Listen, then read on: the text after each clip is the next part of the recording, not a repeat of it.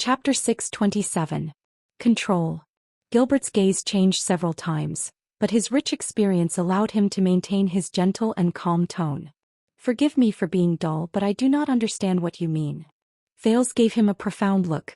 No, Gilbert. Thales smiled. You are the smartest person in the palace. You are so smart that you know when to be dull. The dim light in the corridor made Gilbert's expression turn as dark as still water. You know very well that from the moment you brought me into Mindy's hall, everything I have and have achieved, be it using the name of the prince to make the Archduke of Northland listen to me patiently, using the interests of the city to make Dragon Cloud City hesitate in taking action, using my status to make a small group of people willingly obey my orders, and also my painstaking efforts to prevent conflicts, avert war, and help my friends. Thales' smile gradually froze. At the end of the day, all of these originate from him. Gilbert was stunned. He wanted to say something but stopped himself. Thales continued. It also originates from what he represents. The kingdom, the system, the tradition, everything. This is why I am not afraid of Nuven, Chapman and Shadowshield, but I am wary of him. I am afraid of him. Thales sucked in a deep breath. Because without him, without the things he gave me, I could only return to my original form, and become that lonely and weak child beggar in the abandoned house in Lower City District. Thales clenched his fists. He remembered that night in Heroic Spirit Palace, Asda's direct question to him in the room of Heroic Spirit Palace. The prince said laboriously. I am nothing. I'm nothing. I know that King Kessel has always been domineering. Gilbert tried his best to find a way to interject and comfort Thales. His demands on you are too strict, which caused you to distance yourself from him and even fear him. Strict? Thales repeated the word, snorted coldly and shook his head. King Nuven forced me, King Chapman used me and Shadowshield hurt me. But they had to first raise their swords and resort to the most direct and brutal methods. But he is the only one. He is the only one. What he controls me with is not a certain saber, not a certain order, not a certain threat, and not even a clear hierarchy, interest relationship or power chain. Thales slowly turned around and faced the shadows in the corridor where the light could not reach. His words were bitter. Instead, it's a towering net. It's called Constellation or This Damned World. Gilbert shuddered and blurted out, Your Highness. But Thales raised his hand abruptly and stopped his teacher from speaking. And he is right at the top of the net. He doesn't need to say anything, do anything, or even show up. The existence and weight of the net itself and the impenetrable structure of the net are enough to make me lower my head and stagger. Thales was in a daze. Until I was bound by the countless threads in the net and became him or whatever it wanted me to be. I understand. Gilbert could no longer hold back and anxiously rushed to speak. I understand, Your Highness. However, you are father and son after all. You are his heir and you stand on the same side. As long as you resolve the conflict and misunderstanding, untie. Thales raised his voice and turned around. He stared at the Foreign Affairs Minister, and a cold smile appeared at the corners of his lips. Gilbert, you are a diplomat. You can untie a knot and a misunderstanding. You can untie the grudge between two people and the conflict between two groups. You can even untie the predicament of war between two countries. But how are you going to untie a net? Gilbert's gaze froze. If the owner of the pharmacy had a good relationship with the gang, he might have been able to pay less protection fees. Thales took a step towards Gilbert and he was rather aggressive. But Gilbert, answer me. How is he going to get out of that net? That cruel net that he is so used to that he has become numb to, that one-sidedly emphasizes that a person cannot seek freedom and security at the same time, and that he must give up on one of them, thereby justifying violence, exploitation and oppression. Cold wind seeped in through the cracks and it was bone-chilling. Gilbert did not react. He stared at Thales in disbelief. That good girl might be able to find a so-called good man like me and live happily ever after. Thales glared at his teacher. He had to get the answer no matter the cost. But Count Casso, answer me. How is she going to get out of this net? That unjust net that she has long seen through but can do nothing about, that women are designed and trained to rely on and submit to another person, and that they can only exchange their skirts for bread, or else they will be punished and unable to move an inch. The lights in the corridor flickered and ghostly shadows moved about. As he stared at the prince in front of him, Gilbert's right hand trembled. He subconsciously leaned against his cane and his breathing quickened. As for that crippled, ruthless character, perhaps his old friends in the gang can help to provide for his living expenses. Thales gritted his teeth and his tone was indignant. But Foreign Affairs Minister, please answer me. How is he going to get out of this net? That twisted net that he has lived in for a long time without smelling its stench, that keeps repeating that the strong and the weak determine their gains, that those who fall behind will be beaten, and that logic is full of loopholes, but it is rarely questioned? The stone wall in the palace quietly listened to Thales' questioning. As usual, it was silent and did not speak. Gilbert's chest rose and fell. He looked back at Thales in a daze. Answer me, respected teacher. Answer me. Thales raised his voice. Use all your knowledge and attainments in history, politics, grammar, and philosophy to answer me. How are you going to get out of this net? The echoes spread out in the dark and empty corridor, like a tiny pebble thrown into a bottomless, pitch-black abyss. Your Highness. Gilbert was worried and anxious. I do not understand what you are talking about and us. But Thales interrupted him. Last night. The prince stared at the Foreign Affairs Minister. I, the Duke of Star Lake, Prince Thales, stood at the highest point of Mindy's Hall, but I still felt helpless and helpless. I swayed, but I was not even allowed to take a step back, turn around and give up. Because the net that belonged to me had already bound me tightly and it was airtight. When he heard these words, Gilbert's expression became gloomy. In that net I could only watch two living people fight to the death for a ridiculous reason in front of me. I could do nothing but watch my subordinates die because this was in line with my standpoint, in line with the interests of the kingdom, and in line with the best ending. The scene from the banquet flashed before Thales' eyes. And if I put up even the slightest resistance and tried to tear it apart just like what I did last night, when I appealed to my humanity instead of my own interests and tested the boundaries of betrayal, I would immediately attract this net's merciless punishment and counterattack. It would either force me to lower my head and become an obedient prince again, or it would completely eliminate me and turn me into a legend in history. Legend and throne. Legend or throne. Those were all his choices. Gilbert, can you feel it? Thales felt anguish in his heart. Can you feel this net that is untraceable but everywhere in our lives, and yet it is filled with so much despair that it makes it hard for us to breathe? It is so unstoppable and difficult to detect that even the strongest, smartest and cleverest person I have ever met would unknowingly become its most loyal and obedient slave. Gilbert did not say a word and sank into bitter contemplation.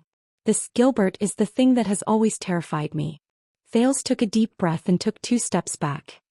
He rubbed the side of his forehead forcefully. Just as Xian said, when I returned to Constellation, what I received was not just the protection of the kingdom. It was also the shadow of the throne. Both of them sank into silence. After what felt like a century, Gilbert heaved a long sigh. The wrinkles at the corners of his eyes became obvious. I understand, Thales. He spoke carefully as though he was comforting an injured little beast. I understand that the title of Prince of Constellation is not an easy one. It is the same for the Duke of Star Lake and the heir to the throne. You do not only have to bear the burden of your own life, you also have to bear the future of the entire kingdom, but you have already done very well. I also know that our kingdom is very complicated. It is not perfect but flawed. Sometimes it is even vile. We can only try our best to make up for and correct it as much as possible. And this requires your wisdom. But before that you must have great power and a high position. Only then will you have the right and the conditions to discuss a solution. Thales pursed his lips tightly and shook his head. No, he does not understand.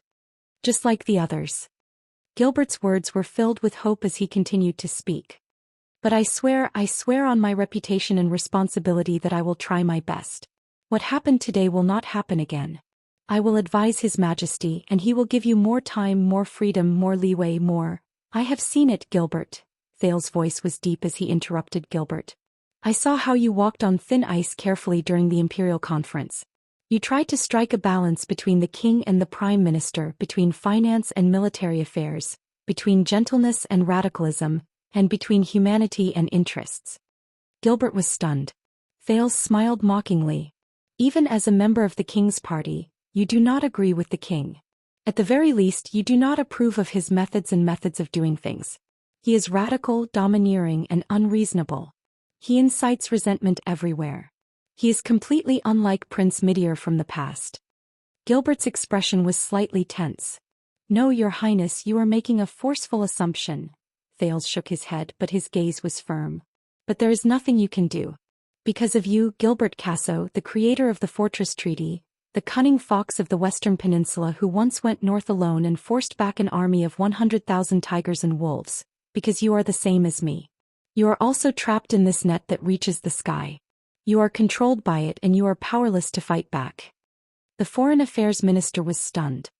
You have already used up all your wisdom and all your strength just to ensure that you have a seat in the Imperial Conference, just to protect yourself from falling off the scales that are biased against you, and just to ensure that you are not assimilated by it. Thales stared at him, extended his hands and grasped Gilbert's shoulders tightly. You do not have a single ounce of strength left for yourself, for the ideals and ambitions you once had.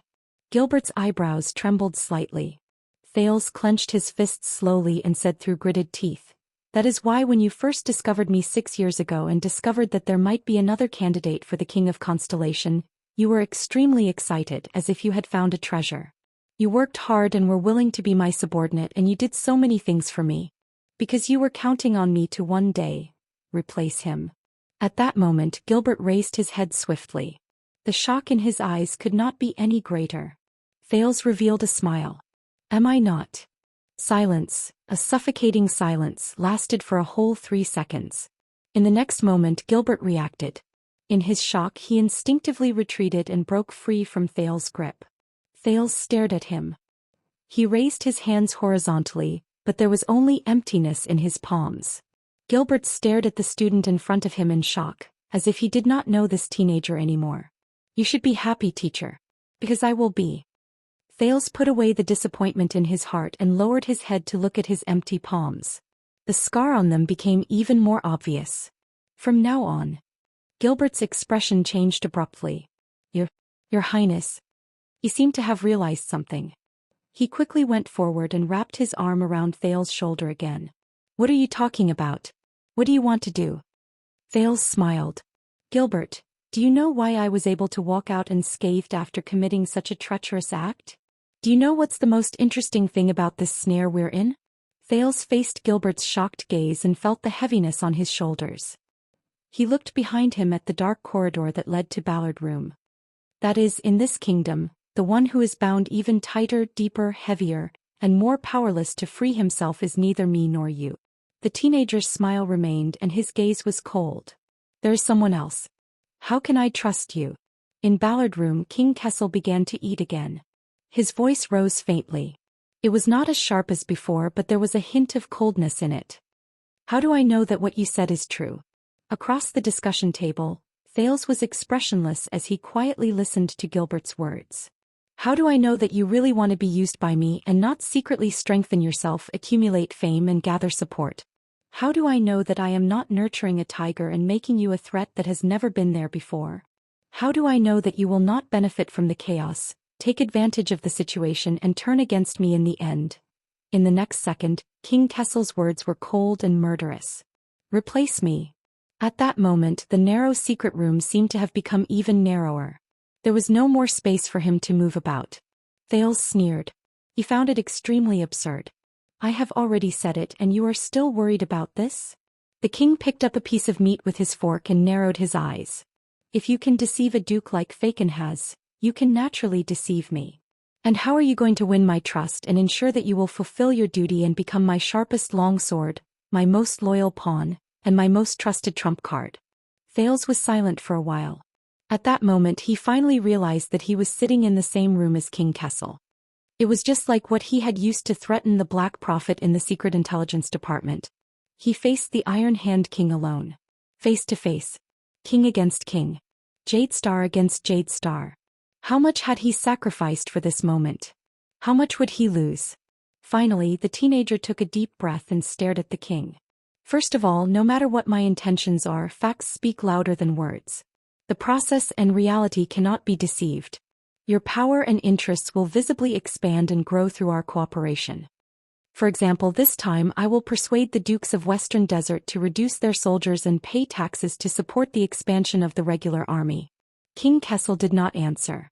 But Thales, who had crossed swords with him many times, gradually understood that this was the best answer. Second, if you are worried that I will go down this path until the end, that I am really in cahoots with the disobedient, and that I will defect to the enemy. Thales' tone was calm as he spoke slowly. I believe that you know why I made this proposal and embarked on this path. To fight with you on the battlefield, to fight with blood, to the extent that the kingdom is destroyed and countless sacrifices are contrary to my original intentions. This is the situation I do not want to see the most. King Kessel snorted, his emotions indecipherable. Third, as you said, there is a price for me to take this step. Thales' gaze did not waver. If I still want to return to Renaissance Palace, walk into the base camp of the king's partisans who regard me as their enemy, wear the crown and inherit the throne safely, peacefully, gracefully and without bloodshed and ensure that my head is on my shoulder, then I will have to count on your endorsement and acknowledgement at the last moment. Only by bowing down with the king can I not be pelted with eggs by the audience below the stage. This time King Kessel frowned slightly and was silent for a long time. The Iron Hand King's gaze shifted. But if you do not openly betray us and slaughter the people, instead imitate your dearest friend in the north, plot in secret and strike a sudden blow? His friend in the north. Thales frowned when he thought of Lampard's old sword and King Neuvin's head that rolled on the ground. Someone as experienced as you is also afraid of assassins? Thales said sarcastically. King Kessel's knife and fork froze in the air. You know, Yodel is no longer here. The king resumed eating. His voice was as usual, as if he did not care. Now you want to take my head, there is still time. Yodel is no longer here. Thales' heart sank. Another day. The prince looked at the food in front of him that had long since turned cold. He said flatly, this spoon doesn't fit me. King Kessel sneered as well. Even if you are really blinded by lard right now and sincerely want to do so, the king said slowly, but how can you guarantee that once the situation changes in the future and things change with the passage of time, you will still abide by your promise? Remember the agreement, overcome all obstacles for me and punish the evil? Overcome all obstacles for me, punish the evil. Thales sneered in his heart. I don't know. The teenager did not show any weakness and retorted decisively. I can't guarantee things that haven't happened yet, and I don't want to say some pretty words about not changing my original intentions. King Kessel frowned. Until Thales' tone changed. But it depends on you. The king's gaze shifted. What? Just like me, there is a price for taking this step. Thales leaned forward and said threateningly, if you don't want to be detested and betrayed by me one day, if you don't want to be forced to launch a civil war against my unfilial son one day, if you don't want me to do everything I can to mobilize the heroes of the kingdom to fight against you, then you'd better go on stage with me, cooperate with the performance and take a curtain call together. King Kessel listened quietly. Don't be a stage bully, don't cut corners, don't tamper with the script, and don't even have ulterior motives to frame each other. As long as you don't get out of the car first, I will behave myself and overcome all obstacles for you. Just like how I don't go back on my word halfway, you will abide by the rules and give me the throne at the end. The king's eyebrows twitched. What you want to say is, the essence of politics is the binding of interests. Thales said coldly, I think we both admit that this cooperation is just taking what we need, and it is destined not to be smooth sailing, my dear Sincerity. In the next second, Thales' gaze turned cold and his tone was stern, but we understand each other's nature better. No matter who goes back on their word and betrays first, no matter who turns hostile first, the other party can make him pay an unimaginable price. Studying Thales' expression, the corners of the king's mouth slowly curled up. On this chariot we are tied together. Thales said with certainty, we are each other's guarantors. This time Ballard Room was quiet for a long time. Just when Thales thought the everlasting lamp was about to be extinguished, the king's deep voice finally rang. Not enough. Thales' eyebrows twitched. Across the long table, the Iron Hand King pushed away the plates and cutlery. You want to become the king's enemy?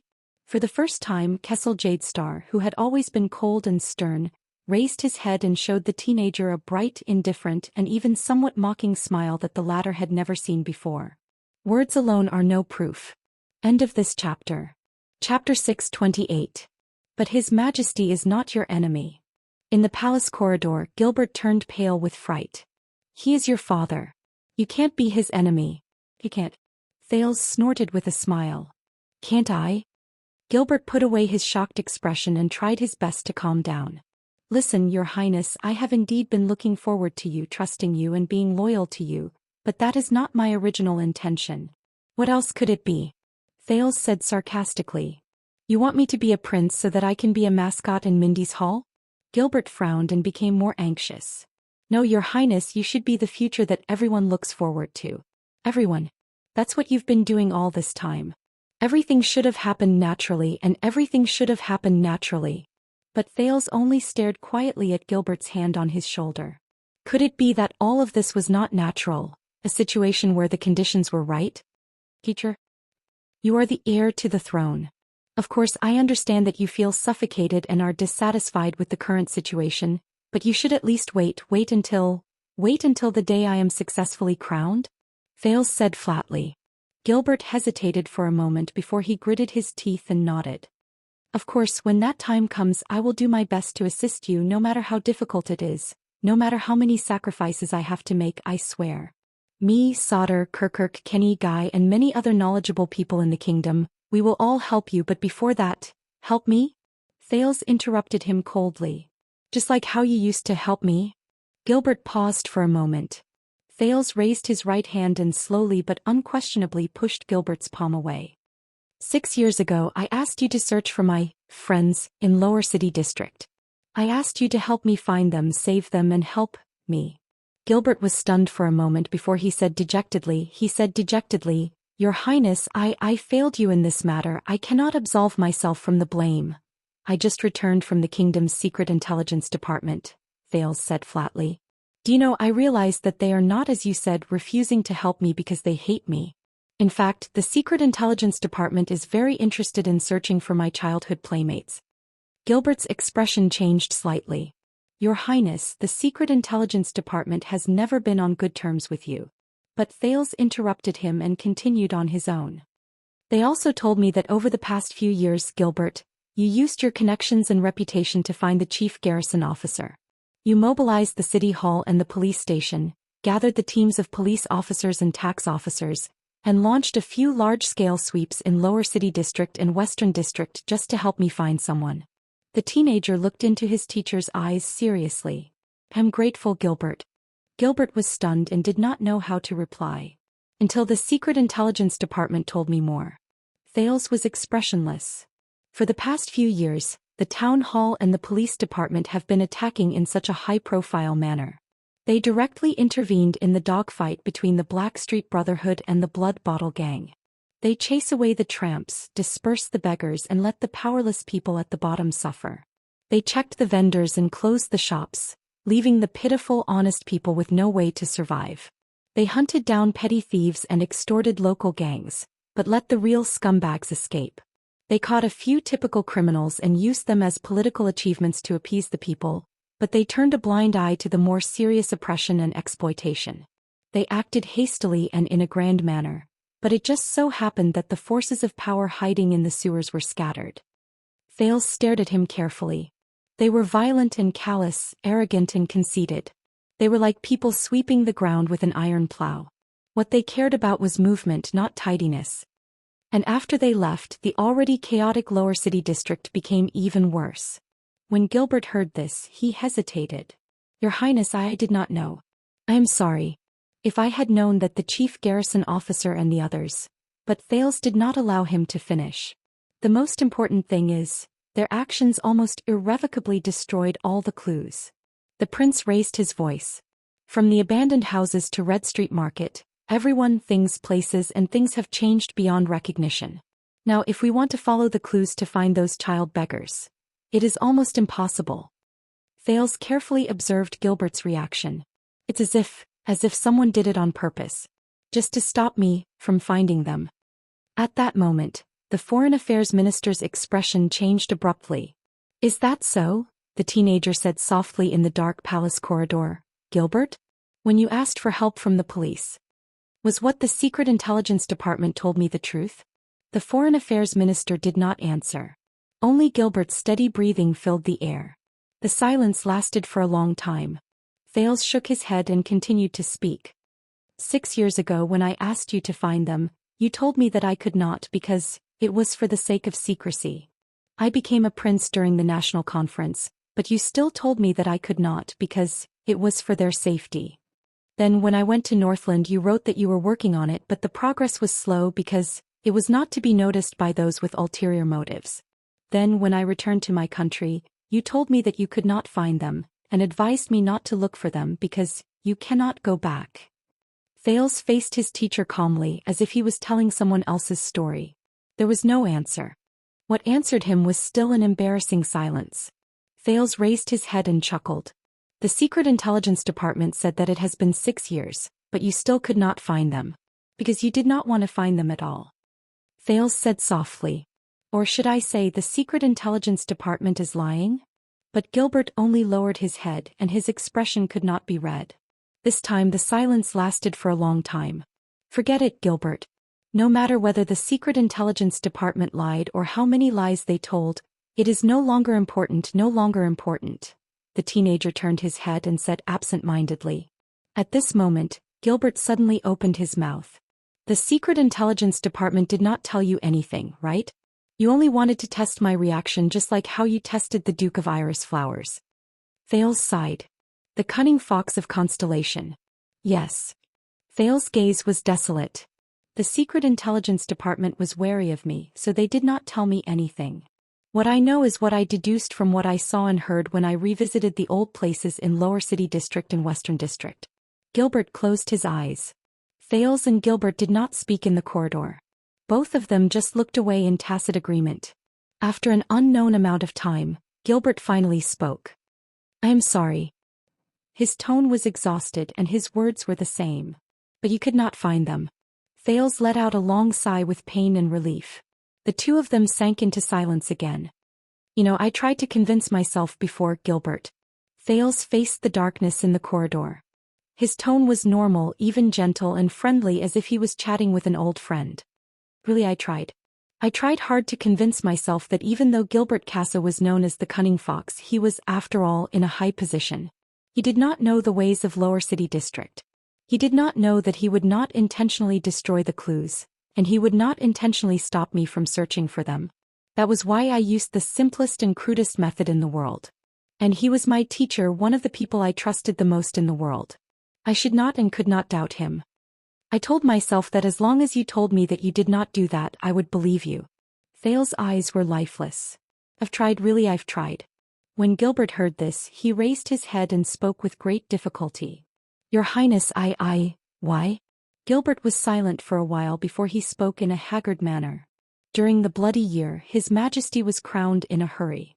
He was surrounded by enemies and his throne was unstable. Renaissance Palace had no choice but to take the unorthodox path and carry out the subjugation crusade again. Murat Hansen was also a close friend of the late king for many years. He had a lot of experience, so the kingdom's secret intelligence department was highly trusted. They could make arbitrary decisions and act outside the law. In the beginning this was very effective. It was simple, crude, clean and direct.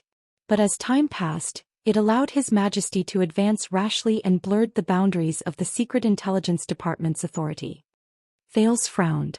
They have His Majesty's support now, but what if you succeed the throne and are crowned?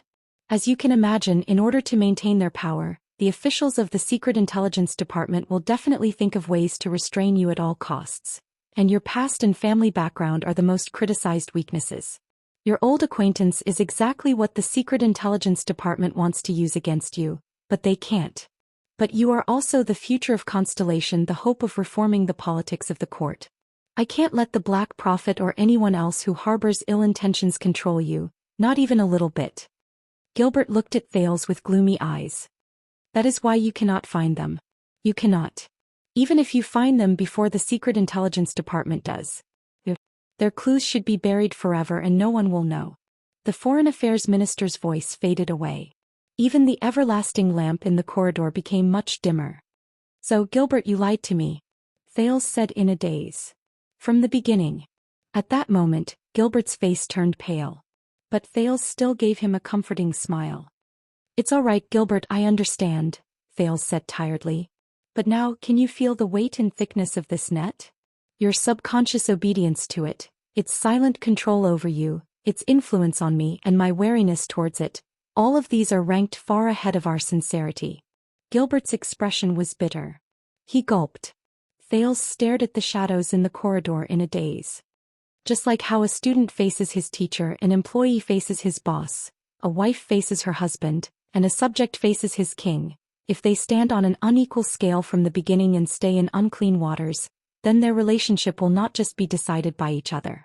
When we are shrouded in an established power structure, Gilbert, when you have no choice but to use all your strength to prevent yourself from being thrown off by the skewed scales, when you are shackled from head to toe, when you are only left with the choice of adapt or be destroyed, when you are shackled from head to toe. Before you realize it, you have completely lost the right to choose freely. Unless you reject it, jump out of it and surpass it. Defeat it. Gilbert's breathing quickened. No, Your Highness, I do not understand.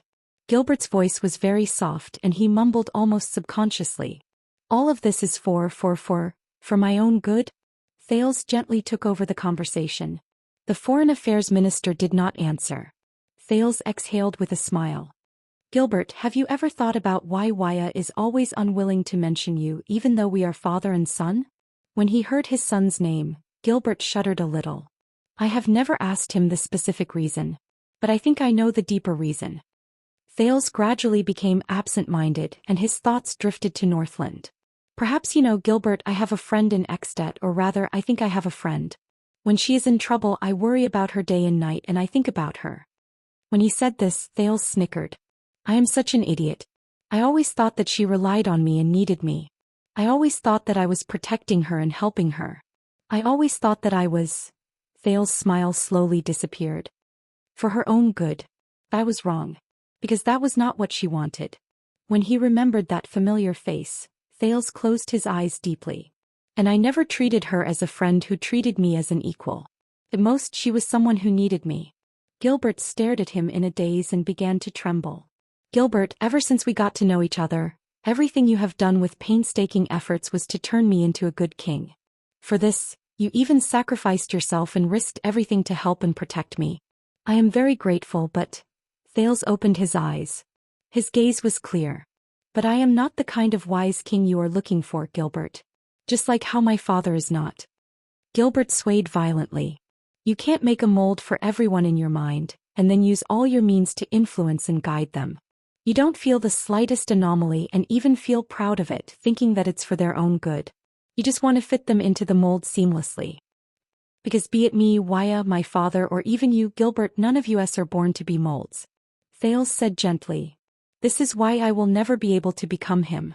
No matter how you teach me to be close to him in terms of dressing style, knowledge system, and even behavior, I will never become the next Prince Midir. No matter how good of a mold he is. When Gilbert heard this, his entire body trembled violently. He cried out involuntarily, Your Highness, But Thales only smiled in a friendly manner, just like he always did. You are a good teacher, Gilbert, really. You treat your students meticulously, you do not care about how much effort you put in, you teach them everything you know, you answer every question, you are considerate and considerate. You are really good, so good that I cannot even find a single flaw in you. But when I met the old crow, I met Mr. Hicks, the one who shakes his head, talks all sorts of things and always relies on, what do you think, to earn his salary in class. I finally understood. Thales took a step forward and looked straight into Gilbert's red and wet eyes. Your biggest problem, Gilbert, is that you are too nice. You are so good that your students can completely rely on you and need you. You are so good that you do not leave any room for your students to be bad. Gilbert opened his mouth to speak, but his lips trembled. 2 streams of tears rolled down his cheeks. But reality has proven that even without me being good to her, my friend can still live very well. Even better. Thales sighed and smiled subconsciously. I'm happy for her. In the next second, Thales opened his arms without hesitation and embraced Gilbert, who could no longer speak. And I hope that you can be happy for me too, Gilbert. Thales pressed his lips against Gilbert's ear and said in a quivering voice, My friend. The Foreign Affairs Minister shuddered in his arms. Thales suddenly realized that Gilbert, who was dressed in bright clothes, was very thin. But in the next moment, the teenager restrained his emotions and forced back the tears in his eyes. He gritted his teeth and said, By the way, Count Casso, I do not like your class schedule. Thales let go of Gilbert, who was staring at him in a daze, and the corners of his lips curled up. It is too full. When he finished speaking, Thales raised his hand to his chest and bowed to Gilbert in a respectful and well-mannered manner. Just like how Gilbert bowed to him 6 years ago. In the next second he used all the strength in his life to suppress his trembling, straightened his back, picked up his feet and turned to leave. He did not dare to look at Gilbert again. Thud. The sound of a cane falling to the ground came from behind him. Thales felt a pang in his heart. But he still maintained his perfect smile, took a step forward, and stepped into the unknown darkness of the corridor. The palace was deep and the lights were dim. But the absent-minded Thales did not walk far before he bumped into a familiar face at the corner. "Oh, sorry, Your Highness." The chief of palace butler, Baron Quinton, who had once lectured Thales on wasting the royal family's wealth, rubbed his forehead. "I didn't see you. It was not intentional." Thales also rubbed his chin in pain. "It's okay, it was just an accident." But he was very happy that there was someone he could talk to at this moment. Even if it was nonsense. "Your Grace." Thales forced a smile. "I heard from Captain Adrian that you are not feeling well?" "Oh, it's nothing. I used to pretend to be sick to avoid work." Quinton tugged at his exquisite cuff and wiped a notebook with a cracked cover. He did not care at all. "It won't affect my work. I am sorry to have caused you trouble." The prince apologized gloomily, whether it is the glass cup at the banquet or today. But Chief Quinton waved his hand and interrupted him. "You know, the wine cups are actually not a problem. They are not expensive anyway. They are very expensive. But there are still many workshops and merchants who rush to pay for them, just so that the royal family and Renaissance Palace can use the wine cups they produce." Quinton sighed. "And I have wanted to change those glass cups for a long time. They are fragile and easy to break. They always give the young ones an excuse to be slow. Now I only hope that the metal and thick wooden cups will be more powerful." Thales smiled, nodded and was ready to leave. "But why?" Thales paused when he heard that. Baron Quinton looked at him with a profound gaze. "Your Highness, I have always found it strange. Why do Northlanders have to smash their wine cups when they drink?" "Smash their wine cups?" Thales was silent for a while. "You know, even though I have been there for 6 years, I find it strange too." Baron Quinton said, "Intentionally or unintentionally. Exerting force, throwing, smashing, colliding, breaking, shattering. But what can this prove? Extravagant? Overbearing? Bold? Fierce? Lust for power? Masculine?" Quinton stared at him. His tone suddenly softened. "You know, just use the rare and precious cups that have been passed down through history, used by our grandparents and parents. Everyone will be filled with gratitude and drink a cup of wine in peace. Everyone will be happy. Isn't that good?" Thales was silent for a while again. "I don't know. But if I don't smash it in Mindy's hall." Thales raised his head and smiled weakly. "Renaissance Palace will not get new wine cups, right?" Quinton stared at him and pondered for a while. "A new batch of wine cups may not be better than the old ones." "Perhaps." Thales felt complicated. "But you don't know." "What if I know?" Baron Quinton answered quickly. "What if I have already seen it?" Thales looked at him. "Perhaps it is hard for you to imagine, Your Highness." The Baron sighed and rubbed the cracked old notebook under his armpit. "But I have worked here for more than 30 years. When I was a brat, I held a pen and paper and followed behind my father. I kept records and took care of every Jade Star's clothing, food, housing, and transportation." The chief of palace affairs was absent-minded. "Every single one. Every single Jade Star." Thales did not speak. The Baron snapped out of his daze and looked at Thales. There was an indescribable emotion in his eyes. "So, I have seen every single batch of wine cups. Every single batch." Thales was silent for a few seconds and nodded. "You are very lucky." Quinton laughed self-deprecatingly and did not comment. In the next second the prince smiled at the chief of palace affairs. "But I remember that Hicks, Gilbert's teacher, once said something. Under the sun everything is new." Hearing this, Baron Quinton was silent for a while before he sighed. "You know, even if the Jade Star royal family is as rich as a country." He stared at Thales with worry in his eyes. "You still have to pay for the batch of wine cups that were smashed." Thales pursed his lips. "Yes. That is how it should be."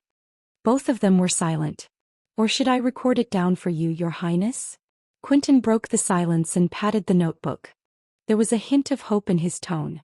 You know, maybe when you grow up and are crowned, the creditors will give you, free of charge? Free of charge. Thales raised his head and continued to stare at the darkness under the light in the distance. Thank you, Your Grace, but there is no need. Thales spoke faintly and was slightly absent-minded. I still have to pay. Or sooner. Or sooner. End of this chapter. Chapter 629. Renaissance Palace, Elam Atrium. This is the sword of the ancient empire. In the atrium, Vanguard Mariko swept past 2 rows of solemn-looking royal guards. He held the hilt in one hand and the blade in the other as he carefully observed the unfamiliar longsword before him. 2,000 years ago, great Emperor Camelot Carlus forged them to reward the meritorious subjects of the ancient empire. Hey, take it easy. A grumbling voice came from behind him. Mariko frowned and turned around. In between the 2 rows of royal guards, the bruised and swollen Cohen knelt on the ground. His hands and feet were tied up. He raised his head indignantly. That's my family's heirloom. Beside him, Doyle, who was also tied up, bumped into Cohen. Shut up. Doyle gritted his teeth. He glanced at Mariko worriedly and exasperatedly. We're already in this state. Can't you not provoke him? Cohen was not convinced and was about to retort, but he glanced at his surroundings from the corner of his eyes. Wyatt, Glover, Ralph, and the rest were all tied up and lying on the ground in a sorry state. They were closely guarded by guards who had unfriendly gazes. The police officer's imposing manner immediately diminished. He whispered to Doyle indignantly, Damn it, Doyle. Damn it, Doyle, you're telling me you're just here to brace yourself.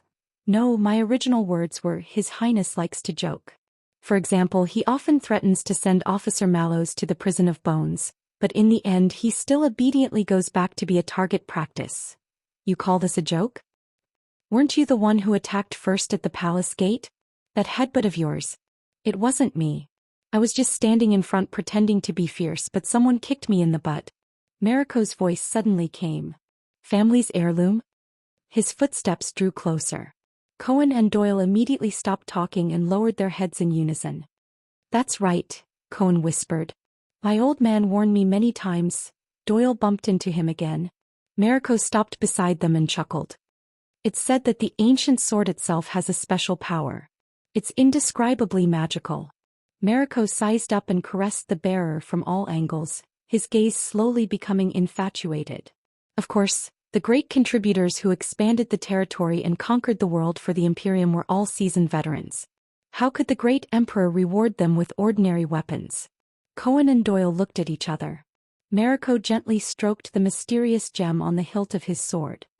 Legend has it that they can spontaneously absorb energy and matter from blood, soil, air, moisture, and even steel that they collide with to sharpen their blades and strengthen their bodies. Therefore, dust cannot penetrate them, water cannot rust them, blood cannot corrode them, and battle cannot break them. The weapon itself seems to have life and memories. Even if it is slightly bent and deformed, it will recover on its own as long as there is enough time. 100 years without losing its edge, 1,000 years without changing its shape. Cohen was taken aback. He looked at the familiar sword and burst out laughing. Not even in 1,000 years. How can there be such a god?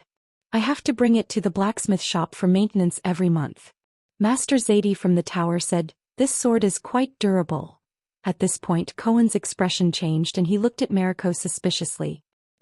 Really? Mariko's gaze drifted away. In the eyes of the great emperor, only an immortal divine weapon is worthy of immeasurable merit and eternal loyalty. Cohen frowned. Then the monthly maintenance. Oh no, did I get tricked by Karachi again? And those profiteering blacksmiths in Blade Fang's camp. Time flies and the years change. They were scattered all over the world in the chaos of war, but they are still rare divine weapons. Mariko stroked the back of the bearer's sword thoughtfully. They have been passed down from generation to generation and have never decayed. They use the sword to show loyalty and sincerity. They tell the descendants of the Imperium of the past prosperity of the Imperium. Cohen and Doyle exchanged glances again. Mariko exhaled. A long time ago my ancestors also had a sword like this. Until the tyranny of the Red King, our family declined and we had to sell our ancestral property to rebuild our family business. Cohen replied with an "oh," but his expression changed as he thought of something. That's definitely not this one. Look at what I said, Doyle whispered beside him in exasperation. Mariko loves to collect weapons the most. Vanguard Mariko snorted coldly and allowed the bearer to stop. It's too heavy, it doesn't suit me. Only then did Cohen show a relieved smile. I've heard of you, Cohen Caribbean, the longsword of Twin Towers from Walla Hill. Wisdom to the left, longsword to the right? Cohen could not help but frown when he heard the family language. Mariko's eyes flickered. Maybe you don't know, but 5 generations ago, before we changed our surname to Mariko to avoid disaster, our family tree crossed paths. Crossed paths. Cohen was stunned for a moment. Before he could reply, Doyle's eyes lit up and he popped his head out. It's good. By the way, Doyle and Caribbean also crossed paths, which means that the 3 of us are. But Mariko did not even look at him. He raised the heavy sword in his hand again. As a noble, it's not a big mistake to be unambitious. But I thought you only wanted to mess with street thieves, Mariko said coldly. Not stupid enough to break into the palace and rebel Royal Knight Cohen Caribbean. Re-rebel? Cohen was shocked and smiled apologetically. It's a misunderstanding, it's a misunderstanding.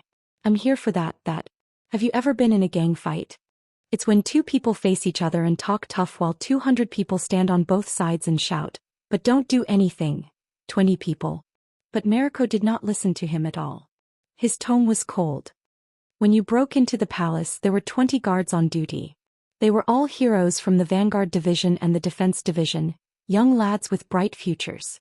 In the face of the arrogance of the nobles, they were neither servile nor overbearing. They were loyal to their duty. Even when they were beaten and injured by you, they remained resolute and protected the palace. Cohen was stunned and said anxiously, "That was a misunderstanding. I wasn't the one who attacked first." Mariko snorted angrily and became even more displeased. For you, of course, it's just a small and harmless misunderstanding. But to them, Mariko tightened his grip on the hilt of his sword. This is the cause of the death of the late king. This was His Majesty's comment. As soon as he said this, the gazes of the royal guards around him became even fiercer. This will be recorded in the records of the guards of the Flag-Bearer Division. It will accompany them throughout their lives and be passed down in the history of the guards. The more Mariko spoke, the angrier he became. Not only will they be humiliated, but they will also have to bear the blame on behalf of others. The royal family will not be wrong, so they can only be the ones at fault for what happened today. They will be charged with the crime of overstepping their authority and dereliction of duty. They will also have to live in fear of offending the prince. Their punishment will not be determined and their future is uncertain. It's all because of you. Mariko looked at Cohen, who had a stiff smile on his face and gritted his teeth. Bossy, arrogant and lawless. You've turned Renaissance Palace into a mess and you've humiliated the royal guards. As soon as he finished speaking, Mariko turned his arm. The load-bearing sword spun in the air and neatly returned to its sheath. But when the head of the sheath turned back, it strangely hit Cohen's abdomen. Bang. After being hit, Cohen fell to the ground in pain. He mumbled incoherently, "Grass nanny. Sorry, it was an accident when I sheathed the sword," Mariko said coldly. Mariko said coldly as he pushed the load-bearing man away. "It's because it's too heavy." There was a commotion among the captives. Doyle said anxiously. "Well, when a prince breaks the law, he's no different from a commoner. When a prince breaks the law, he's no different from a commoner." But these words made Mariko snort angrily. "Of course, you're just using your master's power to intimidate others. So, not only do you not have to do anything, all you have to do is smile obsequiously, and a big shot like the foreign affairs minister will use his connections to greet you. Whether it's overt or covert, he will threaten me not to use lynching." Mariko looked at Cohen, who was curled up on the ground in pain. His breathing gradually quickened. "But in the entire kingdom, no one dares to offend your noble master. Because no matter how presumptuous and outrageous he is, no matter how many people he harms, no matter how much trouble he causes, His Majesty will still tolerate him and forgive him. He will still strut out arrogantly, point at my nose and ask me to let you go, to let you continue to get away with it as if nothing happened. And after that we will have to unify our statements to protect his reputation." The more Mariko spoke, the more upset he became. In the end he sneered. And the captain will even say, "It's our duty to carry the burden for the royal family." The vanguard looked at Cohen, who was at his feet. His gaze was slightly cold. "I know this world is unfair. But it shouldn't be like this."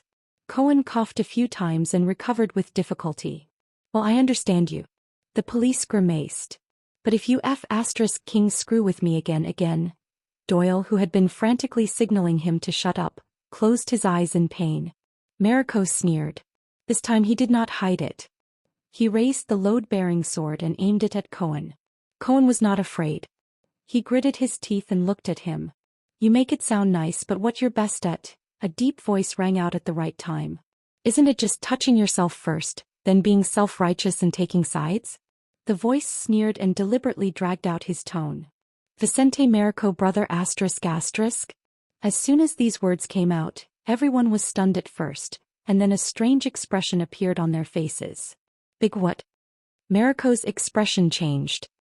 He turned away from Cohen and looked at another captive. "Even if you haven't heard it in person, you should know more or less." Glover, who was covered in wounds and looked disheveled, raised his head from the other side and sneered. "I don't know about the other divisions, but the people in the Vanguard division call you that in private.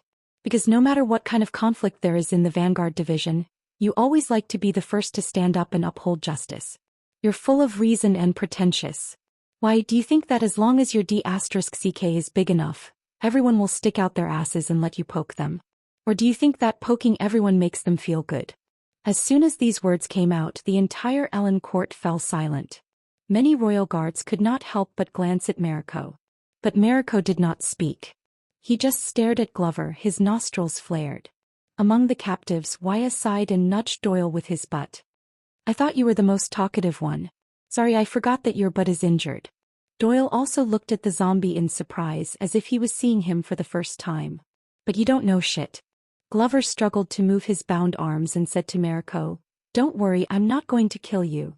Every time you lie to yourself, it's worse than the sh*t that comes out of your mother's mouth when your father clamps her leg between his legs and f*ck her to the heavens." The zombie spat on the ground. "Brother***. The surroundings fell silent again. "By the sunset goddess," Doyle whispered in disbelief. "Where did he learn to talk so much trash?" After a long time, Mariko took a deep breath, suppressed his emotions and walked forward. "Caleb Glover, it's you again." Mariko looked at the big man kneeling on the ground with a contemptuous expression and narrowed his eyes. "Why am I not surprised?" Glover snorted coldly and did not answer. Mariko looked at him with a complicated gaze. "You used to be one of the best in the Vanguard division. You have a noble family, excellent abilities and a promising future. I once thought that you were different from those fops who joined the guards to gain experience." Doyle, who was listening by the side, was stunned. Why did Mariko look at me when he said this? Mariko came to Glover's side and his gaze was cold. "Until you couldn't control your lower body and fell for prostitution." Prostitution? As soon as he said this, the captives, including many royal guards, all looked at Glover. Cohen nodded subconsciously at first, but when he realized something, he quickly joined the others and looked surprised.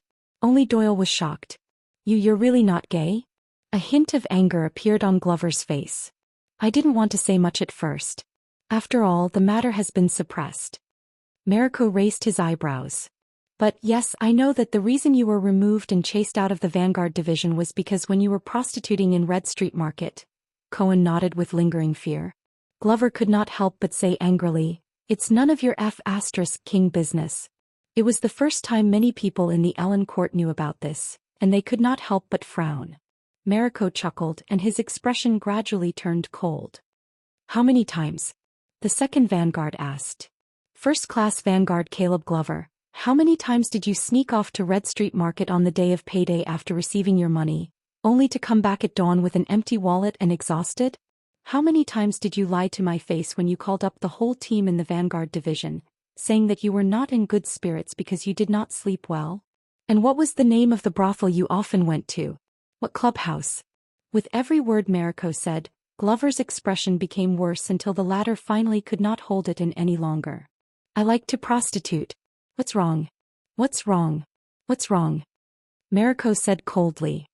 "Just because a colleague picked a prostitute you liked, You held a grudge and plotted revenge. In the end, you made a huge mistake and destroyed your own future. Cohen's mind raced and he felt that this point sounded familiar. Glover remembered something and his expression became ferocious. They deserved it. I know that Menides is a scumbag, Mariko said coldly. I also know that you have an old grudge against him, and I even guessed that he set a trap to provoke you first. But so what? Are you really stupid enough to take the bait? Do you have so much heroic spirit that you've lost your mind after being provoked by a few women? Glover's eyes trembled and he clenched his fists tightly. Vanguard Glover, you abandoned yourself, murdered your colleagues and maimed your own brothers and sisters, all because of a few prostitutes' pillow talk? Everyone, including the captives and the guards, was surprised and looked at Glover. Facing countless gazes, the zombie trembled. But in the end, he suppressed his emotions and sneered. Have you ever tasted a woman? Of course not. Brother asterisk asterisk is too big and no one can fit inside. How pitiful. Mariko was stunned. Glover raised his head and smiled provocatively. Let me tell you, for that taste I can kill 10 more Menides. Mariko was enraged. He has already been punished. Thanks to you, Menides will have to spend the rest of his life in bed. Glover turned his head and spat. He's lucky. In the original plan he had to spend the rest of his life in the dirt. His indifferent attitude agitated Mariko. The latter looked at him for a long time, then sighed and shook his head. I tried to help you. Mariko was disappointed. Before that, I helped you cover up in the Vanguard Division. I just hoped that Officer Stanley wouldn't find out so quickly that you were addicted to prostitution. I've visited your brother many times, hoping that he could persuade you with his brotherly love, so that you could mend your ways and repent. Their gazes met and Glover frowned. I didn't beg you to do that. Mariko shook his head. Now it seems that you are addicted and have no remorse. After the incident, I shouldn't have gone to Officer Adrian and Officer Stanley, nor should I have visited the victims and asked them to spare your life to atone for your crimes. The Vanguard shook his head in disappointment. It would have been better to follow the rules of the guards and get rid of you in the well. Glover's gaze froze. He became angrier and enunciated each word. I didn't beg you to do that. Mariko's expression remained unchanged. He turned the load-bearing sword in his hand, and the scabbard hit Glover's abdomen. Amid the exclamations of the crowd, Glover fell to the ground in pain. You made the Vanguard Division the biggest joke in Renaissance Palace. The Flag-Bearer Division is still targeting us because of your rarely seen vicious infighting among the guards. Mariko paced around him. Not only did you not feel remorseful, but you also used power to escape punishment. You even had the nerve to come back and cause trouble in the palace. You brought shame to the entire Emperor's Praetorian Guards. Glover endured the pain and raised his head. Yo, brother asterisk asterisk? The disheveled zombie still squeezed out a smile and mocked. You poked me so soft. Did you forget to take some aphrodisiac? Mariko's gaze turned cold. The ancient Empire sword is easy to maintain and is durable. The second Vanguard said coldly, but if the sword is irreversibly damaged, broken, and has to be returned to the furnace to be recast, the power contained in it will be changed. Even if the sword is as sharp as before, it will no longer be pure and will no longer look the same. Glover stared at him fiercely, not showing any signs of weakness. Mariko's gaze swept across the captives in front of him. Just like the nobles of Constellation. Although it has been passed down since ancient times and has been passed down from generation to generation after thousands of years, Mariko raised the load-bearing sword in his hand. It's no longer the Empire after all. Yes, Glover snorted angrily. Who knows which generation of your ancestors were born from a woman who went out to have an affair? Bang. Glover was knocked to the ground for the third time. Doyle, who was next to him, turned his head in pain and exhaled. I don't know what Mariko did to the zombie to make him so angry, but he'll get himself killed if he continues like this, Doyle said to the captives in a low voice. Think of a way. At this moment. But I've heard it before. Waya's voice came from behind him, causing Mariko to pause. Those people who only have the Empire in their heads. Waya looked up and chuckled. They've never seen the Empire before. Mariko put down his scabbard and turned to Waya. Doyle quietly gave the latter a thumbs up, wriggled over to the dying Glover and lifted him up. As expected of the real Waya. The prince's attendant Waya Casso, Mariko said coldly. Waya nodded and said calmly, according to what you said, this person is no longer under your command. Whether you want to beat or kill him, his life belongs to Prince Thales. Mariko stopped in front of him. Your Excellency, I respect your father, Count Casso. He is a noble and talented man who has made great contributions to the kingdom. Mariko was expressionless. You should follow in his footsteps and dutifully assist and advise His Highness, instead of colluding with these sinners. Glover, who had caught his breath, could not help but speak again, but Doyle covered his mouth tightly. Waya frowned at first and then smiled. There's no need for that. The attendant's gaze was sharp. Not every son is worthy of his father's glory. Waya pouted. Just like this sword, no matter how sharp it is, how legendary it is, how pure it is, the empire still perished. Mariko frowned. Just like your family. In the end, you still sold your ancestor's sword. Waya shook his head. That's why you're where you are today. Isn't it? Brother asterisk asterisk asterisk? Mariko's gaze became worse. Glover was inexplicably angry. Only Doyle secretly gave Waya a thumbs up again. The real Waya, loyal. At this moment. Did I miss something? The familiar teenage voice was heard. It was casual, but it caused a commotion among the royal guards in the atrium and they all stepped back. I mean, other than brother asterisk asterisk asterisk? Hearing this voice, Mariko sighed heavily. Thales appeared under the light amid the bustle, looking exhausted. The captives were instantly energized as if they had seen their savior. Your Highness. Little fart, Your Highness. I thought I would never see you again. Wow, we're saved. I knew it. Thales forced a smile, waved his hand here and there, nodded there, and responded to the excited shouts of his subordinates. In the bustle, Mariko turned around and shouted angrily. Shut up. The guards in Ellen Court scolded one after another, suppressing the enthusiasm of the captives. All right, the show is over, Vanguard Mariko. Thales waved his hand at Mariko and said sleepily, untie them. It's too dark at night. I need company. The vanguard stared at him with a complicated expression and bowed first. Forgive me for not being able to comply, Your Highness, Mariko insisted. They are all suspects who trespassed into the palace or instigated nobles to trespass into the palace. They must be interrogated strictly. Thales yawned loudly and did not care. Listen, I just fought 300 rounds with the king. I'm tired and I don't want to talk to you about this. Go ask Adrian. The prince pointed at the way they came. He'll give you the same answer. Then I'll wait here for the captain's orders. Mariko refused to show weakness. Go ahead, but they can't leave. Thales looked around and saw the group of royal guards who were indignant and in awe. Let's make a deal, Vanguard Mariko, the teenager sighed and said, if you let my people go. And I'll give you something in return? Mariko snorted coldly and refused. Bribing the palace is a taboo for the royal family, Your Highness. But Thales shook his finger and approached him. You know, when we came in, the royal guards guarding the palace gate. The prince smiled and lowered his voice.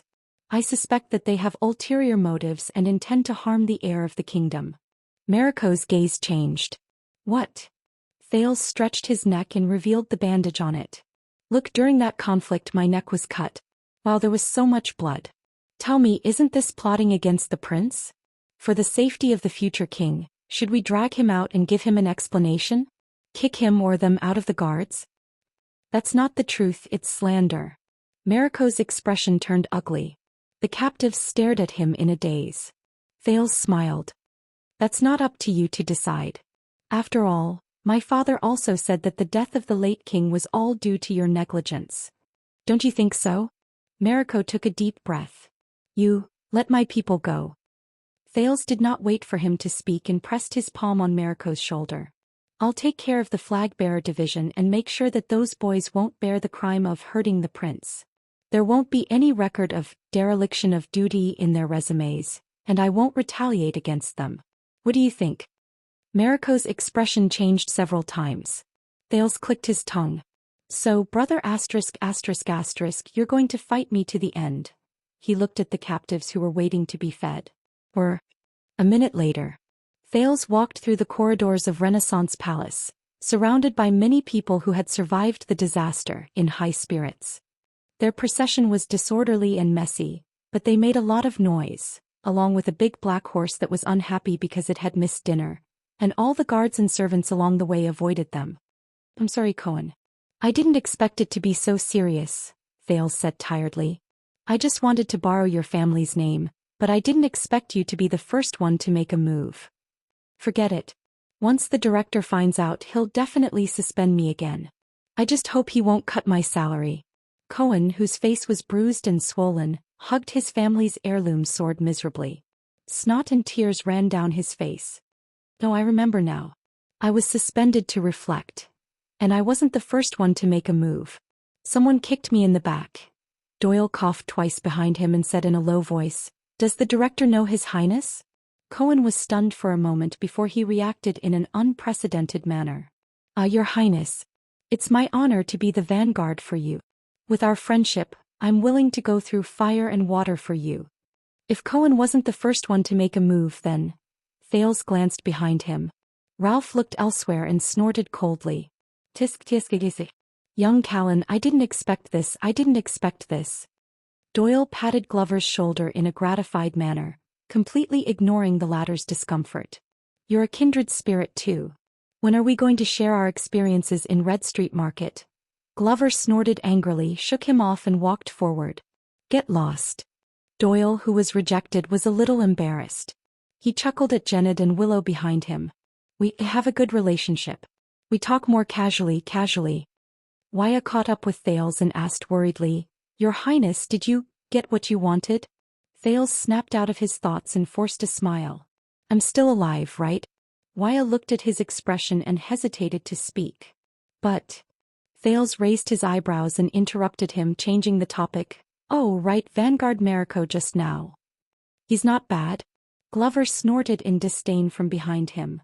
Even though he more or less wanted to gain fame and show his loyalty to gain favor, in the end he compromised. Thales scratched his chin. He didn't force the situation to its end and ruin the futures of his subordinates for the sake of his reputation of not fearing the prince. There's no difference. Glover was unhappy. He's still an arrogant B****. And those dozen idiots who were beaten up by us will probably still be grateful to brother ***, thinking that he saved them. Thales shook his head. You have to give him a way out. And we have to accept that people are not perfect, Pudgy Dumpling. Hearing this form of address, Glover looked embarrassed and could not help but slow down. How, Pudgy Dumpling? Doyle caught up from behind. His gaze shifted and he looked interested. Why did His Highness call you that? You're not fat, at least you're not fat when you're wearing clothes. Could it be Pudgy Dumpling? Glover paused for a moment before he became fierce again. If you call me that one more time, you'll be in danger. Cohen, who had nothing to live for, brushed past the two of them and finished the second half of Zombie's sentence listlessly. The fierce-looking Glover's expression froze. Glover could no longer continue being fierce. He held his breath and said reluctantly, You're right. You're right. Glover glared at Doyle, snorted coldly and left angrily. Doyle was left standing on the same spot, confused. Since when did their relationship become so good? I'm obviously Zombie's partner. I'm the grandson of that idiot's great-uncle's brother-in-law, okay? He could only turn to Ralph, who was at the back, and explain helplessly, I know. They're hard to deal with, right? They don't care about other people's feelings at all. But Ralph walked past him expressionlessly. He did not even look at Doyle. Shoo, only Doyle was left to rub his nose awkwardly and mock himself at the air. It's okay, I'm fine. But thank you for your concern, Mr. Ralph. Also happy working with you. Jenny Blackhorse snorted in disdain as her reply. At the front of the group, Wyatt took a deep breath. But I know, Your Highness, even if Marek does not agree to your conditions. The attendant smiled and said, You will not let those guards be wronged for no reason, right? Thales paused for a moment. He was slightly absent-minded and did not know what he was thinking. In the next second, the prince snorted softly in a non-committal manner. Who knows? Waya was stunned. Thales did not say anything else. He took large strides and walked forward. Waya stared at the prince's back and could not help but say, Strange. What's wrong? Glover, who had a lot on his mind, asked casually. Waya shook his head. I don't know. He stared at Thales' back. I just feel that there's something wrong with His Highness. Ralph snorted in disdain and made a rude gesture with his hand. Glover asked, Why? Waya hesitated for a second and said, if he were to ask that question in the past, he would definitely smile easily and say of course with certainty. And he would never hesitate. Ralph was slightly stunned. Glover was deep in thought. Renaissance Palace, the Royal Guard's duty room. The alarm in the palace has stopped for an hour. It's been a long time since anyone came to snitch on you. The watchman of the Royal Guards, Tormund Mallows, gently put down his mate tea and said calmly, at least tell me what's going on outside, right? For example, Renaissance Palace caught on fire. Opposite him, the vice-captain cum chief flag-bearer, Vogel Talon, flipped open the next document. The guard's daily exercise. Don't worry, the vice-captain did not even raise his head. Our work here is not done. The defense and duty of Mindy's Hall. Have you arranged the arrangements according to the rules of the Royal Guards? Mallows looked up. The sound replication spell on the wall was still in operation, glowing brightly. The daily exercise requires 30 fully armed people to block the door of the duty room, surround the two of us, and allow entry but not exit? There was a moment of silence in the room. Vogel chuckled and said nonchalantly, that's right. We need to exercise to deal with all situations. Answer the question. All situations. Mallows narrowed his eyes. Even me? Vogel looked up and stared straight at him. Especially you. Especially you. Mallows closed his eyes and let out a long breath. Tell me, the watchman said helplessly. He didn't assassinate His Majesty, did he? Vogel's fingers paused as he flipped through the document. It's not that hard to guess. Mallows reached out and closed the cover of the document while answering Vogel's surprise. Other than the prince rebelling, I can't think of any other reason to lock his personal guard captain here like a thief and have you keep me here to chat. Vogel was expressionless. Mallows sighed. That kid shouldn't be that stupid. But who knows, he was taught by the Northlanders. Mallows looked at Vogel seriously. Listen, if the situation gets out of hand, you'll need me. The two men in the duty room were silent for a while. All right, I can let you go. Mallows' eyes lit up. As long as you answer me one thing truthfully. Vogel stared at the sound replication spell on the wall and made up his mind. That child is His Majesty's. By blood. Mallows suddenly looked up. By blood. What's wrong with His Highness? Mallows sped up his speech and interrogated him. Is he still alive? The watchman's reaction and attitude made Vogel frown. If he's not by blood, then he's... Vogel paused, stared at his opponent and said tentatively, by blood of His Highness Crown Prince Midir? Crown Prince Midir. Mallows was stunned at first, then exhaled and laughed out loud. He leaned back in his chair. So he's safe? Whether he's safe or not has a lot to do with this. Vogel was unyielding. Answer me. Mallows chuckled and looked back at him with a teasing gaze. His Highness Midir died 18 years ago, in the year 660 of the calendar of eradication. The watchman looked straight at Vogel. As for that child, he's 14 years old this year. 18 years ago. 14 years old. Vogel reacted and felt strangely awkward. All right then bang. The door to the duty room was slammed open. Mallows and Vogel turned their heads in unison. One was relieved, the other unhappy. Flag-bearer Will walked in with a mournful expression. Sir, I said not to disturb, Vogel said unhappily. Flag-bearer Will's expression became even worse. He nodded mechanically and made way for the figure behind him. Right here. Prince Thales stepped into the room. The two men sitting opposite him were shocked and stood up at the same time. Just a lousy place like this, Thales said with a frown. Aren't you too chatty? Behind him, the heads of Doyle, Cohen, Waya and the others popped out from the doorframe and curiously sized up the duty room where only the commanding officer could rest. Your Highness. Vogel was in slight disbelief. You are all well. Thales waved his hand to indicate that he understood. Your Highness. Mallows' gaze was indifferent. Did you have fun? Thales snorted and rolled his eyes at him. What are you spacing out for? The prince waved his hand and turned to leave. Go home. Mallows raised his eyebrows at Vogel, indicating that he had no choice. Vogel reacted and spoke forcefully. Your Highness. The paperwork for the flag-bearer division has not been completed. Vogel came in front of Thales and blocked his way gloomily. And this is an important tradition of the Royal Guards. It concerns the safety of the royal family. Please understand. The corners of Thale's mouth curled up. Who's that? The villain of the guards. Look, even Mallows can't do anything about him. What will His Highness do? 1 silver coin. I bet he'll do it the hard way, like threatening his house. Then I'll bet on the soft way. Chattering sounds came from behind him. Thale's expression froze. He turned around abruptly. The heads on the doorframe disappeared in unison. It was quiet. The prince turned back to look at the flag bearer. What if I don't understand? Vogel suppressed his anger, bowed and smiled. Your Highness, allow me to introduce. This is the sound replication spell. Thales followed his gaze to the wall and noticed the strange spell that was glowing faintly. Magic again. An inexplicable irritation welled up in his heart. It's recording everything we're saying at this very moment, word for word. Vogel spoke appropriately, neither obsequiously nor haughtily. Passing it down to future generations for their judgment. Thales frowned. Future generations? Vogel nodded. Although the sound replication stone used for recording is an extremely rare consumable, in the hundreds of years of Constellation's history, many wills and wills of the former kings have been left this way. He narrowed his eyes.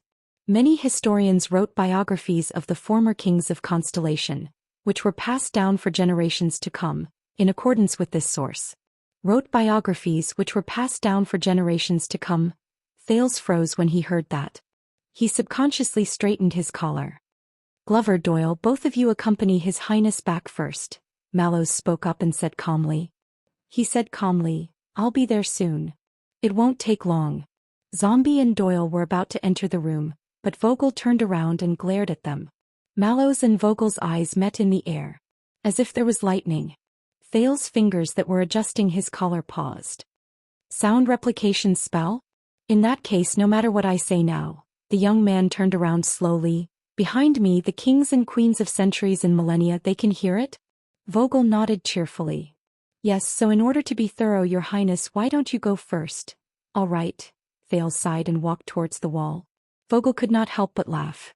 Without a reasonable method, you cannot dismantle it. But Thales merely put his palms in front of his mouth, aimed at the spell and took a deep breath. My descendants, listen carefully, listen.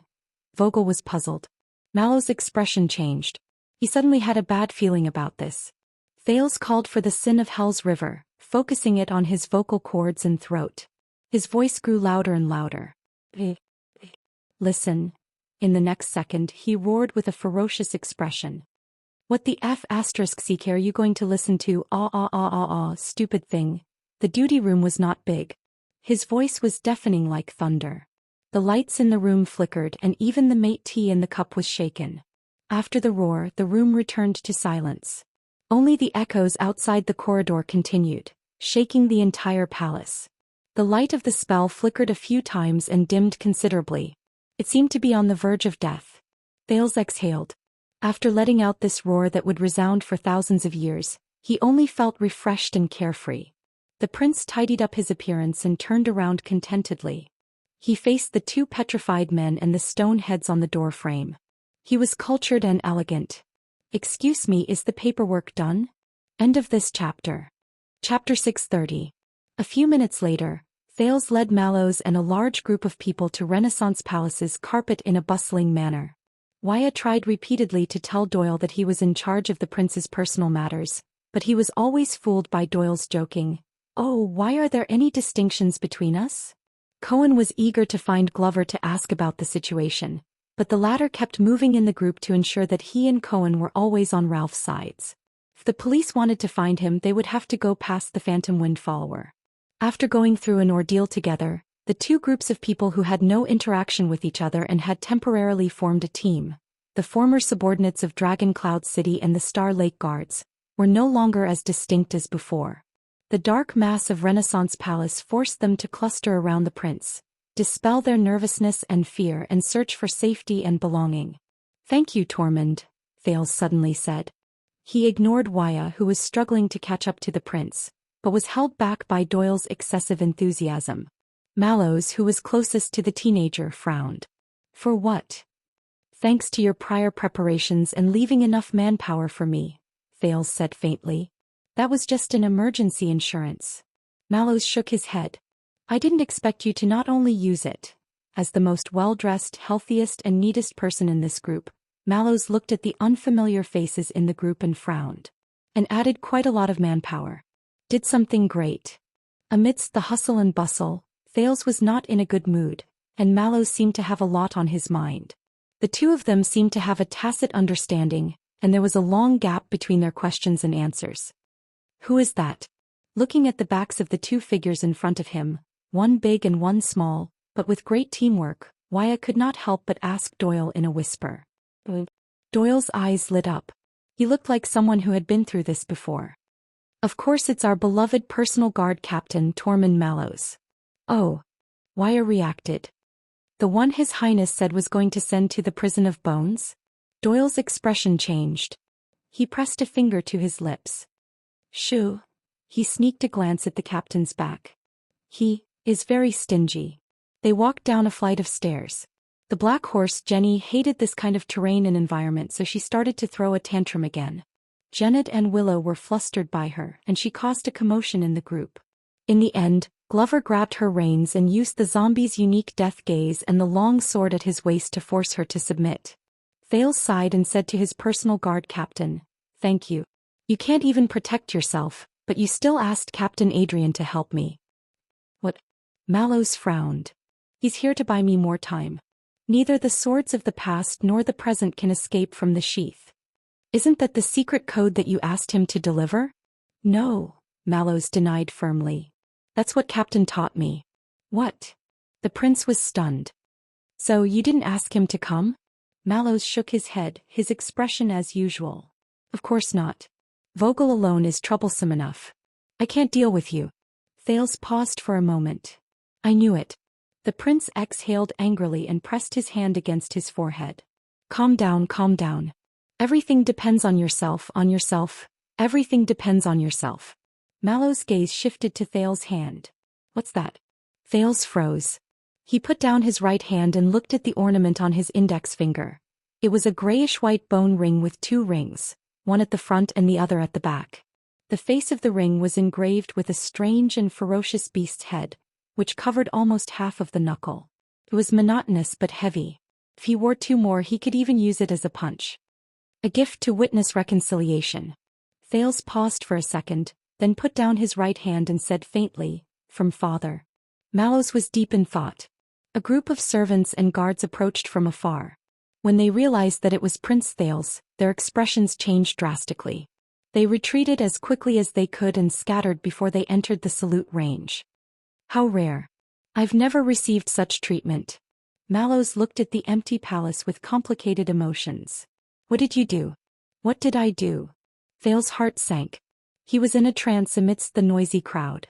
Doyle talked about all kinds of ghost stories in Renaissance Palace, leaving Cohen and Willow dumbfounded. Jened looked at the obedient Jenny with relief. He felt that the prince had a successor to lead the horse to the increasingly impatient Glover. In the face of the complicated situation, Wyatt tried to gesture with his hands, wanting to say something to Ralph to unite them, but the latter always looked indifferent. I sold myself, Thales said gloomily. Mallows turned to look at him. Don't worry, I negotiated a good price. The watchman narrowed his eyes. Such as? Thales glanced behind him. Such as you and everyone in Mindy's hall, safe and sound. Escaped from disaster? Yes. Mallows' expression did not change. It's all thanks to you that I'm in trouble. Thales ignored his sarcasm. Due to offending the royal family and kidnapping nobles at a banquet, Anchor Byrel will be sent to the prison of bones for life. Mallows raised his eyebrows. Life imprisonment? He must be very grateful. Thales shook his head. Sparing his life is my father's biggest concession. As for the debts and political disputes between the two families, the Nobles Affairs Chamber will step in and negotiate with the Department of Finance and the Department of Discipline to resolve them. These are worthless. The watchman shook his head. What did you sell and what did you exchange for? Thales paused. You know, today's Imperial Conference was supposed to question the Western Desert Dukes about the internal strife in Blade Fang's camp and the Byrel family case. Mallow's expression changed slightly. Thales chuckled. Until I broke the rules and barged into the palace with the Fakenhas family heirloom sword, lamented the pros and cons and dissuaded his majesty. Mallow's expression changed. He glanced at the guard who was narrating Dragon Cloud City's war chronicle, Cohen the Brave and the Fire Knight. But the sword you held was clearly the Caribbean family's. Yes, Thales was gloomy. But people don't know. The watchman paused and nodded. People don't know. Thales nodded as well. And I will write a letter and send it directly to Duke Fakenhaz in the Western Desert. Mallow's gaze shifted. Thales sighed. His tone was filled with endless emotions. After writing it, we can do whatever we want in the capital and even the entire kingdom. Mallow's was deep in thought. This time he was silent for a long time. Thales snorted softly. Also, please inform Logistics Officer Stone that from tomorrow onwards, Mindy's Hall will be responsible for its own profits and losses. Mallow's expression darkened. F***CK, have you ever thought about what if you fail? I have. Thales sighed and said, that's why I sent Commodore. Commodore? Thales nodded. He was a little afraid of barging into the palace and causing trouble. He was reluctant. That's why I sent him to look for Madame Gines. Judging by the time, it should be about time. At this moment a breeze blew. The lights in the palace corridor flickered. Mallows frowned. Enemy attack. Everyone's expression changed. In the next second a strong gust of wind blew. A black shadow shot out from the end of the corridor. It charged towards Thales at lightning speed. Glover and Cohen moved forward together and drew their swords. But the black shadow surprised them. He stepped on Glover's sword, then on Cohen's shoulder. In a flash he broke through the two of them in an instant. Under everyone's watchful eyes, the black shadow passed by Wuxia and Ralph one after another. He charged towards Thales and Mallows without any obstacles. Wah! Ha! A clear and sharp voice traveled into the air. I bought this road, I am the one who opened this road. Thales' vision blurred. He saw the black shadow draw his weapon. His blade flashed continuously, forcing Wuxia and Ralph to retreat. At the same time he made the everlasting lamp in the corridor tremble in pain. If you want to harm the prince, step on my body. The black shadow stopped and revealed a short and small figure that was tightly covered by a cloak. She brandished the machete randomly and made babbling noises to demonstrate to the dumbfounded people around her. Did you hear that? Did you hear that? Did you hear that? Everyone, including Thales, was stunned. They watched the performance of the person in front of them in a daze. Seeing that no one challenged her authority, the person put away her machete and nodded in satisfaction. That's right. The next moment Thales' face twitched. Yaida. The short and small figure nodded. She shook her cloak, put her hands on her hips and struck a dashing pose. She snapped her fingers. Correct. Kid, I came immediately when I heard that you were in danger. But since I'm here, you're safe. You're welcome. Under everyone's strange gazes, the elf protector extended her hand excitedly and patted Thales' shoulder awkwardly. How is it? I arrived in time and saved you from danger. Are you touched? Thales' face darkened. He thanked her dryly. Ah yes. I'm touched. It's all thanks to you. If you came a little later, it didn't seem to make any difference. Ida nodded in satisfaction and wiped the grease at the corner of her mouth. Wuxia and Ralph, who were used to this scene, sighed and dispersed. Only the black horse, Jenny, snorted excitedly. Instructor Ida. Mallow's expression tensed up. Royal Guards, welcome home. Hearing these words, Ida shuddered. She turned her head around and spoke in a timid voice. Hey, you're that, Sir Instructor. A mournful cry rang out. Doyle pushed through the crowd and pounced on her. His eyes were sparkling and his voice had changed. Why have you been gone for 6 years? 6 years. Finally you're back. Sob, you told me that you would only be gone for a few weeks. The others looked at him with furrowed brows. Ida was stunned. She scratched her head in embarrassment. Sorry. I didn't expect to be gone for so long. I've made you worry. No, since you're back then I'm relieved. Doyle sniffled and teared up. He sounded very touching. I can follow by your side and serve you like before. Thank you, Ida chuckled guiltily. By the way, that... She suddenly remembered something and looked kindly at the loyal Doyle. Who are you? On the other side, Mallows looked at the chaos in the team and sighed deeply. You know, Your Highness, the price is actually not important. He turned to the downcast Thales. Most importantly, when you're bargaining, you're using, Mallows said in a low voice. Is it your own scale? Hearing this, Thales raised his head and clenched his right hand. Empty words? In Ballard Room, Thales chuckled at the king in front of him. What, I have to sign a labor contract to sell myself to you? If I don't do as you say, don't go undercover in a company and steal trade secrets, you'll deduct my year-end performance bonus? The prince glared at King Kessel. Boss. Thales sneered. Or do you want me to write a secret statement and when I betray you, you can take it out and tell the world that, the prince is a wolf, don't trust him? The Iron Hand King did not respond to his nonsense. He just raised his head and stared at the furnishings in Ballard Room that had not changed for many years. He was silent for a long time. Finally, just as Thales was about to yawn, the king spoke softly. Make a vow. Thales was stunned. King Kessel's eyes were bright.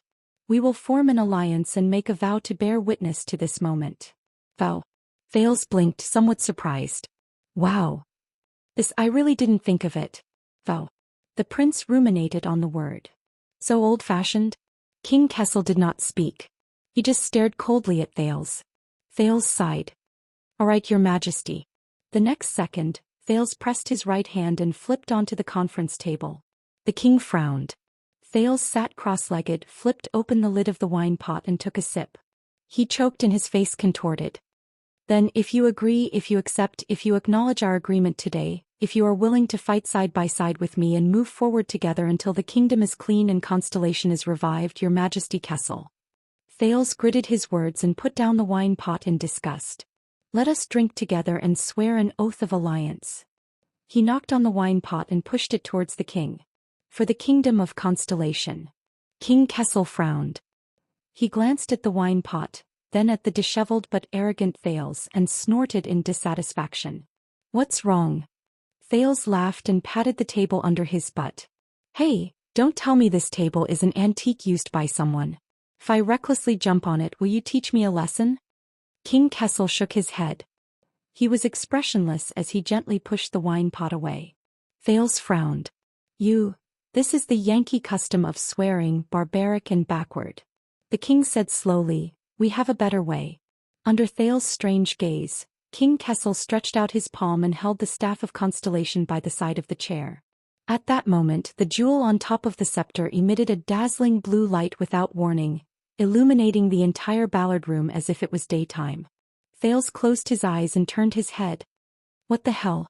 Fortunately, the blue light disappeared in a flash. King Kessel put down the scepter and spread his left hand. Thales opened his eyes in pain and slowly regained his vision. He discovered that on the king's left hand, there was a sizable ring lying quietly. It was grayish-white. His expression was ferocious. This is the coronation item of the Jade Star royal family. King Kessel turned the strange ring on his hand with a strange look in his eyes. For 700 years, it has been hidden in the staff of Constellation, only appearing for a short period of time whenever the throne changes hands. Coronation item. Thales narrowed his eyes and sized it up. This ring, this shape doesn't look like an orc-style bone ring.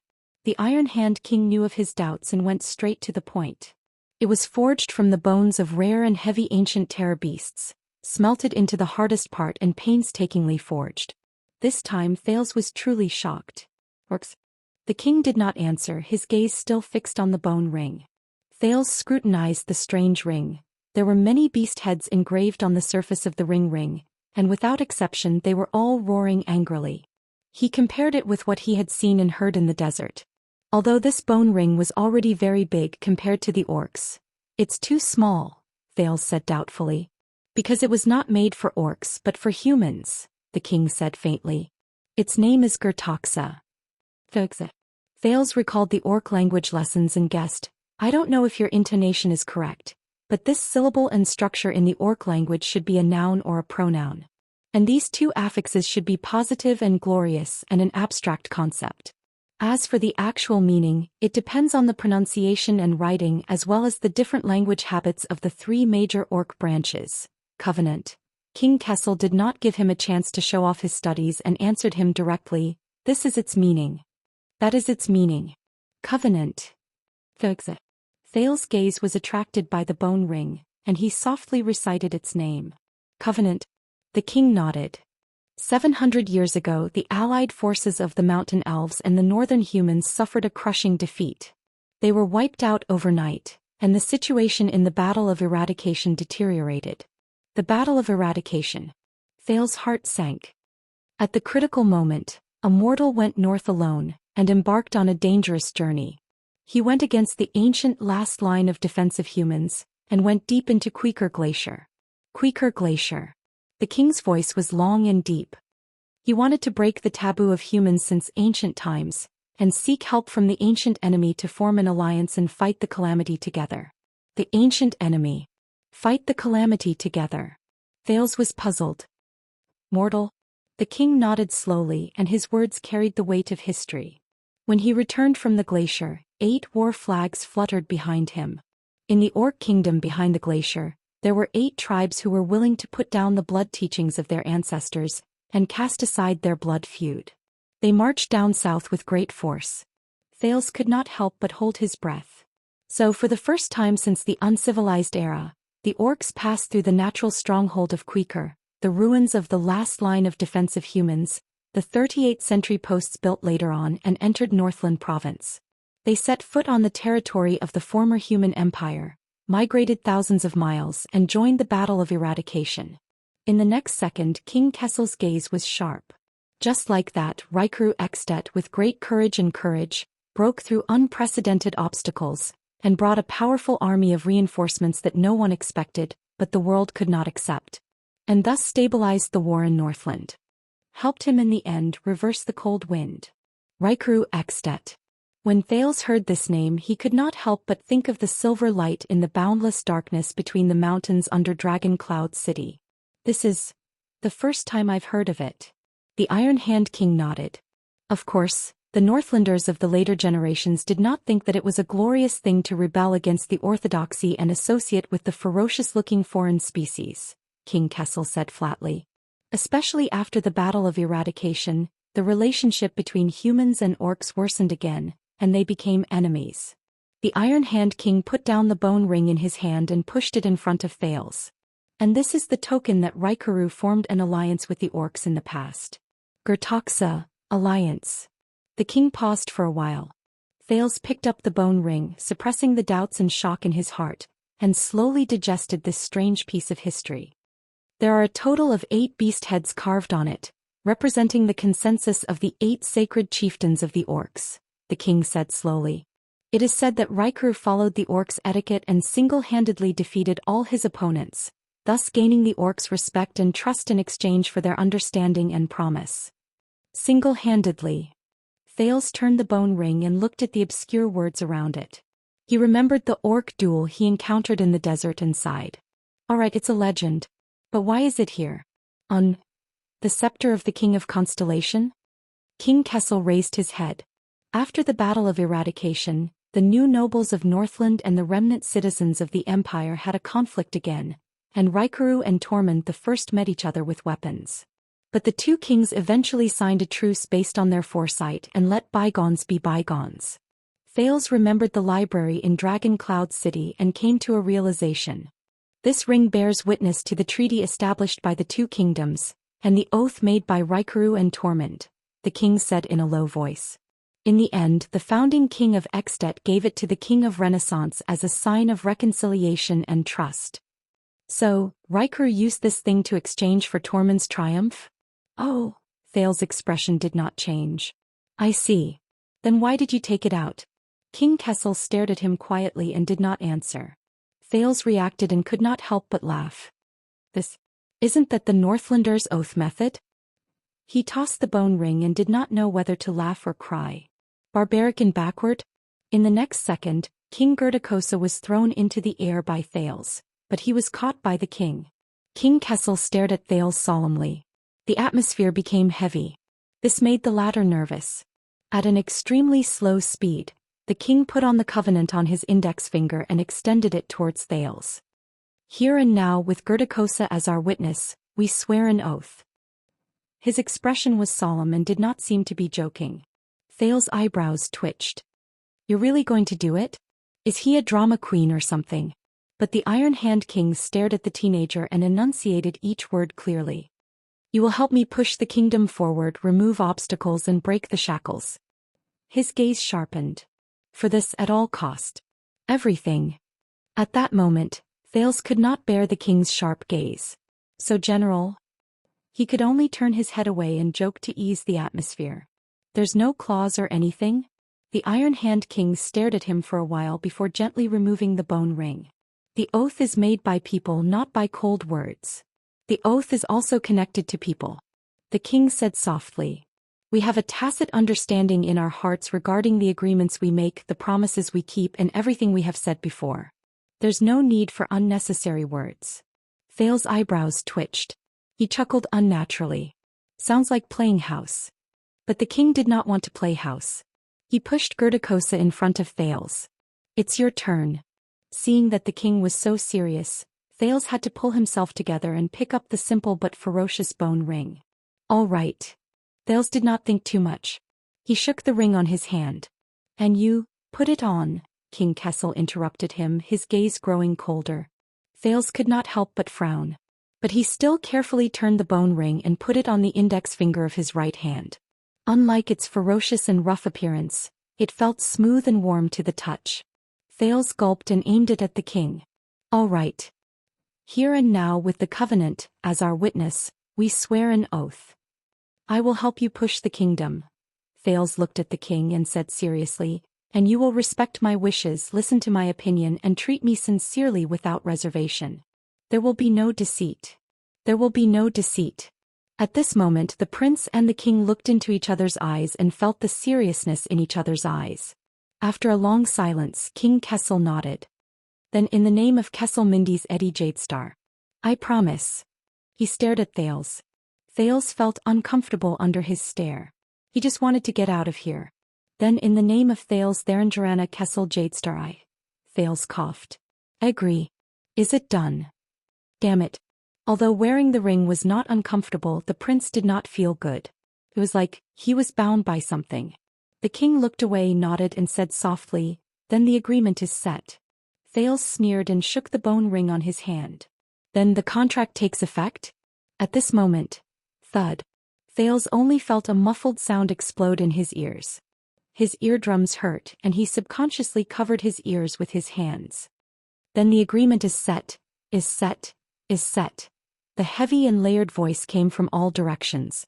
It echoed endlessly and shook the entire palace. But it was useless to cover his ears.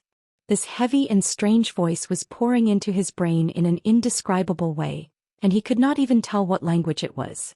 Those who betray this alliance. Those who betray. Those who, if he really had to describe the feeling, it was like thousands of blades were tearing at a piece of steel. Even the table and floor tiles under him were shaking incessantly. Deserted by all. F***ck. Thales only felt the world spin. He could not help but close his eyes, but he felt everything around him vibrating at a high frequency. He could not help but shout, "What the hell?" The sin of hell's river surged madly, but it did not have the slightest effect. The heavy and sharp voice continued, becoming shorter and more forceful and clearly distinguishable. Blazing body, the words rose and fell, shaking people's hearts. Thales only felt his chest go numb. Soul breaks hell's river. Finally, the last syllable disappeared and everything stopped. Thales leaned on the table, put down his hands that were covering his ears, and opened his eyes with trembling hands. He was already drenched in cold sweat without realizing it. Ballard Room was still quiet. The lights shone and everything was as usual. Opposite him, King Kessel sat on the chair, similarly rubbing his forehead with a pained expression. Relax, this matches the records. Thales struggled to get up and quickly took off the bone ring. It rolled a few times and stopped on the table. The beast head opened its mouth ferociously as if to swallow everything. What the hell is this thing? Thales took a few deep breaths, still feeling a lingering fear. Magical power, right? The king exhaled and gradually returned to normal. This is the curse. Thales desperately rubbed his ears, but found that they no longer hurt, as if everything just now was an illusion that never happened. Curse? King Kessel nodded, and his expression became cold again. During the age of the Empire, some people said that they came from the depths of hell, from the source of Hell's river, and that they were proof that demons were disrupting the human world. Some people said that they were just fabricated by charlatans, alarmist self-proofing prophecies, but self-deceiving. Others said that they came from the mysterious and terrifying unnamed ancient god, and lurked in the corner that the god of light missed when he created the world. Let's spread the word that Me reading app is really not bad. It's worth installing. After all, you can read books in a cache and read them offline. But even the once knowledgeable wizards could not completely understand the secrets within. They could only classify it as the most secret and taboo part of magic, keep a respectful distance from it and shelve it. The king cast a glance at Gertoxa before he looked at Thales quietly. His words were profound. His words were profound. This is the curse laid down by the ancient wise men of the orc tribe. It is mysterious, difficult to break, and has lasted for a long time. Curse. Thales panted and wiped his sweat.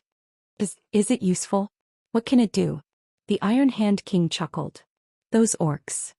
He was silent for a while before he spoke. 700 years ago, the 8 orc tribes who were willing to help the humans fight against the calamity did not send their troops out of generosity and sympathy. Thales' expression froze. Raikuru promised them a land without snow and ice for them to live and reproduce after the war was won. King Kessel said slowly, that is the 8 great orc tribes under the dragon skeleton throne in the Great Desert today. Thales frowned. The Great Desert? He recalled his experience in the desert and his brief contact with the orcs. The 8 great orc tribes in the desert came about because of this? Thales immediately reacted. Wait, a land without snow and ice? The king stared at him quietly. Thales burst into laughter. So Riker played a word game? The land he promised before the war, but distributed to the orcs after the war, was not wanted at all. A barren desert? How should I put it, Riker, you damn little smarty?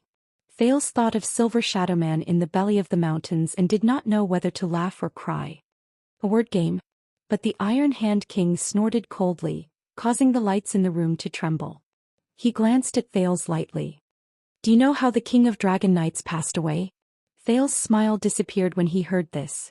He had a bad feeling. He died of illness. Thales said cautiously, King Riker spent his entire life on the battlefield. He was plagued by illness and died young. His nephew, the Smiler, Nuvan Walton, inherited Riker's position and title. He renamed Arund Castle to Dragon Cloud City to commemorate his uncle, the founding king of Extet.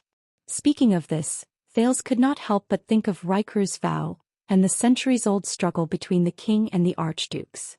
But the Smiler and the 9 suzerains under Riker refused to accept each other, causing Extet to fall into a terrible division and turmoil. Until Black-Eye John led his army on a northern expedition, forcing them to unite.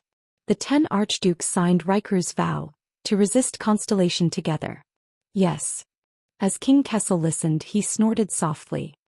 But that was the official story. Official story? Thales narrowed his eyes and waited for the rest of the story. In the kingdom's secret intelligence department, there is an extremely old top-secret intelligence sealed by Fatal Iris herself. The king said faintly, it recorded that one night after the establishment of Extet, countless people in Arund Castle woke up in shock. They heard the piercing wind echoing through the vast sky. They also saw the blue flames covering the moon, melting all the snow on 1,000 peaks. Wild wind, vast sky, blue flames. As he listened to these unnatural phenomena, Thales, who had experienced it before, asked in surprise, what? King Kessel was silent for a while before nodding faintly. Exactly.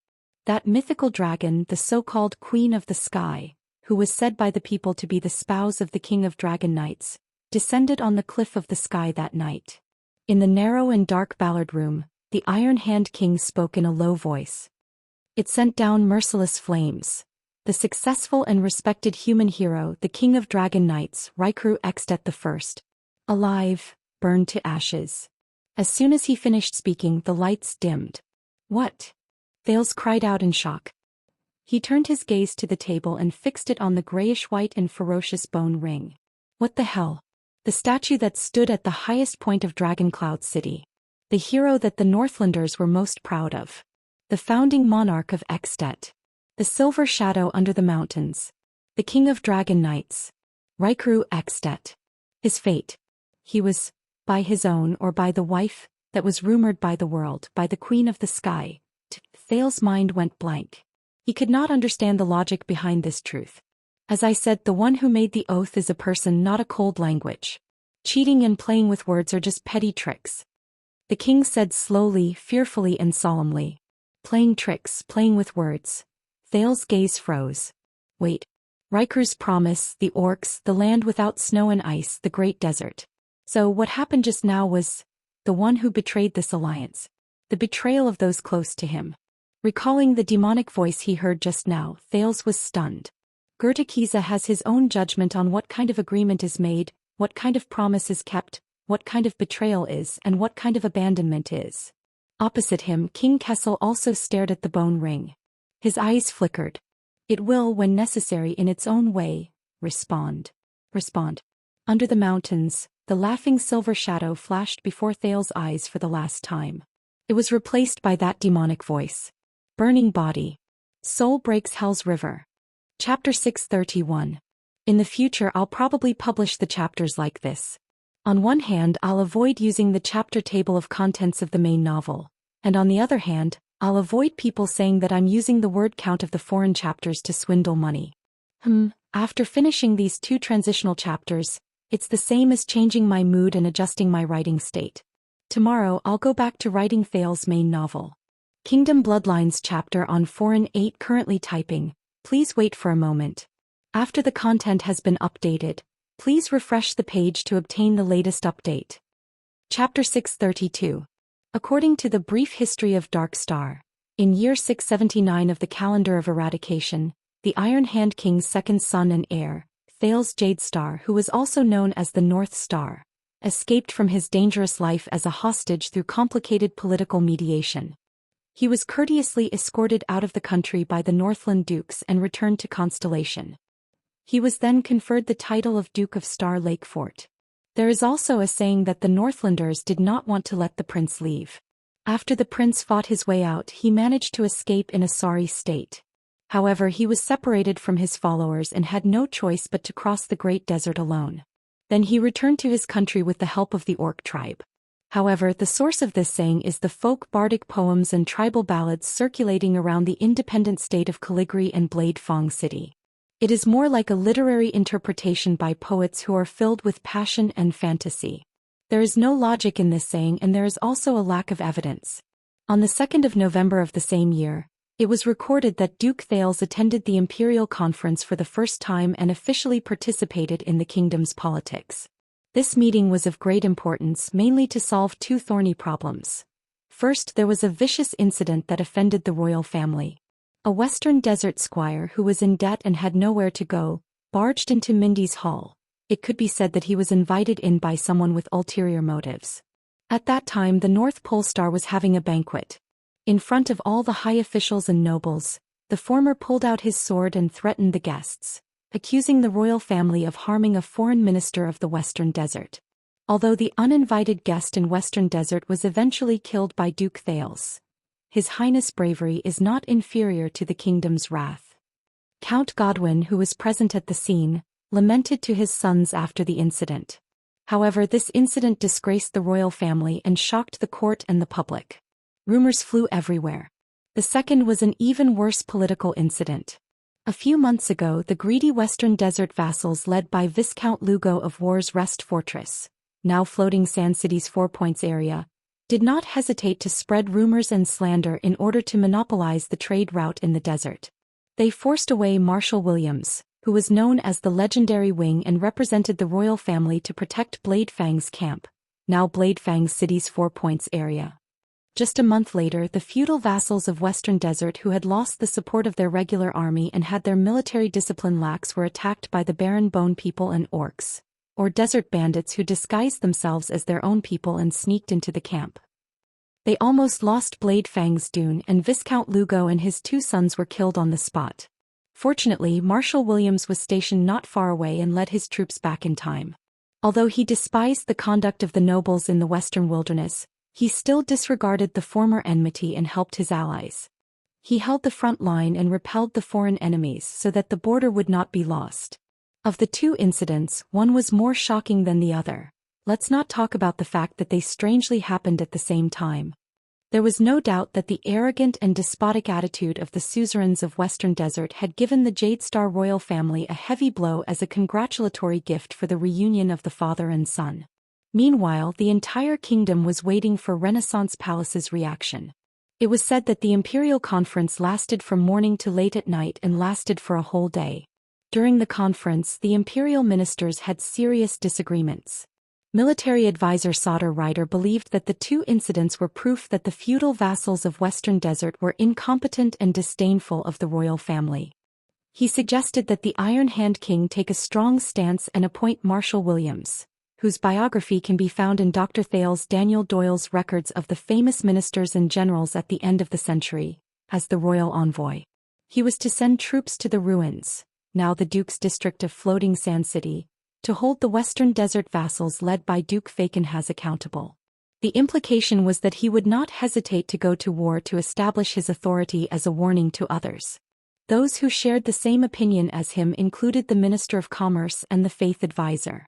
On the other hand, Prime Minister Duke Bob Cullen was more willing to believe that the two incidents were accidents and was worried about the possible consequences of such a move. The Chief of Finance, Kirkuk Mann, lacked confidence in the budget for the expedition, and the Minister of Agriculture did not want the military to affect production. All three firmly opposed the military advisor's radical opinion. Strangely, this time the king's party, the well-respected cunning fox, Casso, who had always supported the king in attacking the local vassals, was also on their side. As one of the parties involved, the young Duke Thales wanted to perform well in the conference. But he soon realized that the ministers, including his teacher Count Casso, did not care about this young lad who had been imprisoned in the north for 6 years and was attending the imperial conference with the nominal title of Duke of Star Lake. Seeing that his words carried little weight, the Duke of Star Lake was extremely disappointed. He left his seat midway and left the palace. The imperial conference continued. The ministers, who had been split into two factions, insisted on their own views and quarreled fiercely. Kessel V was distraught. "I can tell you that the king is not happy, very, very, very, very unhappy." Lord Croppen, the then Minister of Agriculture, wrote in a private letter, and even had to interrupt the conference several times. Duke Thales returned to Renaissance Palace at dusk. This time he brought a sword with him. At first, no one understood the Duke's intentions. Even the royal guards who guarded the palace were frightened. The Duke returned in the night with a sword. The guards were shocked. But this time, the North Star at least attracted the attention of the ministers and made them listen to him patiently. Military advisor Sauter commented, "His solemn look reminds me of Prince Horace." The historians of the later generations did not know what happened during that period, but many believed that it was with the Fakenhas family's heirloom sword that the prince proved his influence in the Western Desert. He succeeded in persuading the king and his ministers to allow him to deal with the crisis in a more ingenious way than sending his army to the west. Renaissance Palace quickly sent to the ruins a letter written by Duke Thales himself, a letter to Cyril, now in the Mary Hicks University Museum. One page of the original is missing. The Duke of Star Lake's wording in this letter was sincere and neither servile nor overbearing. He recalled his friendship with a few of his old friends in the Western Desert, mentioned the royal family's standing army in the Western Desert, which provided important evidence for scholars who studied Constellation's military and foreign policy toward the Great Desert, and especially thanked Duke Cyril Fakenhas for giving him the sword. The only thing he did not mention was Blade Fang's camp and the accident at the banquet. Scholars of later generations interpreted the letter in many ways. Most of them believed that Duke Thales had carefully chosen his words and content. Every word, including the weight of rhetoric, was deliberately polished information. He had hidden a needle in a velvet. On one hand he was friendly, on the other he was threatening. On the other hand he had analyzed the situation in Western Desert in a clear and unique manner. Most importantly, he had left his intentions blank. It's impossible for Duke Cyril not to know the seriousness of those two matters. He must have been prepared to bargain. But the more the Duke of Star Lake refrained from mentioning them, the more uneasy, nervous, and fearful he became. Even though the words were not written on the paper, they were loud and clear. This is the highest realm of diplomacy.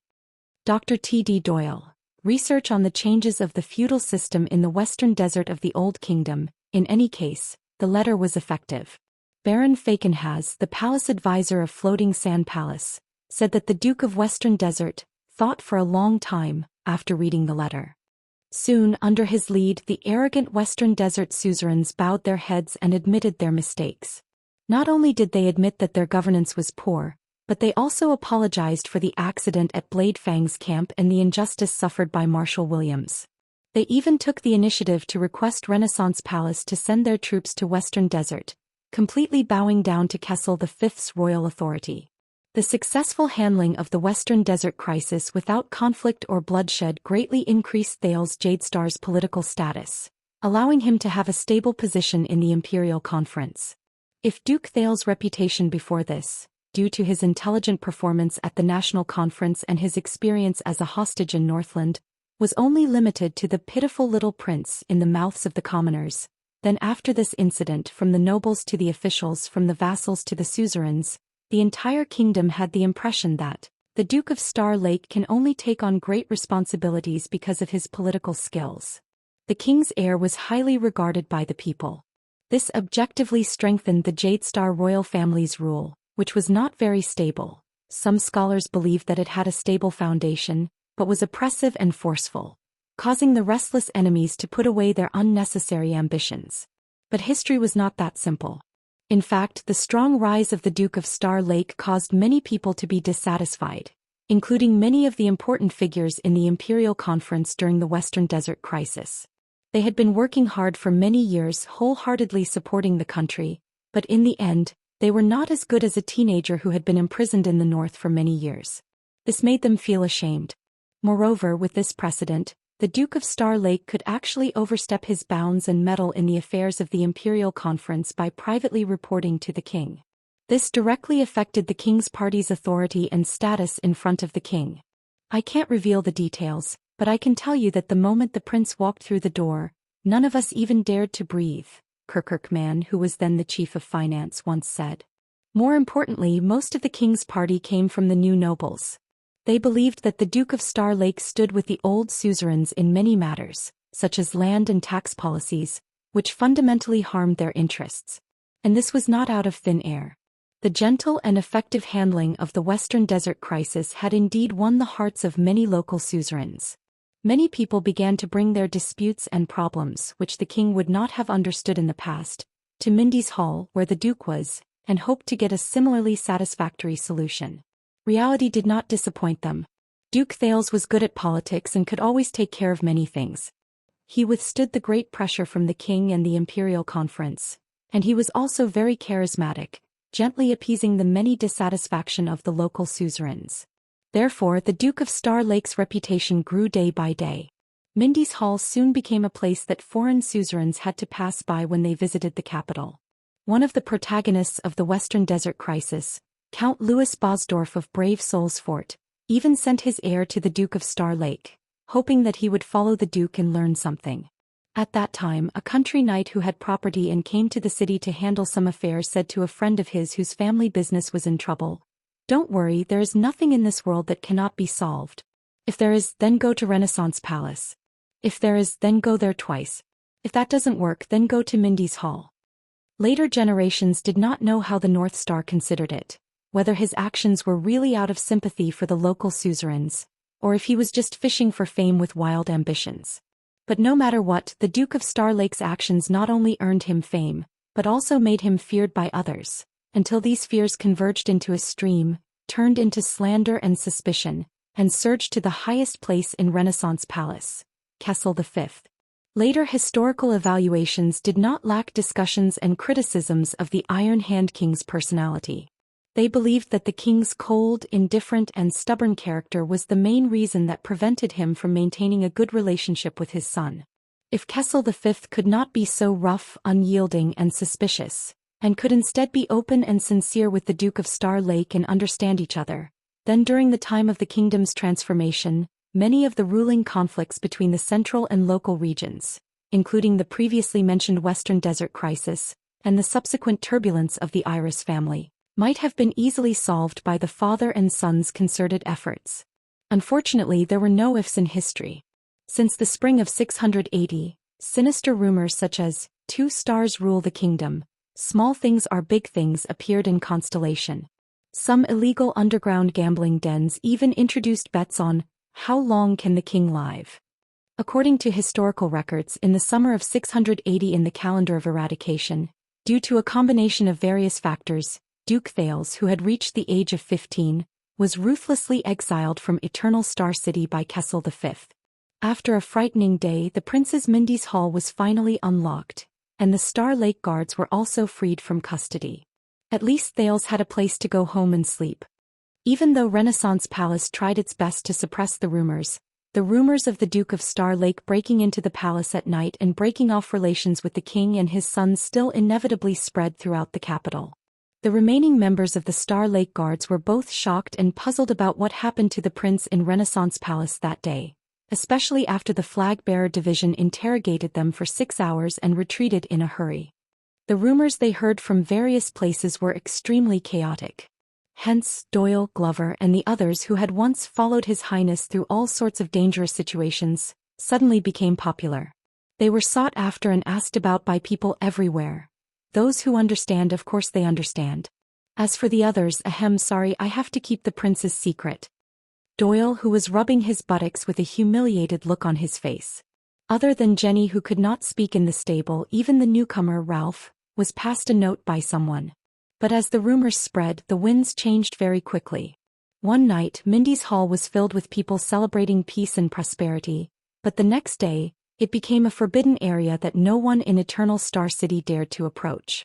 On the 3rd day, the guards and patrols who were always diligently on duty nearby and even enthusiastically took on the responsibility of transporting goods had all left. Mallows had no choice but to send some of the guards who were free. Doyle was indignant about this, and the servants out to purchase supplies every week to support their livelihood. But even many of the servants in Mindy's Hall had broken their contracts and resigned due to various reasons. The avenue outside the manor was originally bustling with activity every day, and the place where everyone craned their necks to catch a glimpse of the prince was now deserted. The next day, Gines, who had rushed back from outside the city, learned of what had happened outside Ballard. She rushed to Mindy's Hall and flew into a rage. She thought that Thales' actions were reckless, impulsive, and self-righteous. He was no different from his foolish father. Hearing this, Mallows hastily dismissed everyone. We just had a breakdown in our discussion. Thales could only smile as he stroked his new ring, and let Mallows send someone. Doyle was indignant about this, to send away the disappointed and incredulous Gines. You can deceive other people, but you can't deceive me. When the female official left, her expression was furious. Thales could only cover his head and hide. I will get to the bottom of this, no matter which coward I have to tear open. It was said that after that incident, the chief steward of Renaissance Palace, Baron Quinton, was on sick leave for 2 weeks. There was no news of Cohen after he returned home. That was until Commodore found out from his acquaintances in the police station that Director Lorbeck of Western City Police Station heard of Cohen's heroic deed. In his rage, he suspended Cohen to reflect on his actions. In the end, Cohen reminded the director in a low voice that he was already suspended. The director was so angry that he announced his reinstatement on the spot. While Cohen was beaming with joy, the director transferred the latter's position to the Highway Maintenance Department at Western City Gate. However, it did not last long because Cohen used a broom to break the head of a foreign noble at the city gate.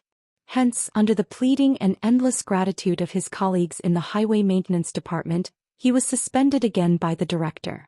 The prince's lessons continued, but due to the heavy workload of government affairs, Gilbert resigned from his teaching duties. Thales was silent for a long time because of this, but Waya breathed a sigh of relief. At the same time, a few teachers who worked in the Royal Cavalry Academy resigned as well. Baron Quinton had no choice but to put up advertisements throughout the city to recruit scholars, but there were still very few who responded. In the end, the highly respected scholar Bonner personally appeared and invited a few of his students from the academy to teach the prince. Thales did not know how the rumors outside had changed, but he did not care much about these things. He knew that all of this was destined to happen, and he had a more urgent task. Using the name of the Duke of Star Lake, Thales hastily wrote a letter. He did not even read it twice before he asked someone to send it to Renaissance Palace. He publicly sent it to Falkenhaz in the ruins. He caught that sword and did what he could. Now it was Falkenhaz's turn. Lord Cyril's reaction did not disappoint him. Falkenhaz was the first to reply and admit his mistake. If it were not for Baron William's timely rescue, Western Desert would have almost lost the important city of the kingdom. For this reason he requested the royal family to send more regular troops to the western front lines to guide the defense. He was willing to offer part of the taxes as military funds to defend the territory and make up for his mistake. No one knew what the Duke of Western Desert did, but within a month Bosdorf of Brave Souls Fort, Chroma of Wing Fort and many other Western Desert suzerains submitted letters of apology one after another. Not only to Renaissance Palace, but also to Bladefang's camp, where Baron Williams was gradually expanding his military camp. Guests and gifts came in an endless stream. In response, King Kessel magnanimously replied, "I am comforted by your loyalty to the country. If you make a mistake you should correct it. What crime is there? You should be diligent in the defense. The new army should depart as soon as possible." As for Bladefang's camp, it was said that the legendary Wing tirelessly waved his hand and said, "Accept the gifts. Leave the people behind and lock them in prison in exchange for ransom." Along with Falkenhaz's letter, Lord Cyril also specifically gave Duke Thales a bundle of high-quality carriage rope. It was written, "Made with exquisite craftsmanship, excellent quality, durable and has the strength to pull 1,000 caddies." According to Waya's attendant, His Highness liked that bundle of rope very much. He treasured it so much that he did not even allow them to store it in the storeroom. A few weeks later, the logistics division reported to Mallows that Mindy's Hall's fecal drain was blocked by a piece of tattered rope-like object. The watchman had no choice but to send someone, Doyle was indignant about this, to work hard for a whole hour to clear it. As for the debt dispute between Birel and the Doyle family at the royal banquet, the resolution was quickly announced. With the full cooperation of Western Desert, the Nobility Affairs Chamber, the Department of Finance and the Court of Justice jointly reiterated the case and ruled that the Doyle family had illegally lent money and occupied land. However, the Birel family could not escape responsibility. The judge ordered both parties to bear their losses and reach a repayment ratio that was within each other's means. As for Anchor Birel himself, who had committed treason and offended the royal family at the banquet, he was sent to the prison of Bones after being stripped of his inheritance rights and imprisoned for life. Thales could only attach a letter asking for the Duke of Western Desert to the legendary Wing to take care of him. He was very confident in the former, but he simply gave up on the latter, leaving only a sentence, "For the sake of Ricky and the key." Thales originally thought that this was the end of the matter, but he had obviously underestimated the impact of the matter. Within a few weeks, Mindy's Hall became lively again. The guests were no longer people from near the Central Territory, but foreign vassals, officials and even ordinary civilians who could afford the travel fees from all over the country. It was fine if they were tactful, at least they knew to ask for a notification or send an invitation first before waiting for a response. However, more people barged in a daze with a heaviness as if the sky had collapsed, and in the midst of wrestling with the Star Lake guards, Doyle was indignant about this. They shouted at the window, "I have something to ask of you, Your Highness." In the beginning, Thales was still interested and insisted on meeting guests every day. He listened to stories ranging from squires and landlords, "My house encountered an old scoundrel while collecting rent," to a certain night, "Your Highness, I want to report my next-door neighbor as a mountain bandit, I need an army," and even to "Your Highness, do you want this portrait of my daughter?" Or, "A boss owes us wages," which allowed him to learn a lot about the customs of various parts of Constellation. However, gradually more and more people came to visit the Duke of Star Lake from other places. Thales found himself completely overwhelmed, and could only rely on Mallows to receive and screen guests in advance on his behalf. Doyle was indignant about this. Most of the guests only left records, and only those with important matters were received. Sure enough, not everyone could pull off little Playboy Zayn's amiable and approachable act. In the face of these various guests, Thales only needed to listen to them with a smile. At most he would ask Mallows to reply with a letter full of encouraging words, which he only needed to sign and seal to complete the Duke's acknowledgement, and some small gifts. Usually the other party would go back satisfied. However, some questions were really serious and Thales needed to enter the palace again to face the king. Most of the time it would be a get lost from him, to get an answer even if it could not be solved. However, the truly troublesome ones were those who wanted to take the opportunity to defect and join the Duke's side. For such people, Mallows rejected them on the spot with the reasons of insufficient funds or full personnel, but there were others that even Thales found hard to reject. I am Paul Bosdorf from the Black Lion family of Brave Souls Fort.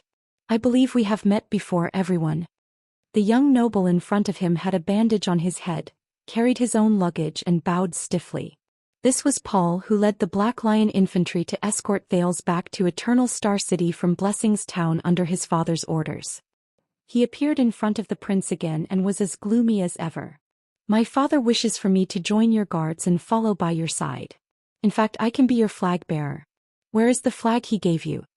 Thales was troubled by the Count of Black Lion's obvious intention of sending his heir to him.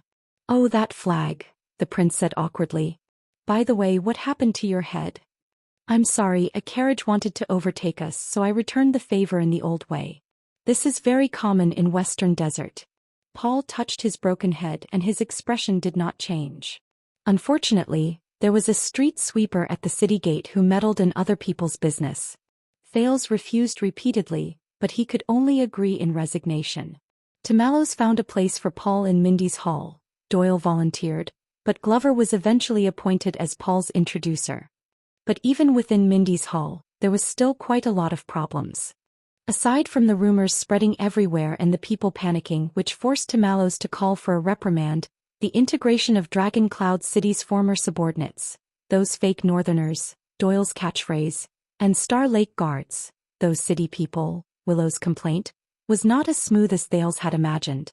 Ralph's equipment and appearance clearly showed that he was not to be trifled with. A few days ago he was mistaken by others for being arrogant and unwilling to talk, and he almost got into a fight with Jonvold. Jennard was a veteran and he seemed to have an old grudge against Commodore. Willow was a village soldier from the Northern Territory who had been in Dragon Cloud City for a few years. He did not bother about trifles and he always made the guards cast sidelong glances at him. Hence, to speed up the familiarity between the two parties, Mallows decided to start from sentry duty. He would disperse the people and regroup them starting from Thales' personal guards. But this was a terrible idea. The combination of Doyle and Waya made Thales feel tired. On one hand, Doyle knew Waya's identity and deliberately spoke to him. His words were flattering and funny, but Waya was rigid and he felt that he had to answer every question out of courtesy. As the two of them went back and forth, the scene they formed was called noisy. So, Attendant Waya, you have been staying in Dragon Cloud City for the past 6 years, eating and sleeping with the prince and never leaving his side? No, Your Excellency Doyle. I leave my post occasionally. Sometimes it's for His Highness's missions and sometimes it's a normal holiday. Oh, then do you go home often? Not much, Your Excellency Doyle. I've said it before, I'm not close to my father. Oh, sigh, is it because we young people don't like to be close to our parents? I believe not. I have friends who are on good terms with their parents. Sigh, I had a stepmother since I was young, but what about your mother? She passed away. Sorry, I didn't mean it. It's okay, I understand. Then, Count Casso never thought of remarrying. Thales, who was concentrating hard on the exercises, could not take it anymore. He slammed the table angrily. Can both of you shut up? Waya and Doyle stood at attention in unison. Yes, Your Highness. I'm so sorry, Your Highness. So the two of them lowered their voices and spoke with anger. So Waya, who gave you this name? His Highness told us not to talk. My mother gave it to me. She used the name of her younger brother who died young. I see. No wonder it sounds so nice. Hey, are you an only child? I think it's better if we don't talk. Yes, my mother wanted to have a second child when she was alive. Thales was so angry that he fainted in his book. Glover was not good with words and Ralph could not speak at all. They should be a very quiet and comfortable team. But the two of them who were born on the streets had a problem. They stood behind Thales, one on the left and the other on the right. There would always be times when they accidentally met each other's eyes. At this time neither of them would show any weakness. So one's gaze would become solemn and deep, while the other's gaze would become cold and sharp. Then one's gaze would become even deeper and more solemn, while the other's gaze would become even sharper and colder. One side would retaliate even more fiercely while the other side would not back down an inch. As time passed, the two of them stared at each other silently. Unknowingly, the air grew murderous and cold. The atmosphere was ominous and heavy. Every time Thales snapped out of his daze and lifted his head from his book, he felt that he was between two mystic guns. Even breathing was difficult. It was as if he was in a funeral. "Can you stop glaring at each other?" The zombie and the phantom wind follower snorted coldly and looked away. The air returned to normal. Until they, inevitably, stared at each other again. Thales, who was protected by them, felt hopeless. When Wuxia and Glover were by Thales' side, it was a different situation. The attendant regarded himself as the prince's most important confidant. When he wanted to show goodwill to Glover, he would always nod at him in a friendly manner when the two of them accidentally looked into each other's eyes. In the face of the enthusiastic but unsociable zombie, the latter would often jerk his chin back awkwardly and turn his head to look elsewhere. This made Wuxia momentarily stunned. He thought that he had done something wrong, so he put on a smile the next time. Glover was even more at a loss. He twitched the corners of his mouth stiffly and turned his head to avoid the gaze. If Wuxia thought that this was a positive response from the other party, he would be encouraged to continue smiling. If he thought that the other party's response was not good, he would reflect on himself and be more friendly and enthusiastic the next time. Glover felt even more awkward, but he did not want to speak. Thales often saw this scene from the corner of his eye. On the left, Wuxia sometimes smiled and sometimes nodded. After getting a response, he was sometimes disappointed and depressed and sometimes full of confidence. He always tried hard to make eye contact with the other party. On the right, Glover, who was on guard duty, curled into a ball as much as he could with the least amount of limbs. He twisted helplessly and painfully, avoided eye contact and forced a smile. He was like a helpless baby who had his face poked repeatedly. "Enough." Thales gritted his teeth and slammed the table again. "If you want to flirt, go to the bedroom next door." The combination of Doyle and Ralph on guard duty was indescribable. Doyle had a cheerful personality and was overly familiar with people. As usual, he tried hard to talk to Ralph, but he knew that the phantom wind follower could not speak, so he carefully memorized the interesting hand gestures between the latter and the prince. When he was on guard duty beside the prince, he would occasionally reveal a mysterious smile and suddenly throw a hand gesture that he himself did not understand. "Eat." Ralph rolled his eyes and turned his head to ignore him. Doyle vaguely knew what he did wrong, but he was not discouraged. He could only become more courageous. He made the next hand gesture and even raised his eyebrows, indicating that he was right. But Ralph was a little angry, but he knew this person's personality, so he tried his best to ignore him. Doyle blinked and began to form different hand gestures. "Do.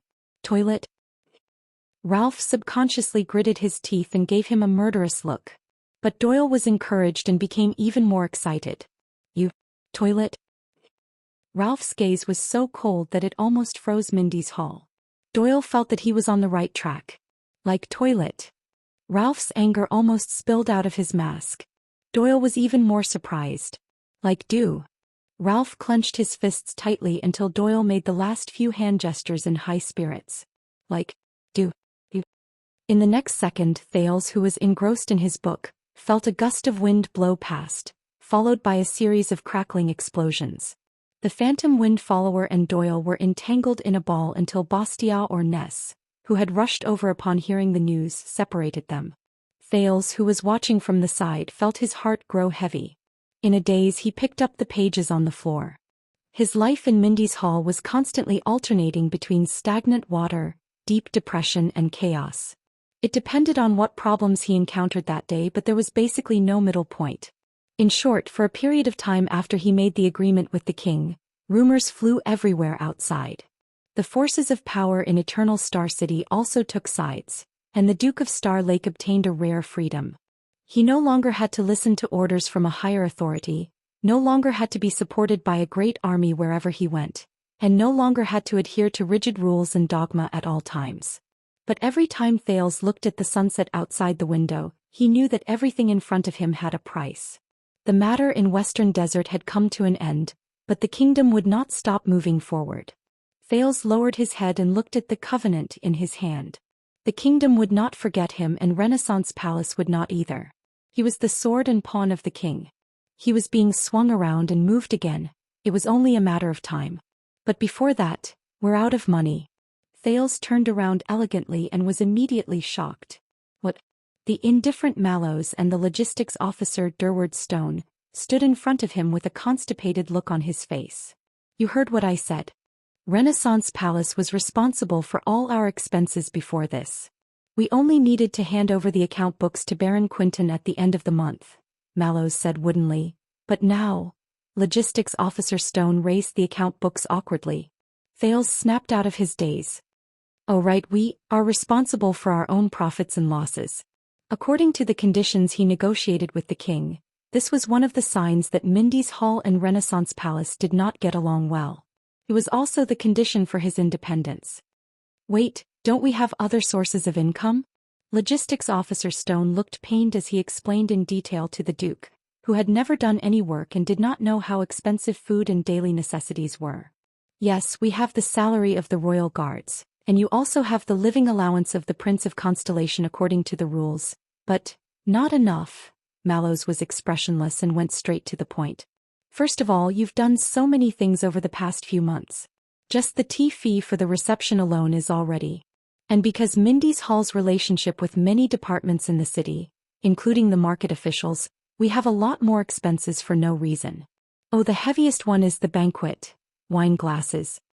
Thales, who had nothing to live for, helped him finish his sentence, in his heart. And we're still repaying the debt in installments. A total of, forget it, you're already troubled enough. Stone calculated in detail. After we took responsibility for our own profits and losses, we could not directly purchase from Renaissance Palace's channels. Our expenses have increased by quite a lot. You know the prices in Eternal Star City. Thales knew the prices in Morning Star region and Twilight region. He nodded woodenly.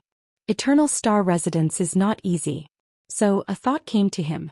Wait, I heard from Doyle that there are many rare treasures in Mindy's Hall, such as famous paintings. Mallows frowned and looked at the portrait of Jackal Sumer III behind him. Even if you dare to sell it, who dares to buy it? Thales' expression became gloomy again. Then perhaps we can open up the first level of Mindy's Hall for everyone to visit, and then we can charge 2 silver coins per person for admission? Where did you get this lousy idea from? I read it from a book. What do you think? Which book? Maybe I should report it to the disciplinary hall. In Dragon Cloud City, a Northlander's book. It tells the story of a large family living in a manor. About that, Stone said tentatively. In fact, quite a number of your guests these days, the ones with extraordinary statuses, are interested in investing in you, including... No, Thales and Mallows said in unison at that moment, surprisingly in unison. The prince and the watchman looked at each other. It seemed that he and the other party both knew what they could do and what they couldn't. In truth, even though Thales had committed such a rebellious act that could even be said to shock the world and caused rumors to spread everywhere in the outside world, Mallows' reaction was still mediocre. He did not ask a single question and continued to work in silence. He even went back to reorganize the Star Lake Guards who had just suffered a calamity and lost their morale. Then he continued to oversee the daily activities in Mindy's Hall. It was as if Thales had just gone to Renaissance Palace for a stroll. He was indifferent and numb as usual. This made Thales very grateful to him. It would be better if he did not treat my orders with this attitude. Then, perhaps you can talk to His Majesty and have Baron Quinton transfer our expenditure to... No, Thales refused decisively, even more resolute than before. All right. Stone sighed and closed the account book. Then there's only one way left. Thales and Mallows turned their heads at the same time and listened attentively. We can't stay in Eternal Star City anymore. The price is here, we've even taken the guard's salary for next month in advance. Don't stay in Eternal Star City anymore.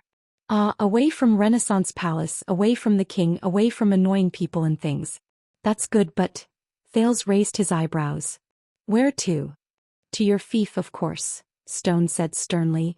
According to the sacred treaty of Constellation, Your Grace, you can exercise your natural rights on your fief, to collect taxes and rent. Fief? I have fief that I can collect taxes on? Thales was amused. Were DD's pocket money? Mallows coughed. Of course. Don't forget you are the Duke of Star Lake. Duke of Star Lake. Thales was puzzled. He was a little surprised. Isn't this an empty title? The kind that gives us courage to put up a front? And your fief is at? The watchman nodded solemnly and pointed at a castle by the lake in a landscape painting on the wall. Star Lake Castle. In case anyone did not know, it was better to say the usual place. End of this chapter. Chapter 633. Thales realized that he had underestimated the high wall of power. After he privately hinted to Mallows and Stone to send someone to study the plan to move to Star Lake Castle, in less than a week, the news of the Duke of Star Lake moving out of the capital spread like wildfire and through the streets and alleys of Eternal Star City. It's not good. Even the brothels in Red Street Market are saying that the prince is tired of the ladies in the capital and is going to practice his spear elsewhere. I don't know how they found out, and don't ask me how I found out, Glover, who had returned from his vacation, reported to the prince solemnly. At the same time he glared at Waya, who was hesitating to speak. Star Lake Guard's first-class penal officer, Old Patterson, was fuming with rage. He brought 2 subordinates and the Phantom Wind follower, Ralph. He looks strange and vicious, Your Highness. He's very suitable for this job. Of course, the most important thing is that I can point at him and say to everyone, look, this is what happens when you talk too much. Patterson said through gritted teeth, and with a whip in hand he went around Mindy's hall to catch moles, vowing to find out who leaked the secret. That's definitely not me. Doyle, who had returned from home with much difficulty while dragging his ridiculously large and small luggage, was caught red-handed by the mole-catching team at the main entrance. The setting sun can prove that I didn't mention our move to anyone. What? You mean these luggage? Hee, my parents forced it on me. I can't do anything about it. Look, even the winter clothes were stuffed in. Hey, mute.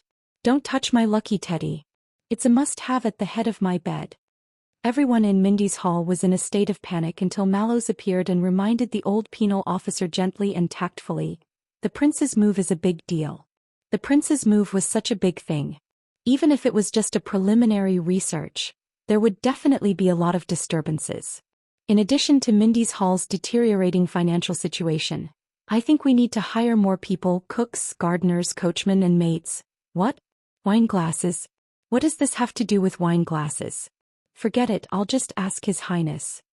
As long as everyone in Mindy's hall still had family and friends, it was inevitable that the news would be leaked. As for why Duke Thales left the capital city, the rumors on the streets spread in an orderly fashion. They ranged from the legend of the past dukes of Mindy's hall being haunted, to the legend of the rebellious prince running away from his marriage, and even the legend of Star Lake Castle hiding a mistress. There were many versions of this story. The main dispute was over the identity and number of the female protagonists, and even their gender. This was because Mindy's hall did not have the money to recruit female servants after the prince returned. Interestingly, the people were dismissive of the saying that the prince was bankrupt. Once it was mentioned, the crowd would roar with laughter. Do you know how much the treasures in Mindy's hall alone are worth? Even the prince's underwear is made of gold. Is there a need for you to worry? The rumors were so chaotic that Prime Minister Cullen couldn't help but ask about it at the Imperial Conference one day. It was inconvenient for Thales to answer directly, so he cleverly diverted his fire and took the opportunity to probe the possibility of saving Mindy's hall's finances. Father, what do you think? At that time, the wise King Kessel was reading Jade City's port tax report and listening to Chief Kirkirk's grievous complaints. As the dignified chief of finance, I only receive a salary of 5 silver coins per month. Have I ever cared about money? But this group of profiteers and corrupt officials of the South Coast, who have benefited from your Majesty's wise grace to earn so much, are so selfish that they even want to haggle over this small tax? His brows were tightly furrowed and his mind was preoccupied. Hearing that, he just waved his hand in disdain. Get lost. He approved. After coming out of Renaissance Palace, faced with Mallow's suspicious gaze and Stone's expectant expression, His Majesty can't let you starve to death, right? Duke Thales smiled brightly. Duke Thales smiled brilliantly. He appeared to be confident, steady and composed. His Majesty has given high praise to Mindy's hall's long-term and fruitful work. He is full of confidence and expectations and sincerely encourages us to be unique, to keep pace with the times, to be independent, to create new sources of income, to pursue excellence and to explore the future. Bang! Mallows slammed the table expressionlessly, the main point. The Duke's smile instantly collapsed. No money. So, after another 2 days, the direction of the rumors on the streets of the capital changed. In order to resist the marriage arranged by his father, there were also bets on who the female lead would be.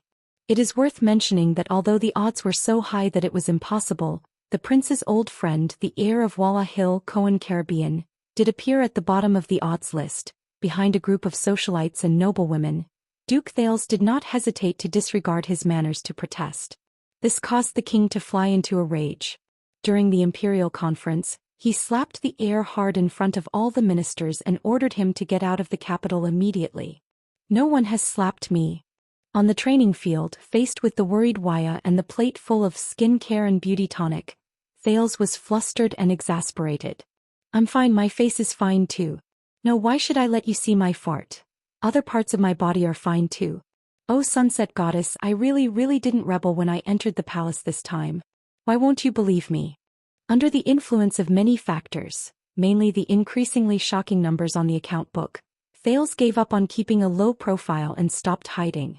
He began to let Mallows openly check the inventory, sent Stone as a logistics officer to liaise with the chief of Renaissance Palace, asked for the account book and map of Star Lake Fort from the Nobility Affairs Council, instructed the Jade Star private army to stay behind, communicated with the police station about the time to leave, and had the others, Doyle was indignant about this, purchase sufficient supplies.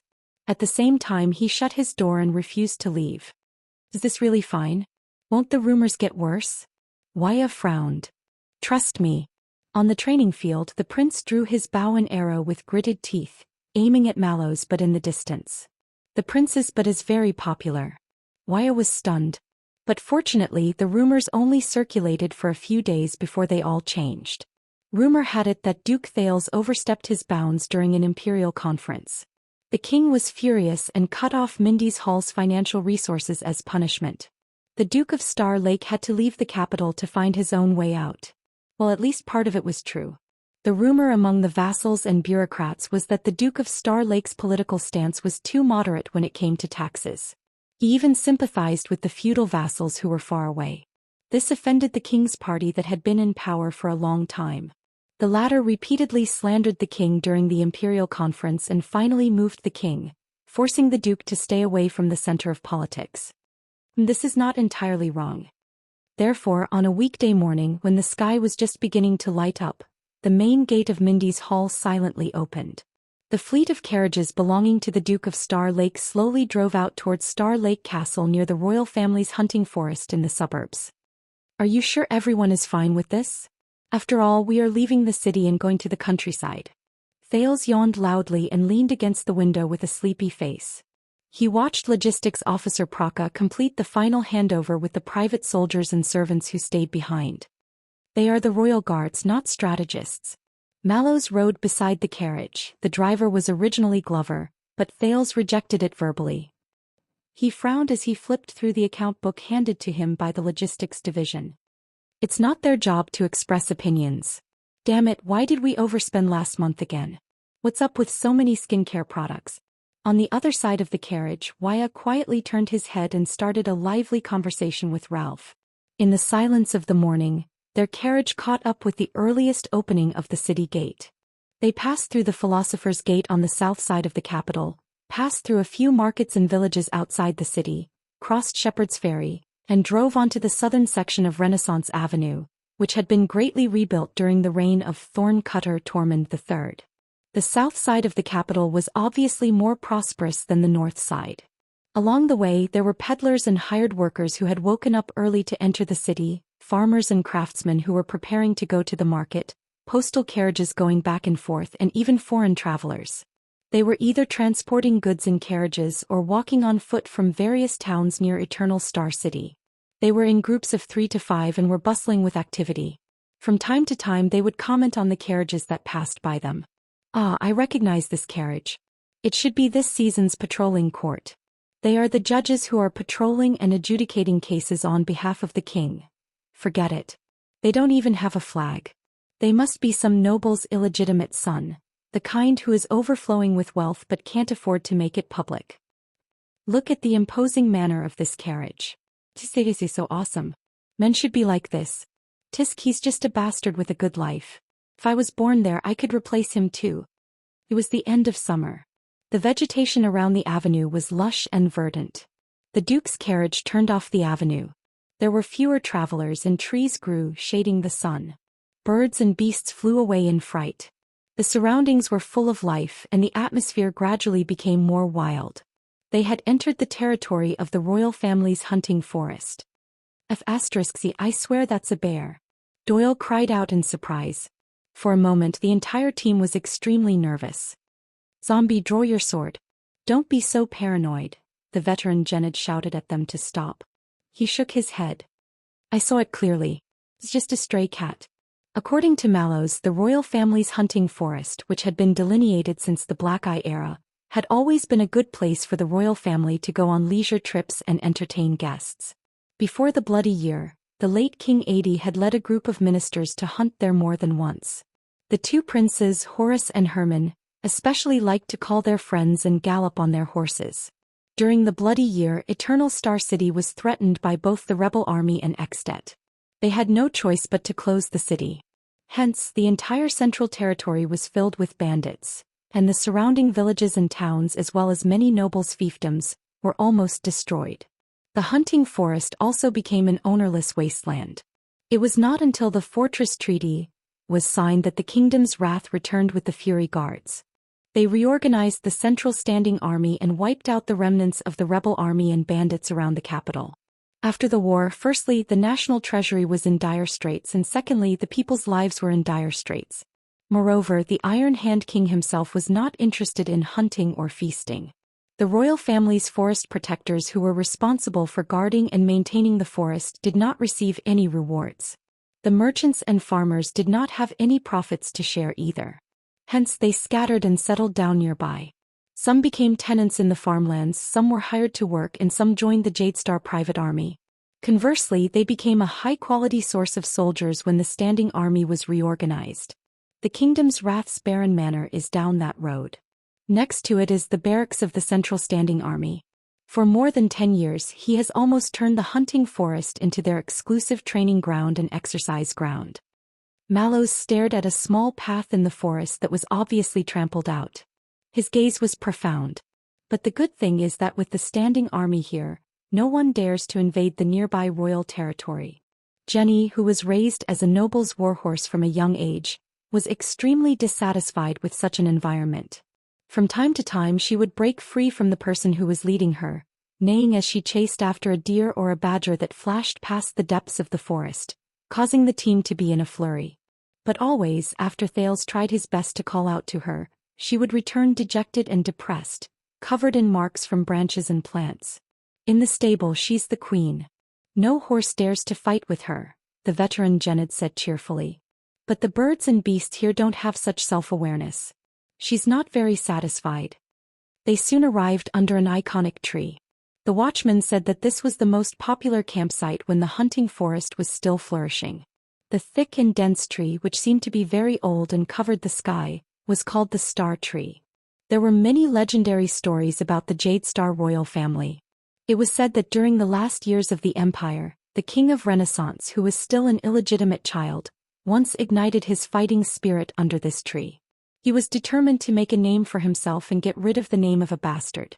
There were also people who said that 500 years ago the procrastinator, Prince Brad, suffered a coup and fled Eternal Star City in a panic with the 9-pointed star crown.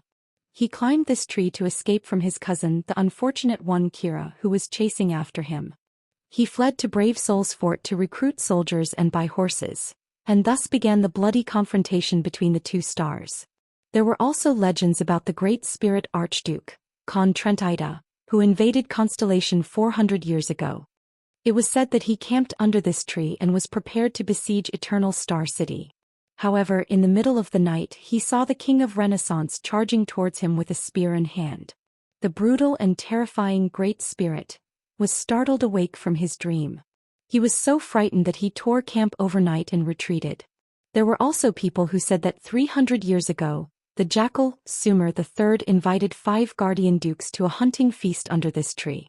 3 of them never walked out of the hunting forest. There was even a poem that said that 200 years ago the conqueror of the north, Erica, who was still a princess, met a mysterious knight who was not recorded in the history books under this tree while she was hunting. That was how she became pregnant with the enemy of the wolves, Kira, whose biological father was unknown. However, even though Didi, who often came here to play when he was young, narrated the above story vividly, and even though he managed to stun the audience like Willow, Ralph and Waya, the Duke of Star Lake only laughed it off. Thales originally thought that they would encounter such a dense forest along the way. However, after walking for a short while, the end of the road suddenly opened up.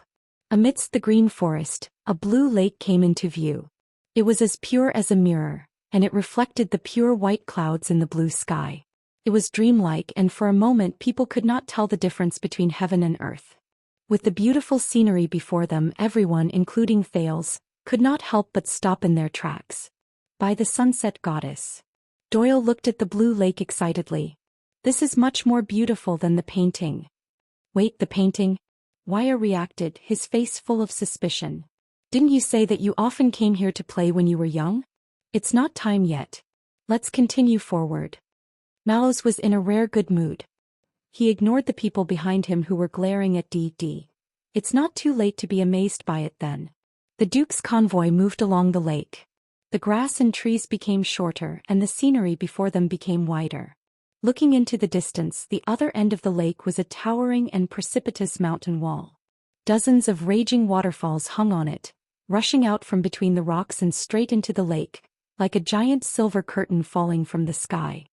My God, I've read about this in a book.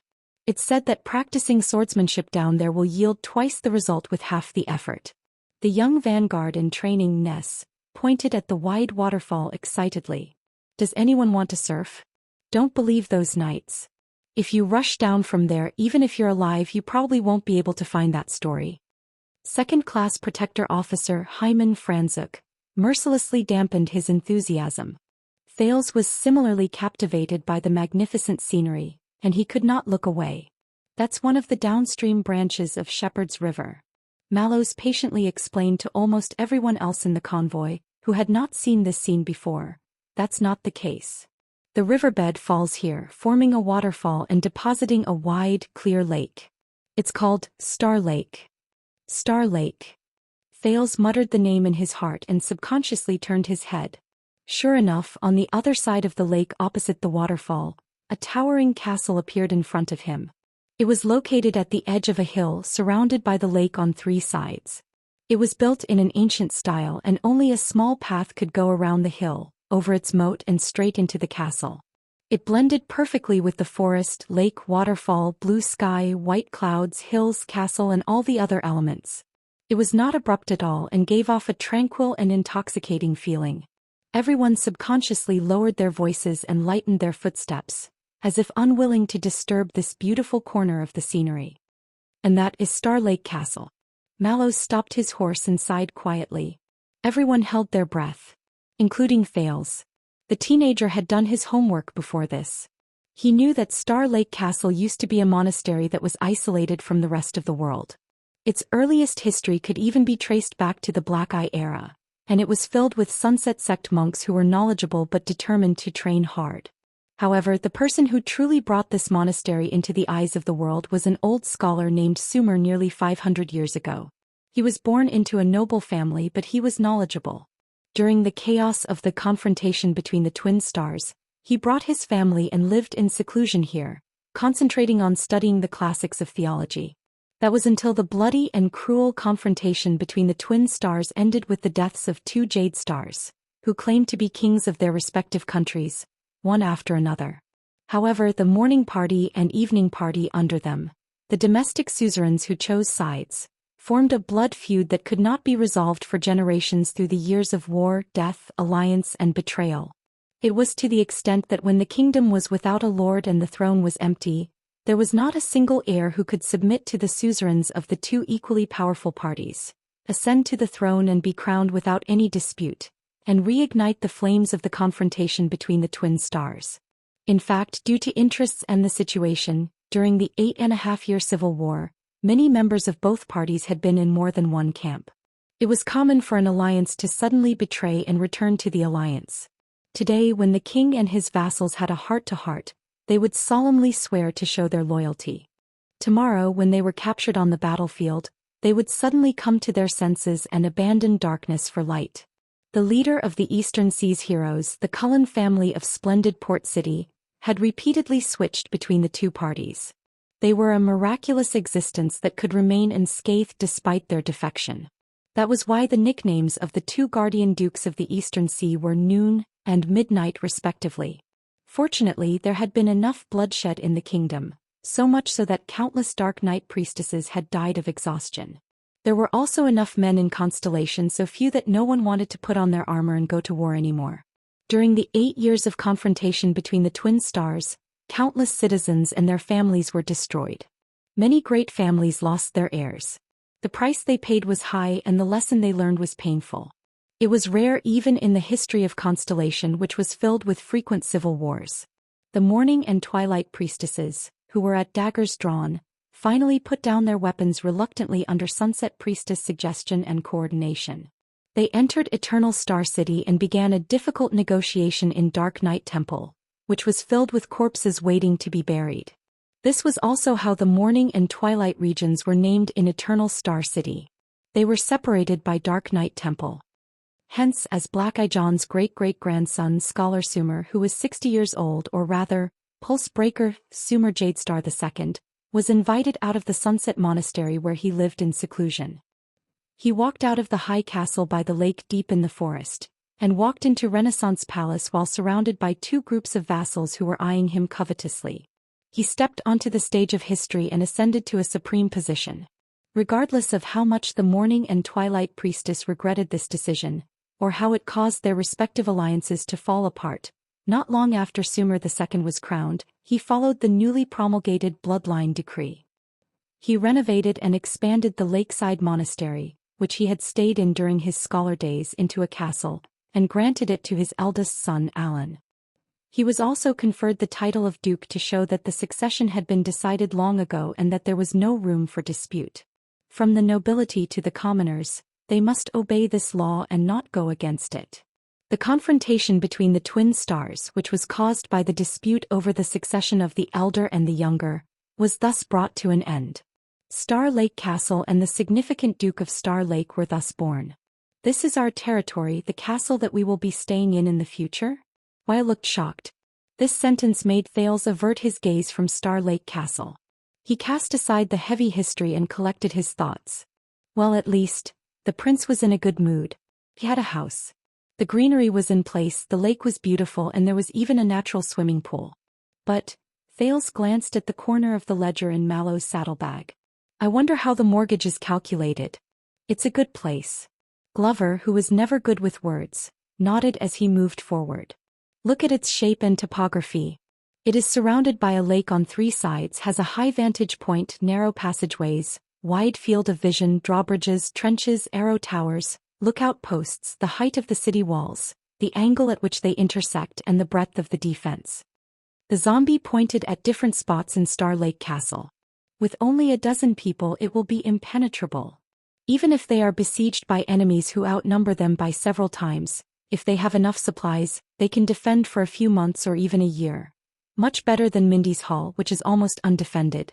"Oh my God, you can't use this analogy.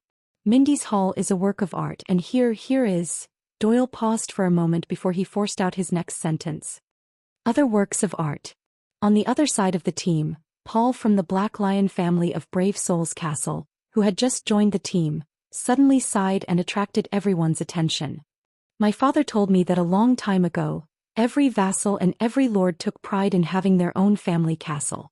Even if they had to spend 2 or 3 generations of their family's wealth, they had to build a castle with extraordinary significance." The young heir of the Bosdorf family looked at the castle in the distance with melancholy in his eyes.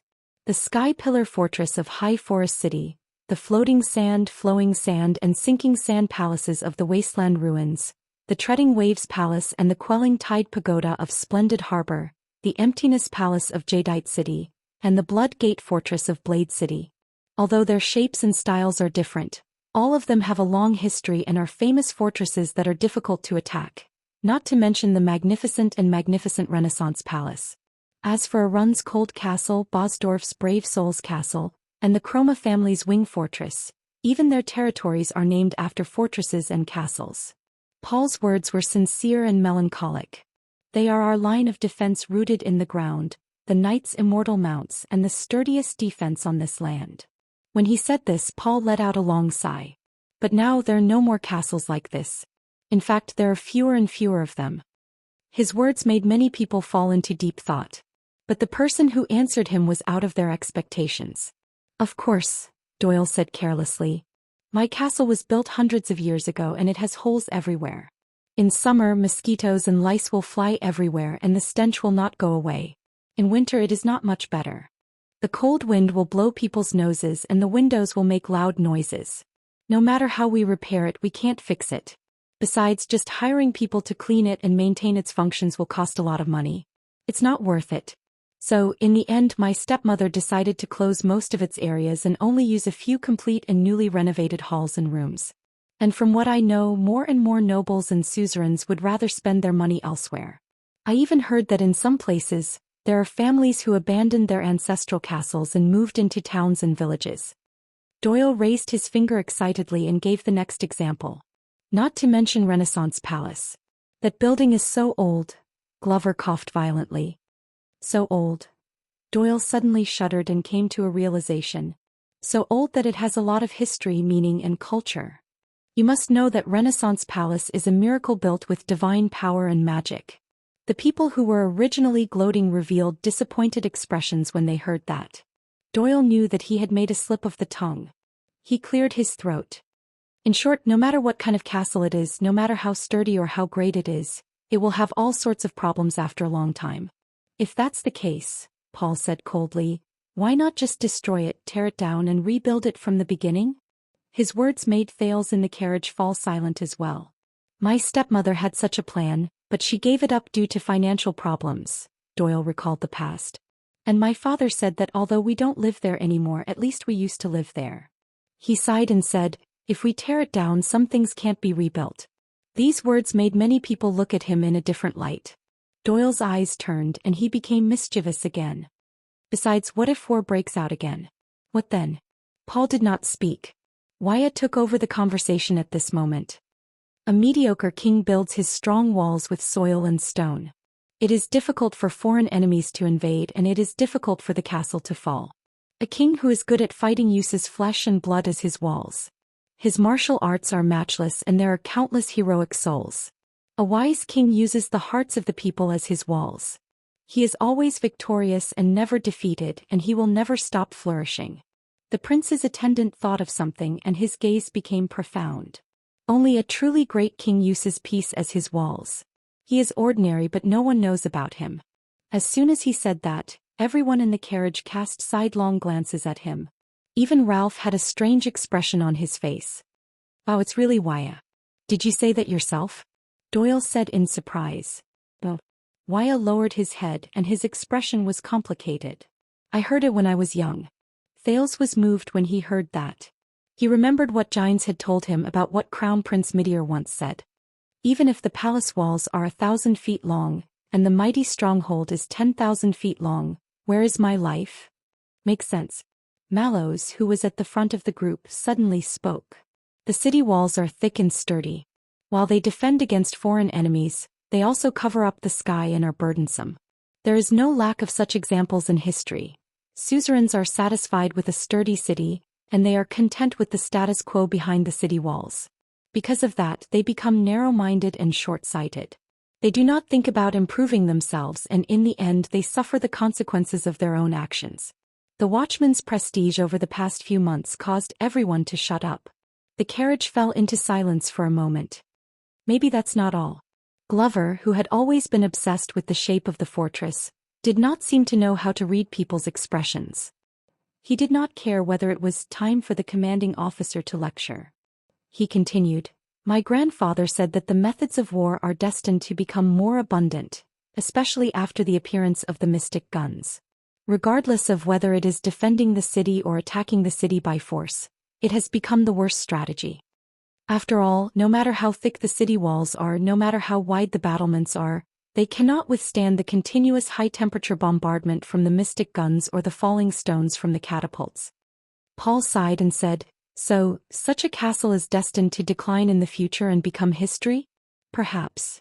Glover fixed his gaze on Star Lake Fortress, as if he was trying to find its weakness. "But perhaps our descendants, the people of the future generations, will come up with a better idea, build stronger fortifications, and build a super city wall that even the mystic guns cannot break? Maybe they will be smarter than us," Waya interrupted, feeling dejected. "Think of ways to resist war and foreign enemies without relying on city walls or fortresses and ensure safety? Or maybe they will be even more foolish." Mallows also joined the conversation. He sighed and said, "Maybe they will build more and thicker city walls and be content with the status quo, complacent until the self-righteous city walls collapse. Only then will they regret their actions."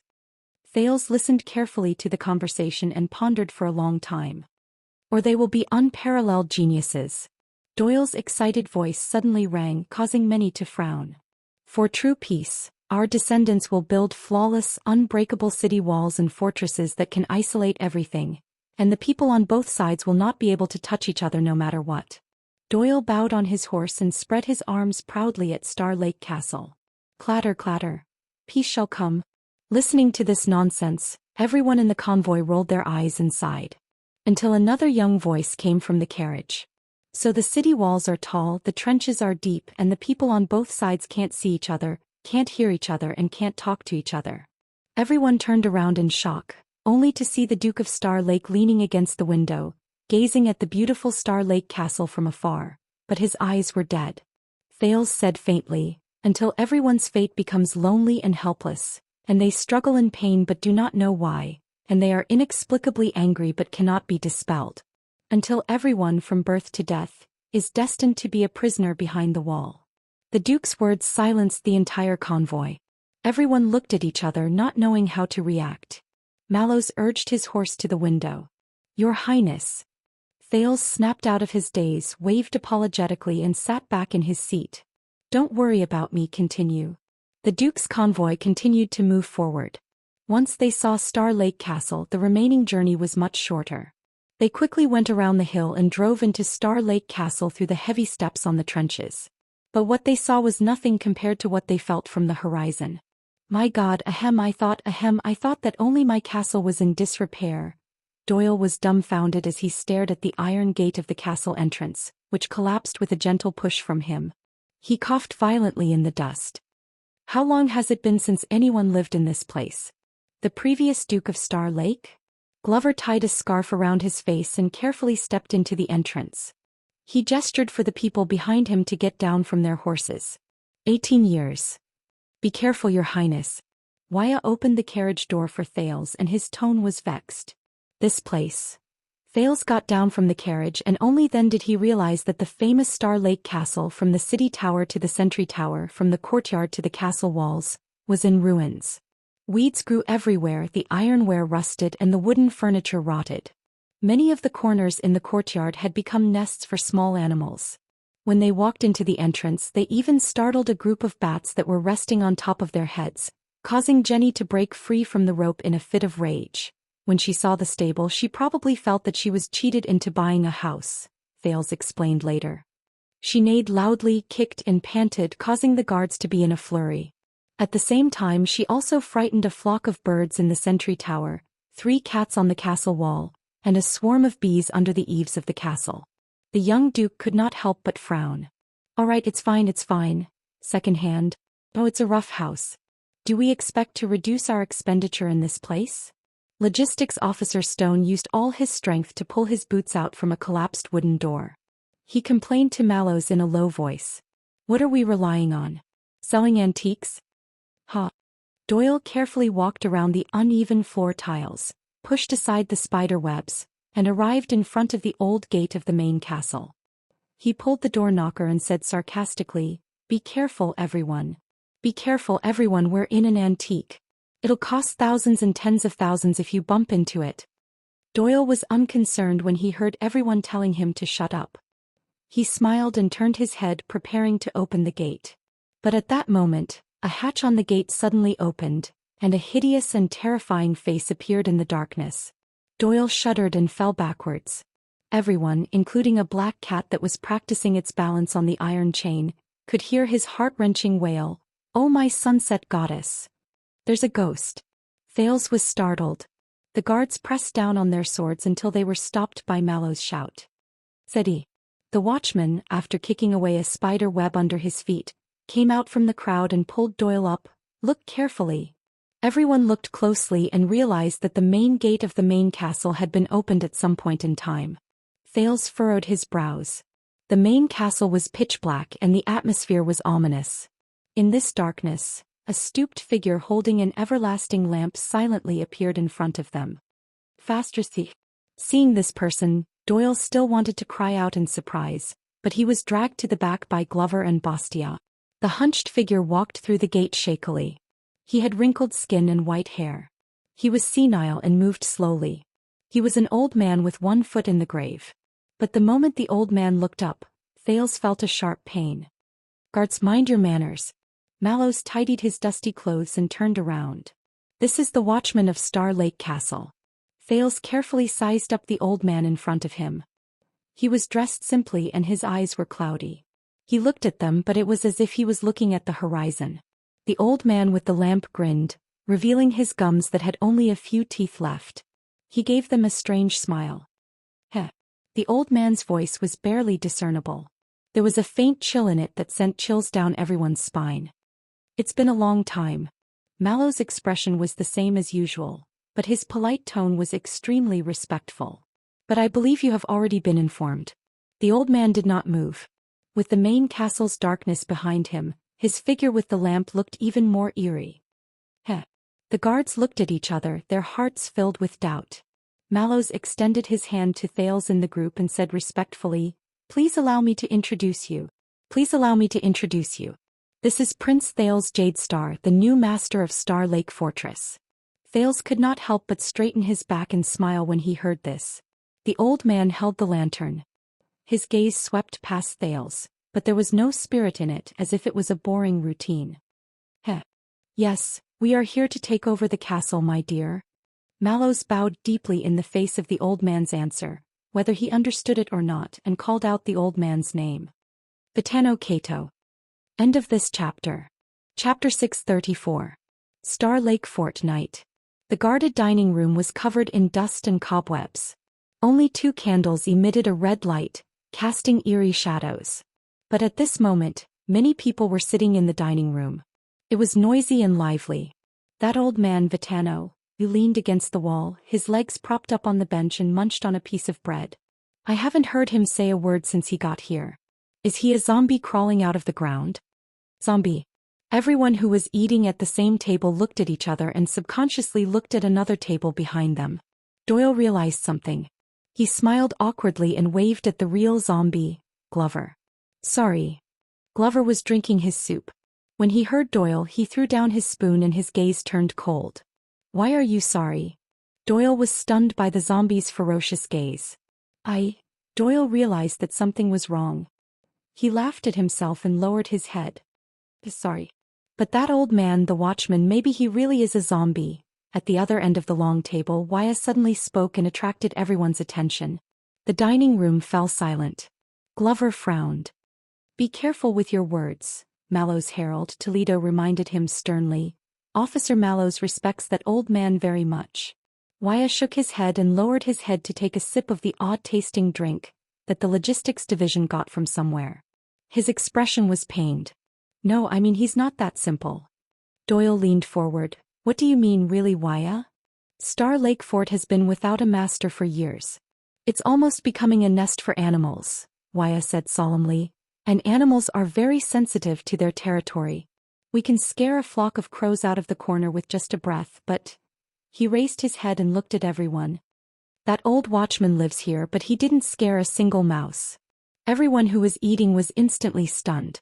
In a dark corner, the special class flag bearer Hugo Fube, who was out of place with the others, picked up a notebook expressionlessly and recorded. Waya Casa. Sensitive to observation. Lacking in tact.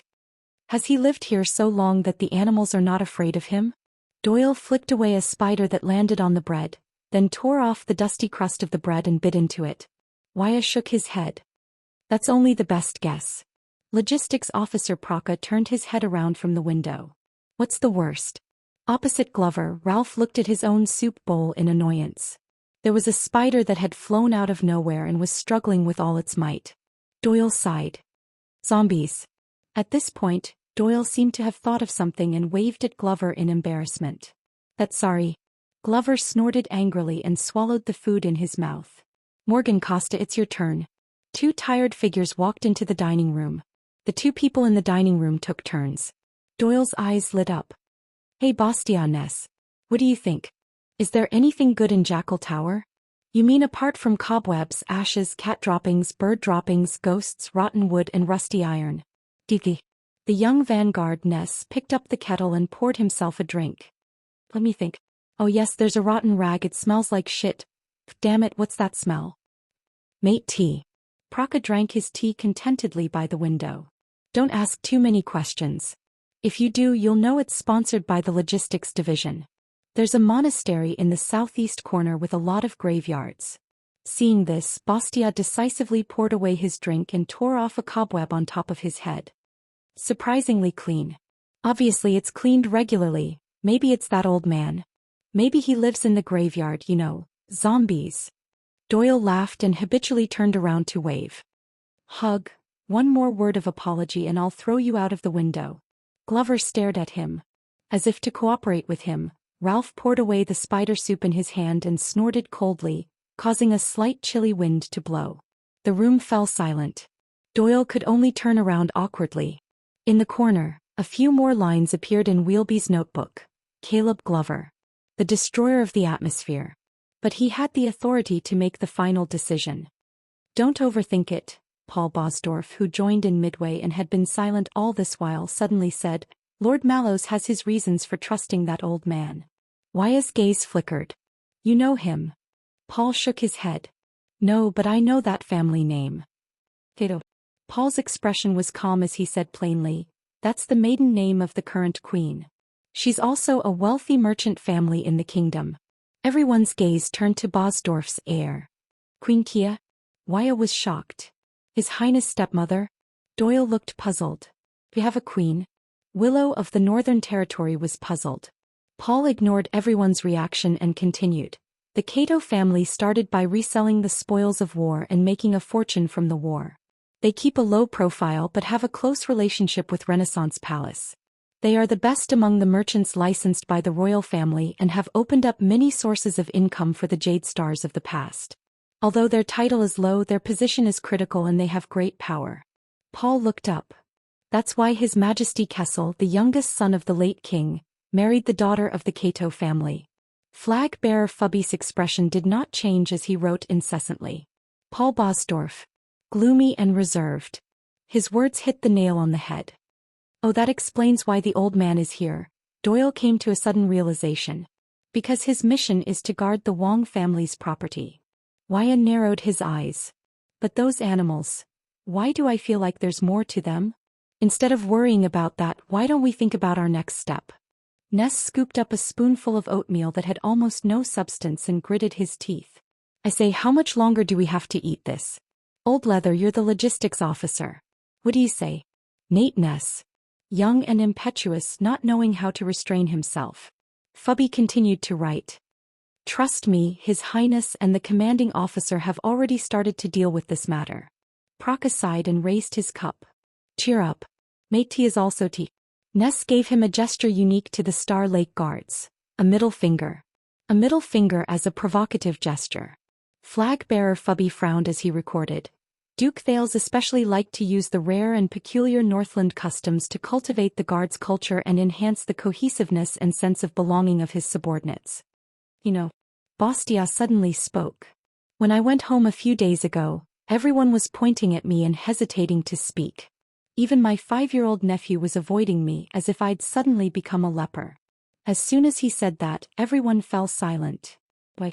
Bastia sighed. Why does His Highness have to go against His Majesty? You even followed him into the palace. In the corner, flag-bearer Fubby pursed his lips. Ade Bastia. As always, conservative, timid and worried.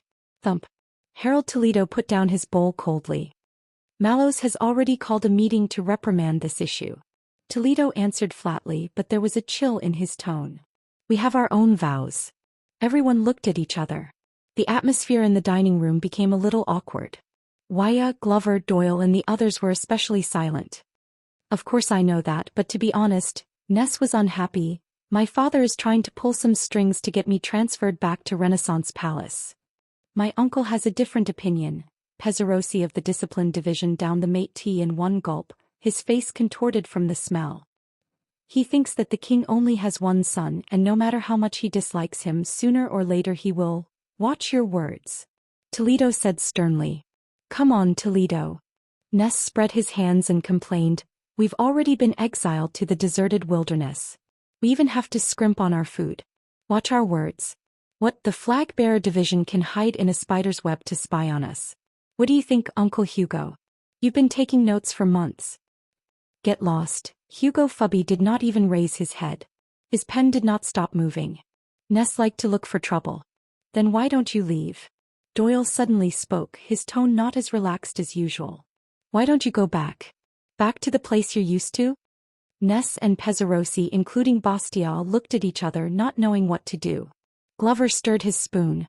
Without raising his head, he snorted and took over the conversation. Yeah, go back and lick Brother Hangman? The nickname stunned everyone for a moment, which then led to a burst of laughter. I know why. Doyle stared at the half-eaten bread in his hand, lost in thought. He flicked away a moth on it again. Because in Renaissance Palace, no one is willing to bind their hands and feet and get into trouble at a royal banquet just to save a sloppy bodyguard. He sighed. No one. The dining room fell silent again. Fubby threw away the dead moth on his notebook, silently observed the atmosphere around him and wrote a few more words. Danny Doyle. His words may seem carefree and casual. But humor, pain, emotion and gratitude often fit the atmosphere and hit the emotions of others. Then thank you for introducing yourself, Protector Doyle. Ness snorted. I know that His Highness is still young and treats people with sincerity. Protector Commodore, who was sitting in the corner, sighed softly. But we have to remind him that sincerity cannot be exchanged for everything. Yes, His Highness has returned from the north and is used to the ways of the Northland barbarians. Praka shook his head. He has yet to suffer in Constellation. I hope he can get through this safely. Gianluca Commodore. Rio Praka. Passive in dealing with matters and playing it safe. Fubby frowned. His pen stopped at the turning word. He did not continue writing. He felt that something was wrong. You guys worry too much. In the end, the one who spoke was Waya. I think what we see is different from what His Highness sees after all. And His Highness told me, the prince's attendant said firmly, that if we see the sun we can't go back to the grotto. Ness snorted. Thank you, Sir Attendant. Something I don't understand again. But Waya shook his head. All of you only really got to know him at that banquet, Waya said absent-mindedly. But I have been following His Highness since 7 years ago. No one was earlier than me. A deep, throaty voice came from behind him. Humph, sorry. Waya rolled his eyes and waved at the masked man behind him. Ralph was earlier, a little earlier than me. Ralph then turned his head. I followed him and saw him charge into the Northlanders' battle formation, saw him walk back to Heroic Spirit Palace's trap, saw him destroy the Kinslayer King's plot, and even saw him work hand in hand with Chapman Lampard and dance with the wolves. Everyone in the room listened to Waya's words and subconsciously quieted down. Yes, Duke Thales usually looks tolerant and easygoing, even a little weak and easy to bully. The attendant's gaze flickered. But only during critical moments such as royal banquets will you understand what kind of person he is. Doyle shrugged. No one spoke. Only Fubby's book kept turning pages. Wyatt Casa. The person who lived the longest was the closest and understood Duke Thales the best. In short, I don't really want to go back, but the castle gate has not been repaired. If anyone wants to leave, please go ahead. Glover said coldly, it will be the same after it is repaired. His words made everyone freeze in unison. Yeah. Doyle lay down on the pile of junk behind him and stared at the spider webs in the corner of the ceiling in a daze. You make it sound like we have the money to repair the gate. This book was published by, read the book and get a cash red packet. Everyone burst into laughter. Fubby narrowed his eyes. Danny Doyle. The mediator and manipulator of the team's atmosphere. Everyone in the dining room gradually finished their dinner and left in twos and threes, complaining. Hugo Fubby raised his gloomy gaze and turned to the next page. Thales Jade Star. Hesitation. Weakness. Compromise. Gentleness. Childish. Willful. Impulsive. Unscrupulous. Full of emotions. Vengeful. Lazy and slick. Strange interests. Likes to be alone. Makes a fuss. Never cares for attendance. Does not bend over and pretend. Is not good at establishing prestige. Does not care about etiquette. Does not like to interact with people. Does not need to bribe or rope them in. Does not care about the glory of inheritance. Does not use collective slogans to brainwash them. Does not know any of the methods the nobles used to win over people. When Fubby wrote this, he changed the direction of his pen. But not only did his subordinates' loyalty not decrease, they became even stronger. Rumors were hard to shake. Was surprising. Fubby's gaze sharpened as he wrote the last sentence. Where is the hidden danger? In the next second he slid his finger across the spine of the book, and the words on it disappeared as though they had seeped into the paper. Only a blank space was left. Mallow spent a total of 3 days to clean up a part of the dilapidated Star Lake Castle. At least it was barely livable. Unexpectedly, Star Lake Castle occupied a large area and was fully functional. There was the main hall, the Jackal Tower, the Rapid Shadow Tower, the meditation room, the Ascension Hall, the Brilliant Area, the dining room, and several other different areas. They were used to receive guests, stay, read, meditate, relax, and host banquets.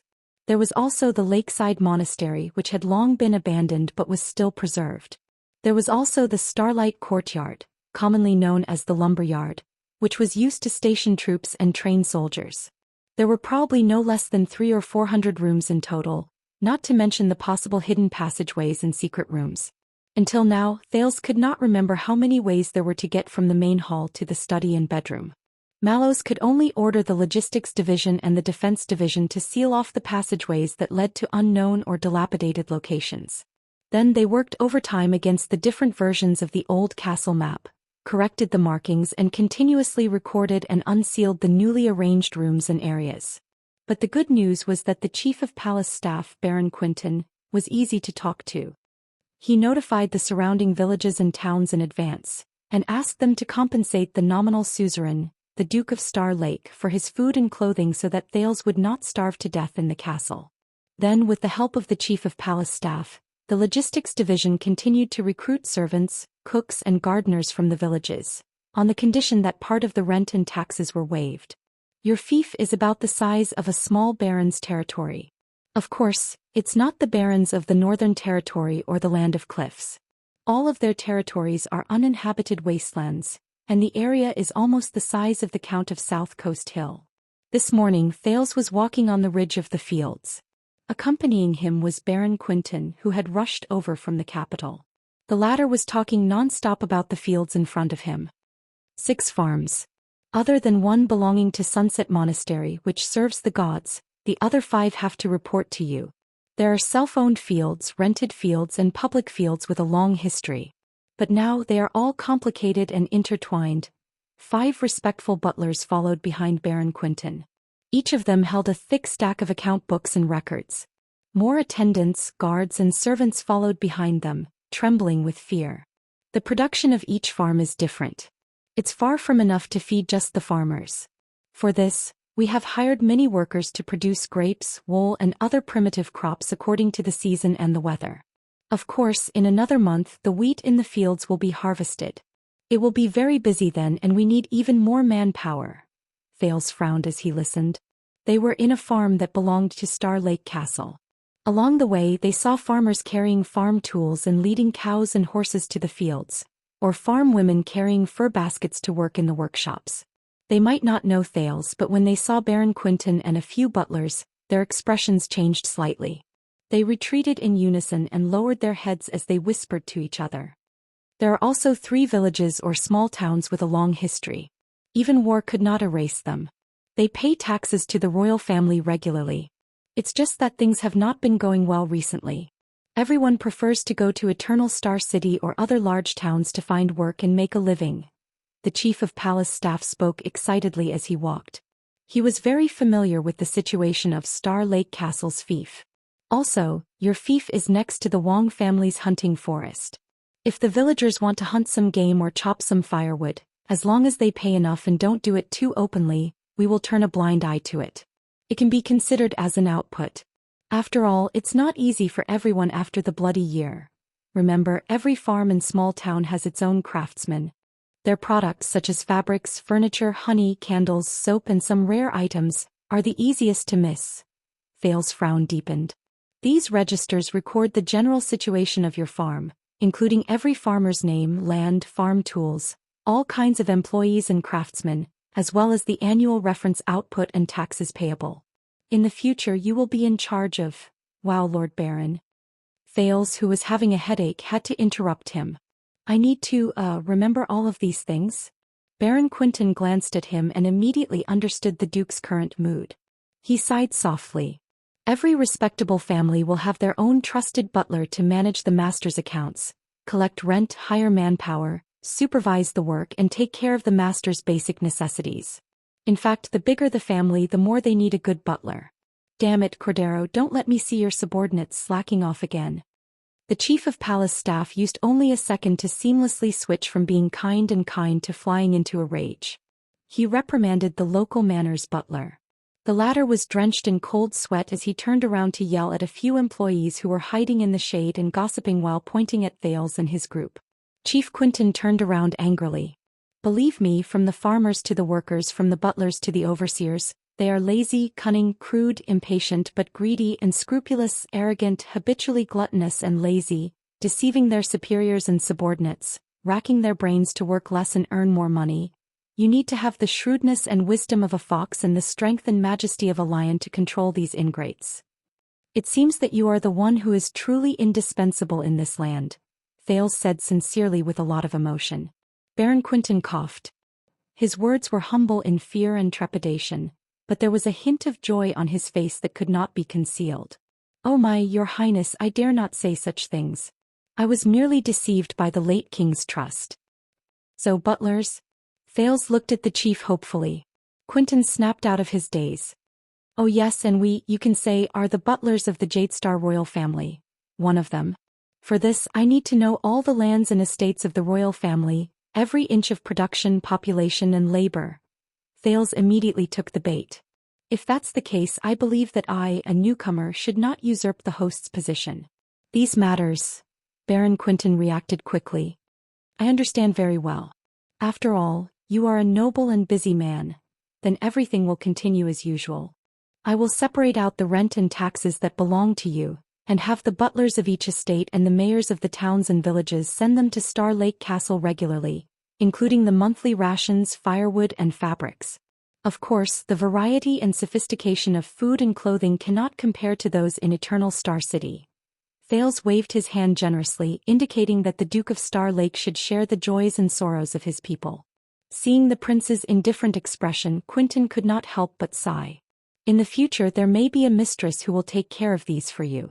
Unfortunately, you are the heir to the throne, and the future mistress is destined to be the queen. She will be busy enough with the families of the nobles in Renaissance Palace, the capital and even the entire country. She probably won't have time to take care of these minor details. You still have to find a suitable candidate. That was what he said, but in reality, there was not much for Thales to worry about, because Baron Quinton had already arranged everything before he came. The public and private taxes of the territories around Star Lake Castle. Land tax, poll tax, hunting tax, including transaction tax, travel tax and so on, were all collected by the tax collectors of the Department of Finance into the Treasury. This year they would all be transferred to Star Lake Castle. It was just that the fief was limited and getting rich overnight was out of the question. I don't have such extravagant hopes, I just want to get enough to eat and wear. Thales closed the thinnest record in the account book with a headache. Just don't cause any major trouble. In the face of such an unambitious heir of the royal family, Chief Quinton could not help but sigh. I think as long as you don't order the restoration of the right to the first night, it should be fine. Thank you, Chief Quinton. Thales looked at the Chief Quinton who had served his grandfather. I know it was your intention to help speed up the handover which allowed me to take over this land so smoothly. Baron Quinton paused for a moment.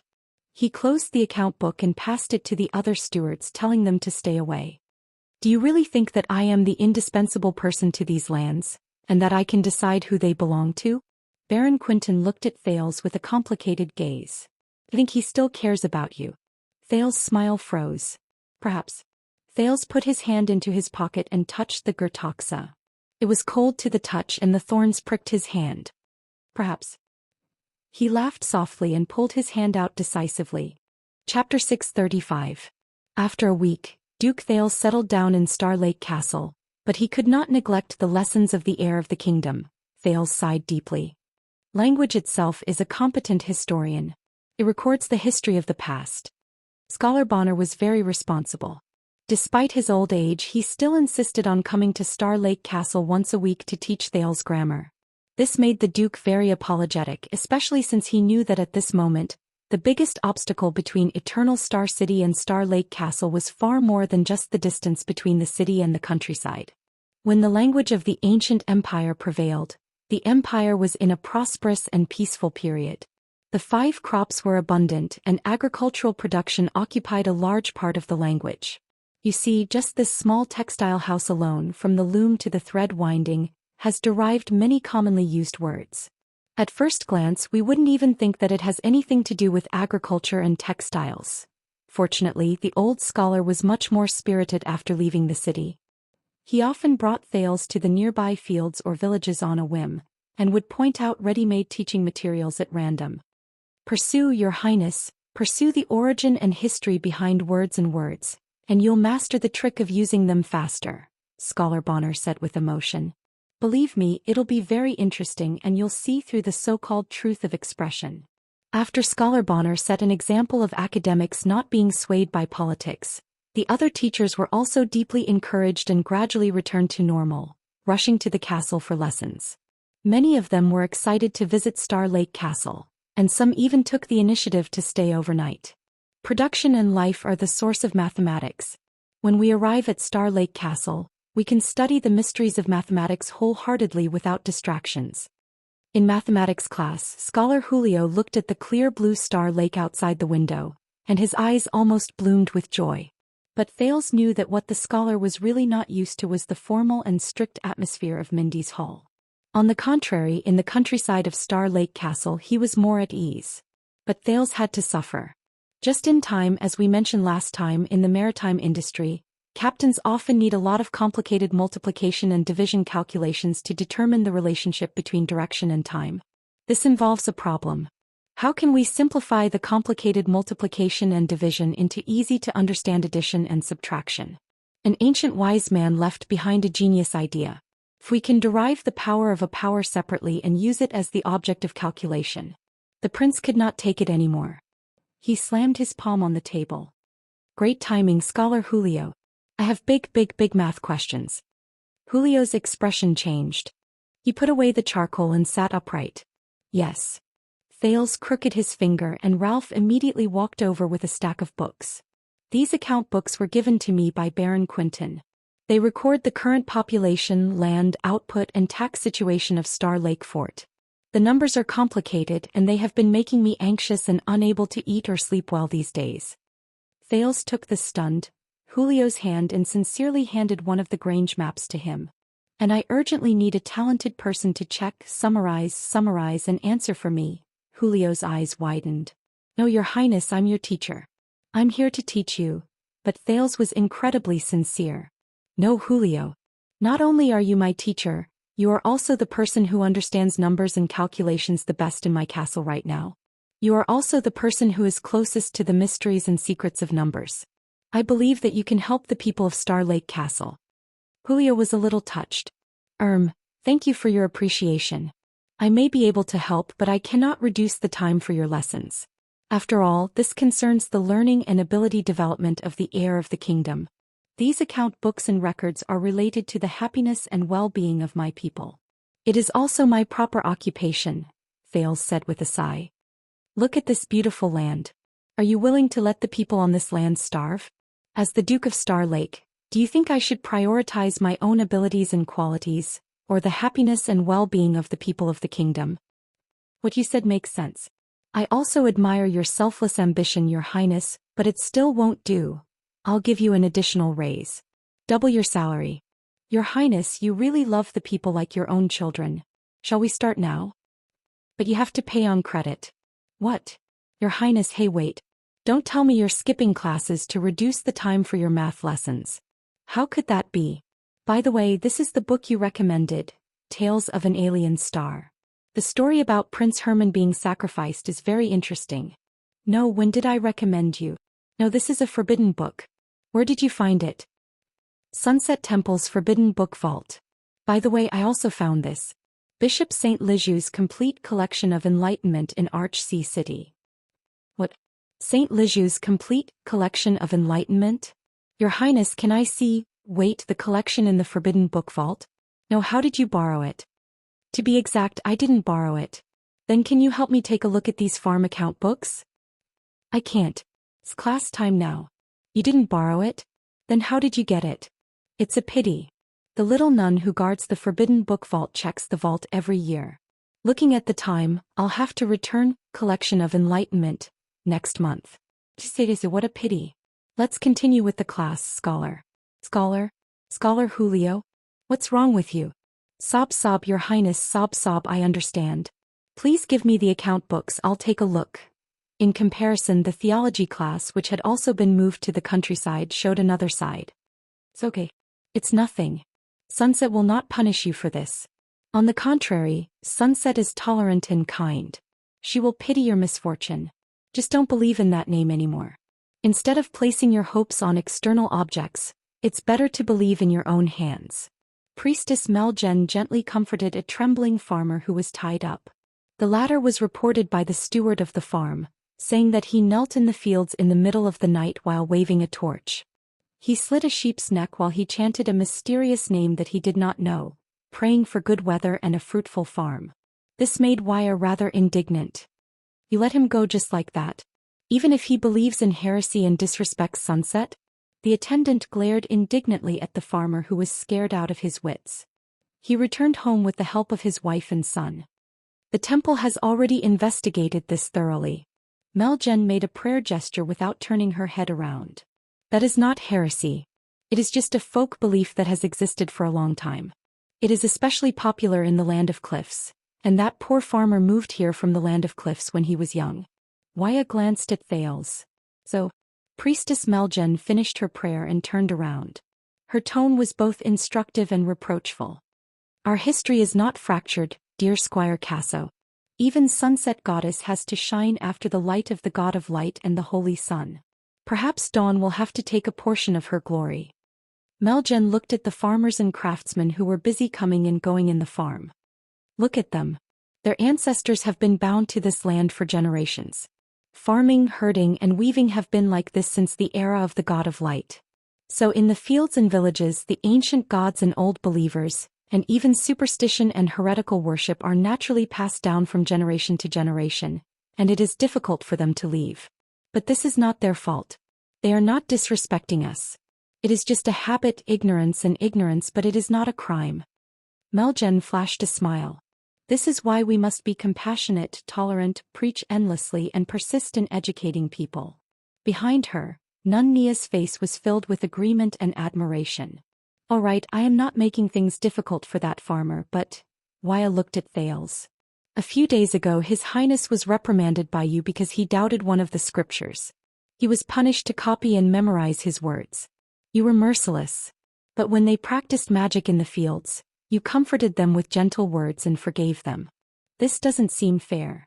Meljen raised her head and looked at the setting sun in the west. Fair. What is fairness, Attendant Casso? Is it the prince who breaks the law with you but I give you the same attitude, punishment and price? Even if the price you can bear is completely different from his? Waya was stunned. The old priestess looked at Thales and Waya with a stern expression. Remember my Waya Casso. In the name of God I will always remember. You should be strict to the strong and be merciful to the weak. You should be stingy to the rich and generous to the poor. You should be cruel to the merchants and kind to the farmers. You should be blunt to the nobles and speak gently to the commoners. Be wary of the armored swordsman and be merciful to the plowman. When Wuxia heard this, he could not help but put the sword that was exposed to the ground back under his clothes. If you want the scales to be stable, you need to move the scales to the lighter side. Meljen stared at Wuxia. These are the supreme words of praise that the sunset goddess gave to the king of Renaissance through the words of the prophet Mohata before he died. When Thales finished listening to this, he bowed with a stern expression. Thank you, I will remember this lesson. Wuxia was silent for a while before he bowed along with the duke. Priestess Meljen's stern gaze moved away from Wuxia and turned to Thales. Very good, but I hope that you will not just remember it. The prince paused for a moment. Then what about the believers and the true heretics? Meljen smiled. I do have an answer. But I don't think you will like it. 2 weeks passed. Star Lake Castle became cleaner and tidier, relatively speaking. The problem of food and clothing was solved, and everyone's lives gradually returned to normal. Thales learned his lessons in an orderly manner. He began to master reading, writing, chanting the common language of the elves. He could memorize the passages and allusions in Sunset's scripture, and perhaps some other forbidden books. He had a clear understanding of the different lands, population and production in this fief, thanks to scholar Julio. He could accurately locate the city of Longchant in Dragon-Kissed Land, the 3 classical capitals in Thornland, the Hall of Kings Chronicles in Steel City, the 8 main cities in the 3 kingdoms of Mystery Sea, the 4 great forces of power and 16 city-states in Kemu Union, and the locations of the 7 seas in the Western Peninsula. He could also find the intersections between their history and the kingdom's history in the Jadestar family tree, which had a long history and many branches. The newly appointed Duke of Star Lake soon gained a good reputation in the fief and the countryside due to his gentle governance. He did not care about anything, non-increase of taxes, he had no ambitions, and laissez-faire, he had zero sense of existence. But this caused some people to be rather critical of him. That's it. One day, during a martial arts lesson, Mallows was summoned to the capital due to an urgent matter. Doyle, who was in charge of sparring with him, relaxed and complained to the prince in the lumberyard. I thought that with your courage, wisdom and knowledge, you would do something different in Star Lake Castle? Thales raised his wooden sword and exchanged blows with Wuxia as he answered, Very good, Wuxia. Good, Wuxia, I like that, different things like. Doyle flicked his armor, bored out of his mind. I don't know. Reform, improvement, innovation, progress? Just like how some knight poems describe it, a knight with great vision obtains his own fief, enacts new policies in a grand manner, wipes away all diseases, accumulates land, armies and food, and finally creates a developed and advanced country, conquers the world and creates history? Thales smiled. Reform, improvement, innovation, progress. He turned his hand over and parried Wuxia's attack. Very good, Your Highness. The attendant found it hard to describe his surprise. Compared to when you were in Dragon Cloud City, you have improved a lot. You have even mastered the power of eradication. Practice makes perfect. Thales pressed his left wrist, which was throbbing in pain, and revealed a fake smile. He tossed the wooden sword to Wuxia and prepared to rest. At the same time, he answered Doyle's question. It's not that I don't want to bring about change, Doyle, it's just that. Thales was silent for a while. Do you know how many types of farmers and workers there are in this field, how they are classified according to their nature, where they come from, the number of people in the family, the number of livestock, the number of farm tools, how many different lands and estates they belong to, how their daily routine is, when they go to work and when they leave work, how many tasks they have in a year, what are the differences between the work of the male and female masters, how they cooperate with each other, how many crops and products they produce in an orderly manner, how many of them are self-sufficient, which products are traded in the market, who should they be responsible to and report to, what proportion and rules are used to pay money or goods, what kind of friends they have the most contact with, what do they do for entertainment outside of work, what are their staple foods when they eat, what are their hobbies and topics when they rest, how do they spend their holidays and festivals, how do they handle their beliefs, marriage, socialization, illness and funerals at home? His words attracted the attention of many people. Glover, who came up with clothes and towels, and Paul, who was practicing his sword at the side, froze at the same time. Doyle listened to the long list of questions, looked at him dumbly and shook his head. Thales smiled. Very good, because I don't know either. The prince turned around and sighed. But these people, they were born here, live here and die here for hundreds and thousands of years. They know this land better than anyone else. Why should I think that a so-called Duke of Star Lake who just arrived from the sky and has never touched the mud would have wisdom and knowledge that is more profound, more professional, and more suited to the local ecology to guide them on how to live a better life? I am not Brother Mohata Doyle. I am not a prophet who descended from the sky. That profession only exists in the sunset scriptures. And I am not that arrogant enough to see through history and point out the direction of the future for the turbid world. Thales snapped out of his daze and patted Doyle's shoulder. Let's go home. I remember that Custa hunted 2 wild boars in the hunting forest today, and the logistics division hired a new chef. Dinner should not be too boring. Doyle nodded in a daze. But you also said that it has always been like this and it might not be right. Waya's words made Thales stop in his tracks. Just like what you did in Dragon Cloud City, Waya said in a deep voice. Your shocking feat broke the 1,000-year shackles of Northland and brought new life. Only then did you turn the situation around and witness history. Perhaps the people in this land have developed habits and wisdom due to time and history, but if they remain the same, they will inevitably be stuck in the old ways. The attendant stared at Thales' back. Perhaps sometimes, a wise and courageous ruler like you is needed to bring change and innovation just like the countless reforms in the history of the kingdom? Thales turned his back to him and did not speak for a long time. Then he exhaled. Yes, thank you for the reminder, Waya. He turned around and faced everyone in the training field. But if I have learned anything in the 6 to 7 years after the Night of Dragon's Blood, perhaps it is humility. Thales smiled. Waya was stunned. Thales took the towel from Glover's hand, wiped his face and took off his protective gear one by one. The master of the single-winged crow, the suzerain of Wing Fort, Derek Chroma, once told me a short story. Do you know when did messenger crows appear? Everyone in the training field looked at each other. The ancient empire. The person who answered was Glover. He said seriously, Great Emperor Camelot used messenger crows to deliver military intelligence on a large scale. They played an important role in the war, allowing him to command the army with unbelievable efficiency and control the overall situation. He far surpassed his opponents of the same era and won the first chance to win. Even after the conquest was completed, messenger crows played a big role, Paul continued. No matter how far apart the territories were, the messenger crows would still arrive at any given time. That was how the great emperor who was in charge of the royal territory was able to firmly rule over all the major provinces. His orders came from the same clan, which increased the effectiveness of governance, strengthened the cohesion of the empire, and reduced the possibility of division. It was an important factor in the empire's ability to maintain its rule after the epic conquest. Hearing their answers, Thales nodded one after another. Not bad. But that was not the first time messenger crows appeared, nor was it the first time they appeared on the stage of history. Thales searched for his memories. About the 700th year of the era of kings, which was 200 years before the great emperor was born, a wise man discovered that some special birds would react differently to specific magnets. This might be the reason why they could travel thousands of miles without getting lost. The messenger crow technology originated from there. Soon, a king of West Billow Cliff decided to put a batch of meticulously cultivated and trained messenger crows into use. They would replace the communication channels between the cities, replacing all messengers, mails, and beacons. I have captured civilization and the future, he said with great courage and hope. Thales paused for a moment. But the situation was not that simple. Messenger crows were novel, fast, and convenient, but their technology was far from mature.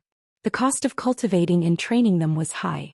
The cost of raising them for a year was enough to feed an ordinary family, and the training period and effect were not satisfactory. Thales' tone became deeper. But the king still believed that messenger crows were the future. Because of this, he did not care about the costs and consequences. He ignored all advice that went against his beliefs and insisted on using messenger crows. The taxes of the kingdom increased because of this. Soon messenger crows became the new trend. For a period of time, everyone in the kingdom fought to gather bird species, build bird houses, plant bird food and mine magnetic ores. There was a story about a poor family struggling to survive. They managed to keep their food and feed their messenger crows, but their children starved to death. Hearing this, Waya sighed softly. Ralph's arms tightened. Secondly, the appearance of messenger crows affected many people's lives.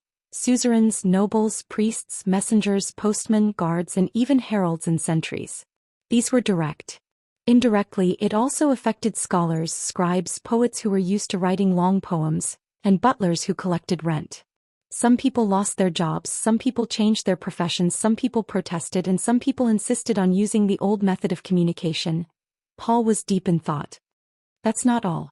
Because of the existence of messenger crows, the suzerains would know a lot of information that was sent out an hour later. So the time for farmers to pay rent, the deadline for tax calculation, the pace of craftsmen's work, and the fluctuation of market prices were all accelerated.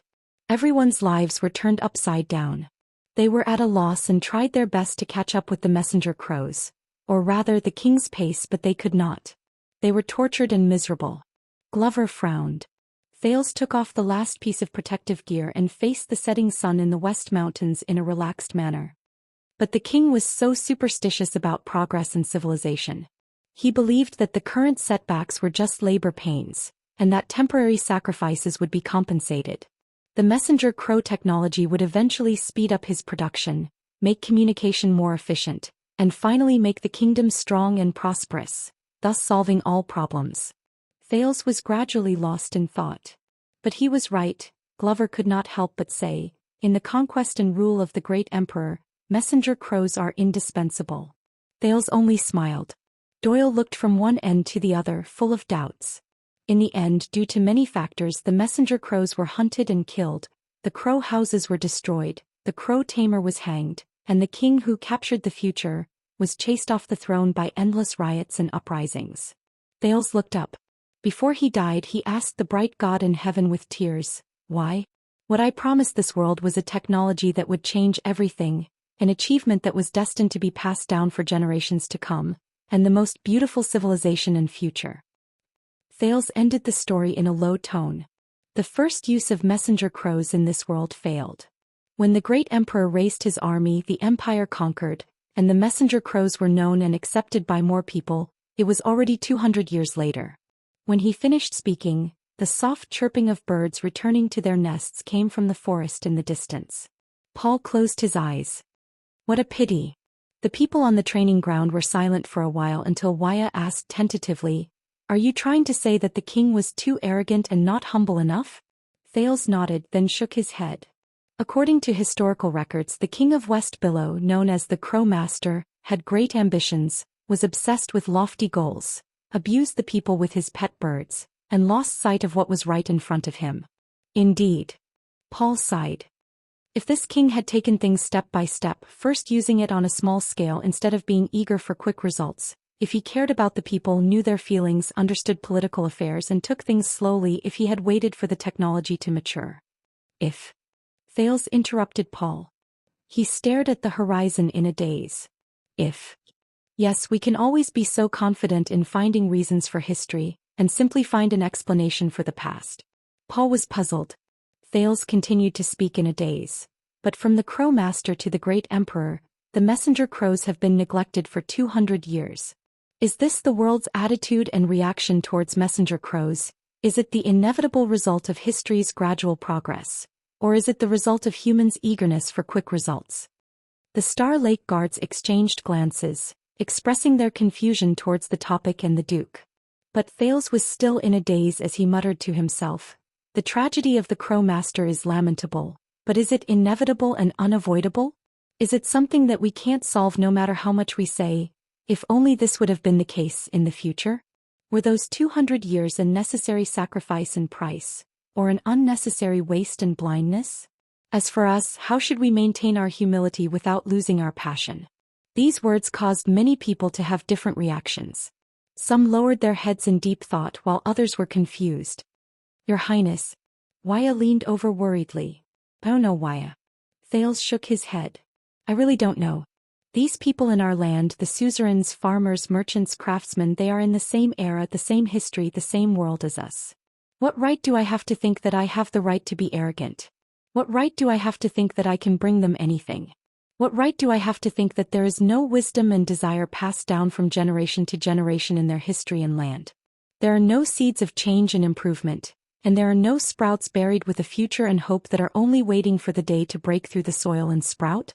A few seconds later, Thales snapped out of his daze and smiled apologetically at everyone, signaling that the martial arts lesson was over. He then asked everyone who had mixed feelings to pack up and prepare to return to the castle. Only Wuxia remained silent for a long time. He took a deep breath, mustered up his courage and moved forward.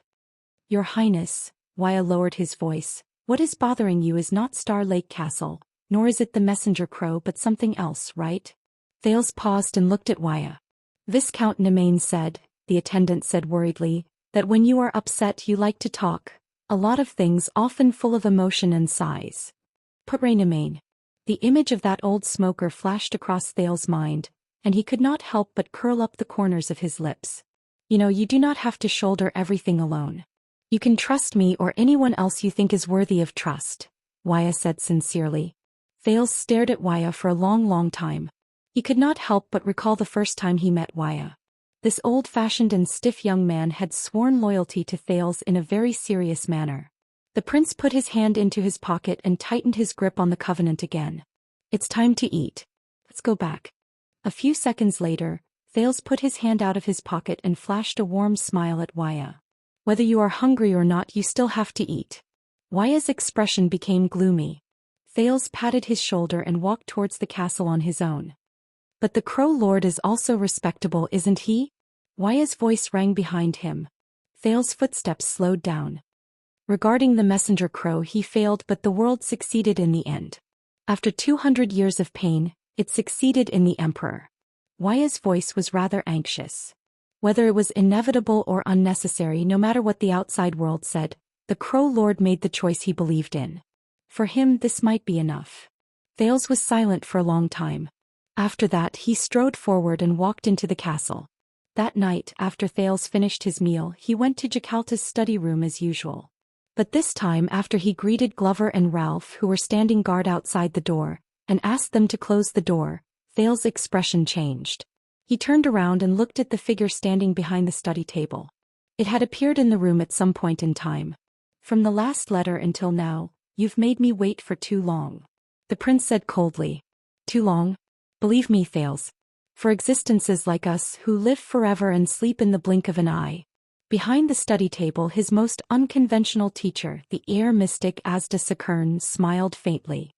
He twirled his slender fingers and elegantly and calmly placed a blue invitation card on the table. "There is no such thing as long waiting." Chapter 636. "This is the best place you can find?" Asda turned around slowly and paced back and forth as he sized up the entire study. "Of course, welcome to Star Lake Castle."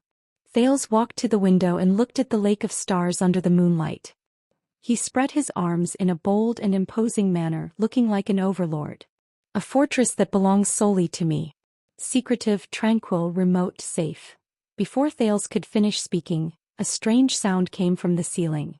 It was a creaking sound, a clanging sound, and a rumbling sound that traveled from one end to the other.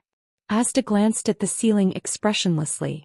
This made the Duke of Star Lake feel a little embarrassed. "It perfectly meets the requirements in your last letter. It's the best place for us to meet." Thales regained his composure and calmness. His voice rose above the strange sound of the ceiling. "Not only is it far from Renaissance Palace, it also comes with natural scenery." Before he could finish his words, he heard a loud crash above his head. A cloud of dust fell from the cracks in the ceiling and covered Thales' head and face, who was pretending to be confident. Asda, on the other hand, was still at ease. He stood with his hands behind his back, untainted by even a speck of dust. Before the dust and gravel could land on him, they were blocked by a transparent barrier. "All right, it's just a small fly in the ointment." Thales' calmness disappeared. Covered in dirt, he coughed and patted off the dust in a disheveled manner. "But don't worry, we've already sent people to the nearby villages and towns to buy cat and rat poison. Plan B is to go to Eternal Star City and hire a professional rat catcher." Without tearing down the roof, the air mystic ignored him and turned to look at his surroundings. The furnishings in the study were old and faded. Occasionally there were cobwebs and moths in the corners. A wooden window that was open to the outside was faintly moaning in the wind, as if it was about to fall. Thales patted the top of his head until it returned to its original color. He walked to the desk and sat down calmly. Everything is in order, everything is under control. Crack. Before he could finish, the chair he was sitting on made a crisp sound. Thales became shorter and slanted to the side. The teenager had no choice but to grab onto the table in a flustered yet skillful manner to prevent himself from slipping. Damn it, the carpenters in the field just came to fix it the day before yesterday. The prince swore angrily. Asda squinted at him and said nothing. Hey, I know. Thales gave up on defending himself and sighed heavily. The Star Lake Castle has just started and the conditions are limited, but don't worry. He reached out and grabbed the sky blue invitation on the table. He folded it back and forth in a practiced manner. Then he bent down and stuffed it under the collapsed leg of the chair. Our momentum is good and we have a lot of room for development. Thales twisted his buttocks to make sure that the chair was stable. Only then did he stand up and sit properly. However, he was shocked to find that the ear mystic was already sitting in front of the study table. His gaze was dark and calm. I won't invite you to sit down anyway, the Duke of Star Lake pouted sourly, feeling helpless and envious. You brought your own chair. But Asda did not respond to his joke. The mystic gently pointed at the window and the mountain wind, which had been making rattling noises, immediately stopped. Asda's tone was gentle and his voice was pleasant. You're different. What? Asda's tone was cold, and the mysterious blue light in his eyes seemed to have some power. I mean, you're different. Thales sneered. Yes, I've grown up. The corners of Thales' lips curled up. He leaned back and crossed his arms. By the way, after returning to the country, you're probably the 20th person to say this to me. Unfortunately, only the top 19 get a prize. Asda did not move. Only his eyes looked straight into Thales' eyes. Oh. The ear mystic's voice was mechanical and hollow. Child, you are far from being as relaxed as you appear on the surface. On the contrary, at this very moment, you are impetuous, confused, and uneasy. Troubled by a fog that I can't see clearly. Thales subconsciously stopped smiling. Impetuous, confused, and uneasy. His pocket, which contained the covenant ring, suddenly felt heavy. The place where you've become different is in the depths. The mystic was still staring at Thales. A strange blue light overflowed from his pupils and filled his entire eye sockets. Deeper. The deepest. At that moment, Thales subconsciously tensed up. He had the illusion that his soul was being peeped at. The sin of hell's river surged uneasily. God. What? Thales was stunned. When you hear this word, the mystic said coldly, what do you think of? Thales came to his senses. This was the training they did in Dragon Cloud City. But, answer me now. Asda's attitude was uncharacteristically strict, almost like a command. God. Damn it. We haven't seen each other for a long time. We should at least exchange some pleasantries, but we're already taking a test in class? Seeing that the mystic was insistent, Thales could only sigh and answer the question. Indistinct, illusory, the teenager lazily muttered the words God. He racked his brain and said whatever came to his mind. Indistinct, distant. But as he spoke, Thales felt a little strange. It seems to be there, but it isn't. The future of Tathagata is real, but it can't be that the coming has already come. Thales frowned. Strange, I used to describe these things, but Asda did not allow him to think too much. The world. The air mystic spoke quickly, and his words were unprecedentedly heavy. He seemed to be urging Thales. The world, what will you think of first? Quickly. Thales' expression became solemn. Everything, accommodate, contain, fill. The words popped up from the bottom of Thales' heart, making him even more puzzled. Extend, remake, continue, all kinds of things everywhere. Damn it, why can't I say a complete sentence in such a short time? Why are all these disjointed words appearing in my mind?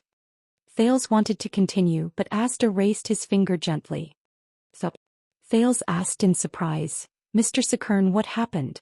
I think. The mystic raised his head. His eyes shone like blue lightning. You're indeed different. Thales' heart sank. Asda stared at him solemnly. A few months ago, a mystic tried to knock on the door, the air mystic said in a deep voice. But it was different from the time you were in Dragon Cloud City. This time it was very cautious. A few months ago, knocking on the door, Thales' heart tightened. Cautious. The mystic nodded. It was like standing in front of the door, touching the door with a finger, and withdrawing it before knocking even once. It was more like a test. The scene in the prison of bones appeared before his eyes. Thales gulped.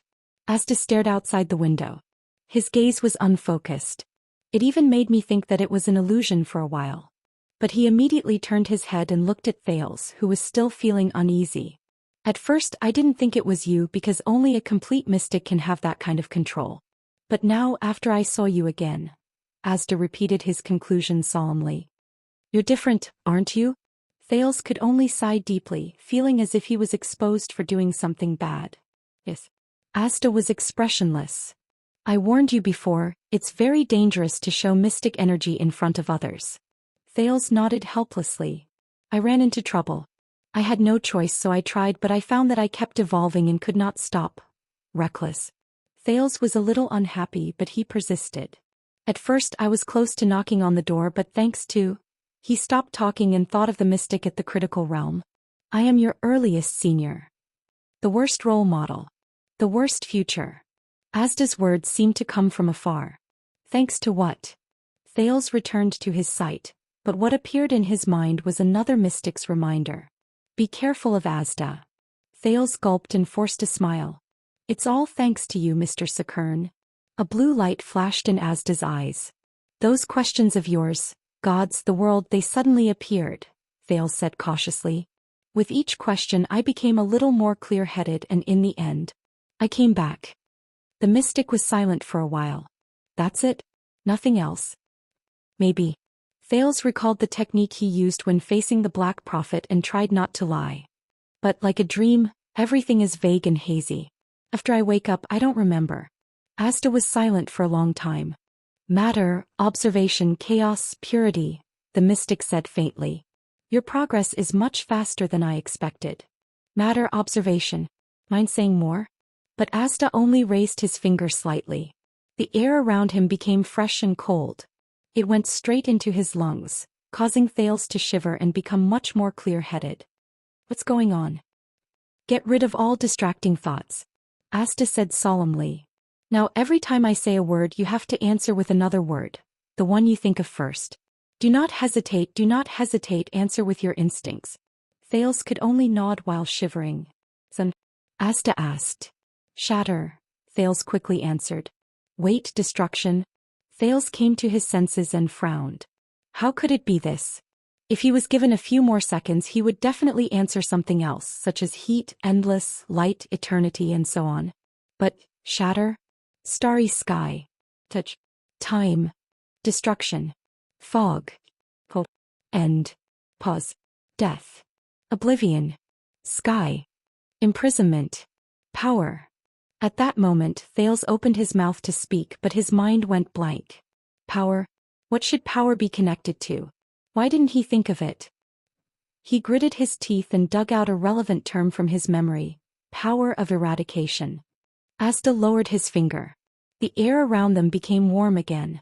The last one doesn't count, the air mystic said faintly. You hesitated. Thales was silent. He did not need to ask to know that these answers were not quite right. What is this? Primordial question. This is the name Taurus gave it later. It was also the test he first designed. Asta did not hide anything and answered straightforwardly. People first discovered the abnormalities of mystics not through their abilities, but through their thoughts and knowledge. Hearing the familiar name, Thales rolled his eyes. Who's Taurus? A senior. Asta did not want to say more. Because of the mystic ability first covenant, I cannot delve into your mystic ability. I can only use a series of the most primitive images to explore your understanding of external objects and identify the stage of your mystic ability advancement. It is like using a needle to prick the skin and bring out the blood. I obtain a diagnosis with the least amount of damage and cost. Primordial question. Thales probed. So what is your diagnosis? Am I still alive and well, eating and drinking well? Or am I in the late stages of my illness and am preparing for my funeral? The air mystic shook his head. I do not know. Obviously, you have already come into contact with mystic ability when you lost control. That is why your answer changed. This is proof that you have reached the thing stage. We usually call it contactee. But the problem is, in history, there has never been a case of someone coming into contact with mystic ability after knocking on the door. Asta thought silently. Just like a beginner without any foundation, only after completing a series of complicated and advanced calculations, he learned that 1 + 1 = 2. Contactee. Thales ruminated on this word. At the same time he compared it with the knowledge he heard when he knocked on the door. To be precise, it was from the kind senior named Taurus, whose face he could not see clearly. Asta continued, "But you are very lucky. But you're very lucky. You lost control and evolved at the thing stage, but you were able to return in time from the critical point of knocking on the door. In history, half of those who came into contact with the door intentionally or unintentionally became idiots, lunatics, or even monsters." Thales frowned. Idiots, lunatics, monsters? What about the other half? Asta shook his head. "I do not know. They disappeared." Disappeared. Thales felt a chill in his heart. Then under what circumstances do I need to worry? When one day I answer every primitive question with F***CKU? Asta turned around and glanced at Thales. His glance was very strange, even unfamiliar. "When I am completely unable to understand or even hear your answer," the mystic said faintly. "Unable to understand or hear." Thales was puzzled. "I don't understand?" Asta nodded. "That's it." Thales became even more puzzled. "What?" But in the next second the mystic changed the topic. His tone was cold. "And that's right. If someone really dares to answer me with vulgarities, you should really be worried about my temper." Thales shrank his head. "Then I am already a so-called contactee. What should I do next?" "I do not know." "Oh, you do not know what?" Thales widened his eyes. Asta shook his head. "Based on the examples I know, from this step onwards, the contactee of mystic energy must learn to observe step by step while he meticulously prepares to lose control of mystic energy. He must resist the temptation and impulse of blindly evolving. Only then can he reach the level of observation and become an epiphany." Wait. There are too many unfamiliar terms. I need to find a notebook." But just as Thales reached for the pen, a breeze blew the pen and paper off the table. Thales raised his head gloomily and looked at the indifferent Asta. "All right, I can't leave a record. As for the epiphany, they must carefully and restrain themselves from trying to evolve. During the evolution they will see themselves clearly, search for a specific threshold, and enter the state of chaos. We call them fused. The fused will take the last dangerous step. They will reach out and knock on the door for the first time, break through the threshold and completely integrate into their original state, which is the level of purity," the air mystic said softly. "If they succeed, they can find and define their own name of origin, which is the mystic." At this point Asta paused for a moment. "But," Thales came to his senses and said in a daze, "but I have already lost control, evolved, and even knocked on the door. So what does this count as?" "Exactly." Asta nodded. "So normal standards cannot define your stage and level. They are not applicable. Then what should we do?" "It doesn't matter," the mystic said faintly. "Although mystics who do not take the normal path are rare, there are still a few." "1 or 2? When he heard that he could still be saved, Thales' spirits rose. "Is that so? Can we refer to them?" "No." "What? Why? What is the first pact of mystic energy?" Learn from each other." "Say it again." The air around them froze, making it difficult to breathe. "And not delving into each other's affairs." "Very well." The airflow returned to normal. "So if you don't know what to do next, then what use do I have for you?" "Say it again." Respected Mr. Sakern, may I know how you intend to explore the unknown and guide me step by step?" Asta was silent. He looked at the moonlight outside the window. "I don't know. But we can explore together. So Thales, let me ask you again. Are you willing to let go of worldly restraints and come with me?" The mystic said faintly. "The path of mystic energy is extremely arduous and dangerous. We need to explore the unknown with more freedom and efficiency." Here it goes again. Thales immediately became vigilant, preventing himself from flying out of the castle again, just like in Dragon Cloud City. But fortunately, Asta was no longer so violent when communicating with him. He no longer dragged him out to be a human kite at the slightest disagreement. "But we talked about this 7 years ago and you agreed," Thales said sternly. If mystics do not want to be hated by the world and be beaten by everyone and do not want to be called a calamity, then we have to use another method. The crown in my left hand and mystic energy in my right. Asda's words were concise, and he summarized his explanation in one sentence. I can somewhat understand your commendable but childish ideals. I also more or less understand your naivety in wanting to have the best of both worlds, or your reluctance to leave when you are in a high position, and your greed for power. Thales could not help but raise his eyebrows. But you think this way, child, because you still do not understand mystic energy. That is also because you have always been secretive and unwilling to reveal everything, Thales immediately retorted. Asda was silent for a while before he changed the topic. Then why don't you think about it from another angle? On this trip back, since you knocked on the door, did anyone find anything wrong with it or even suspect your identity? If anyone found anything wrong with it and suspected my identity, Thales shuddered. A few faces floated in his mind. Quick Rope. The former prisoners of the Royal Guards, led by Barney Jr. and Zakro. Thales looked into Asda's eyes, forced a smile and told the truth. Yes. The air mystic stared at him quietly. In Thales' eyes, the occasional flash of blue light in the air mystic's eyes was filled with "I knew it." Give me their names and information. I will help you wrap up. Wrap up. Thales' heart skipped a beat. The image of Quick Rope being made into a human meatball appeared in his mind. Thank you, but I have already taken care of it. The prince pretended to be calm. It is a pity but also very unfortunate. Those who know my secret. Thales could not help but imagine Shadow Shield Stake's expression. A sinister smile appeared on his face. They will never be able to tell anyone else. This time Asda did not answer immediately.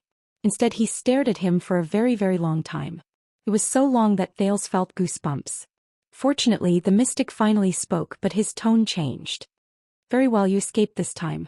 But what about next time? Thales tensed up. Asda said coldly, why do you think I disappeared all these years and only came to you in the 6th year? Lazy? Coward? Delay? Forget? Death threat awakening? Thales buried these speculations deep in his heart and put on a humble and eager face. Asda's pleasant voice suddenly became tense. 7 years ago, an unfamiliar rookie mystic knocked on the door blindly in the middle of the night. Also 7 years ago, Giza appeared in Dragon Cloud City and fought against the great dragon who descended from the sky. Do you really think that no one will connect the dots? Thales frowned. Such as the 2 empresses? They are just one of them. Asda's tone was worrisome. And in the past 7 years, they have visited Dragon Cloud City countless times. Thales held his breath. During these 7 years I had to put in a lot of effort and use every method I could think of to make them look away from you.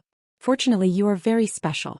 Fortunately, all the mystics believe that the person who knocks on the door definitely has a name of origin, and a brat definitely doesn't have this ability. Thales' heart sank. Fortunately, the air mystic's attitude softened. That was not the only thing that happened in the world that night. Thales looked up. What do you mean? The mystic shook his head. Swampy Land, the Sea of Eradication, the Great Desert, Sunset Forest, Raridan, Chilan City. That night many places were not peaceful. Dragon Cloud City and Giza were just 2 of the suspected targets. Thales was puzzled. What? Asda nodded. That's right. So sometimes I even suspect that you were not the only mystic who appeared that day. Not the only one. Thales was deep in thought. Asda snorted coldly. Of course, if there really is one, I hope he is not like you, stubborn and reckless. Thales could only show a polite smile. But you are now back in Eternal Star City. Asda spoke faster and faster, making people's hearts race. This is the center of politics that attracts the attention of the world, and you are the heir to the kingdom. Every move you make will attract attention. If you have another accident here, whether it is evolving or knocking on the door, if you attract unnecessary attention. Unnecessary attention. Thales recalled the scene at the royal banquet and could not help but clench his fists. Asda warned, don't worry. For the sake of your safety, reconsider my suggestion. When that time comes, it will be too late for you to leave with me. Thales was silent for a long time. For the sake of my safety. Safety, but. Thales remembered the covenant he made with the king in Ballard Room and could not help but clench his teeth. Asda quietly waited for his response. After a few seconds, Thales took a deep breath and looked up at his guide. Thank you for the reminder. I admit that it may be safer and more convenient for a beginner to go with you. Thales paused. But I still have a question. Asta nodded. Very well, at least we have a pretty good consensus. Who is Fruland? The air mystic's words came to a halt. Fruland. Thales stared at him. But Asta did not react. He was expressionless and did not move. But Thales knew that a mystic's reaction could not be measured with common sense. Or I should change the question. Thales leaned against the desk and narrowed his eyes. You and the sensory mystic, or should I say the former Queen Fiosa, why and how did you work together? The silence lasted for a long time. The blue light in Asta's eyes flickered back and forth. Thales was unmoved. He gradually increased the stakes. And how did the former Three Disasters Alliance infiltrate Constellation's court and bewitch the former king? Asta still did not say a word. Until the next question. Just for a legendary anti-mystic equipment that could threaten the two empresses? At that moment Asta's eyes shone with a dazzling blue light. Thales had to raise his hand to block it. A few seconds later the blue light dimmed. Like a statue, Asta regained his vitality. Where did you hear that name? Damn it. Thales put down his arm and exhaled. Don't forget, I'm not just your student. I'm also a Jade Star. I have the crown in my left hand and mystic energy in my right. The prince shrugged and spread his arms. I'm in such a high position, but it's not just because I'm reluctant to leave and greedy for power. Thales' smile froze. Mr. Sakern? The blue light in Asta's eyes flowed rapidly. It's been a while. You've learned a lot of new things. Thales curled his lips. Not as much as you've hidden from me, Mr. Sakern. The atmosphere in Jackal's study room suddenly became tense. The Duke of Star Lake and the mystic looked at each other in silence. But Thales was not afraid. In Ballard Room, after experiencing the difficult game with the Iron Hand King, Thales felt that he had grown. At least he was getting better at seizing the initiative and leading the situation. Even when facing a mystic. This was the true meaning of having the crown in his left hand and mystic energy in his right hand. The sin of Hell's river surged and flowed through his body in agreement. But the teenager's gratification only lasted for 3 seconds. No. Asta snorted coldly. If you really learned of this name from someone in a high position, Thales, why do you need to ask me? It's precisely because you know nothing that you're here to sound me out and try to learn more. Thales' expression froze. The air mystic curled his lips and mocked. From this, it can be seen that you can't touch the crown with your left hand and you can't use mystic energy with your right hand. You can't do anything with either hand. He said bluntly. A prince who has lost his power without mystic energy. In the old and dilapidated study room, Thales sat on a broken chair with a corner missing. He was silent. Actually, he did not have to be so harsh. A few seconds later, Thales sighed. All right, you're right. But the teenager's expression changed. But at least, you should know why I'm not willing to go with you, right? The mystic fell silent again. You're rebelling. I'm not telling you precisely because you're not willing to go with me. Asta opened his mouth again. There was a hint of difficulty in his words. I can teach you all these things from the past. Thales smiled. He shook his head and leaned back. The wobbling chair let out a painful groan. So you won't tell me the answer, will you? No. Can I ask why? No. But, no. At least, no. Asta rejected Thales' questions one after another. He raised his head and did not waver. No matter what the reason is, if you're not willing to give up your worldly ties, I won't tell you more about mystics. Thales immediately felt bored. But at least he achieved his goal. Fruland's news had diverted his attention. The mystic no longer insisted on taking him with him. But child, you always have that choice. The mystic leaned forward. His words were bewitching. I'll always be here with an open embrace. Forever. As he listened to this familiar tone, Thales snickered. He suddenly thought of Quick Rope and Asta. Could they be a pair of golden salesmen? The former would deliver a carrot with flowery words, while the latter would wield a stick with a ferocious expression. All right, then let's each take a step back. Thales proposed a solution and set the tone for this conversation that was heading towards an unpleasant one. I won't ask you who Fruland is and don't force me to go with you. Asta did not speak. But based on Thales' understanding of him, A certain someone was obviously not very satisfied. Thales snorted and stood up. By the way, speaking of this, I still have something to ask you. Thales walked straight to the window before turning around to look at the mystic. Asda snorted softly. Under the moonlight, the prince smiled faintly and raised his hand gently. Asterisk thud. Asterisk the chair behind the desk suddenly trembled and a corner bent. But Asda did not pay attention to the chair. At some point in time he had already stood up. The mystic's glowing blue eyes were fixed on Thales' hand. Between the teenager's fingers was a folded sky-blue cardboard ball. Thales smiled and waved his hand at the mystic. In the next second, the blue light in Asda's eyes suddenly intensified. Thales only felt a light breeze. He could not hold the paper ball anymore and it flew out of his hand. The sky-blue piece of paper flew over as if it had a life of its own and stopped in front of Asda. It unfolded in the air, flattened out, and resumed the appearance of an invitation card, revealing the beautiful writing on it. Turn around, this is... Asda's eyes were obscured by the blue light. It was as if he could see through the invitation card in front of him and look at the air. No change, no trajectory, no momentum, not even... His words were emotionless, but they were filled with a strange echo. Thales revealed a mysterious smile. He bowed and spread his arms as if he was thanking someone after a performance.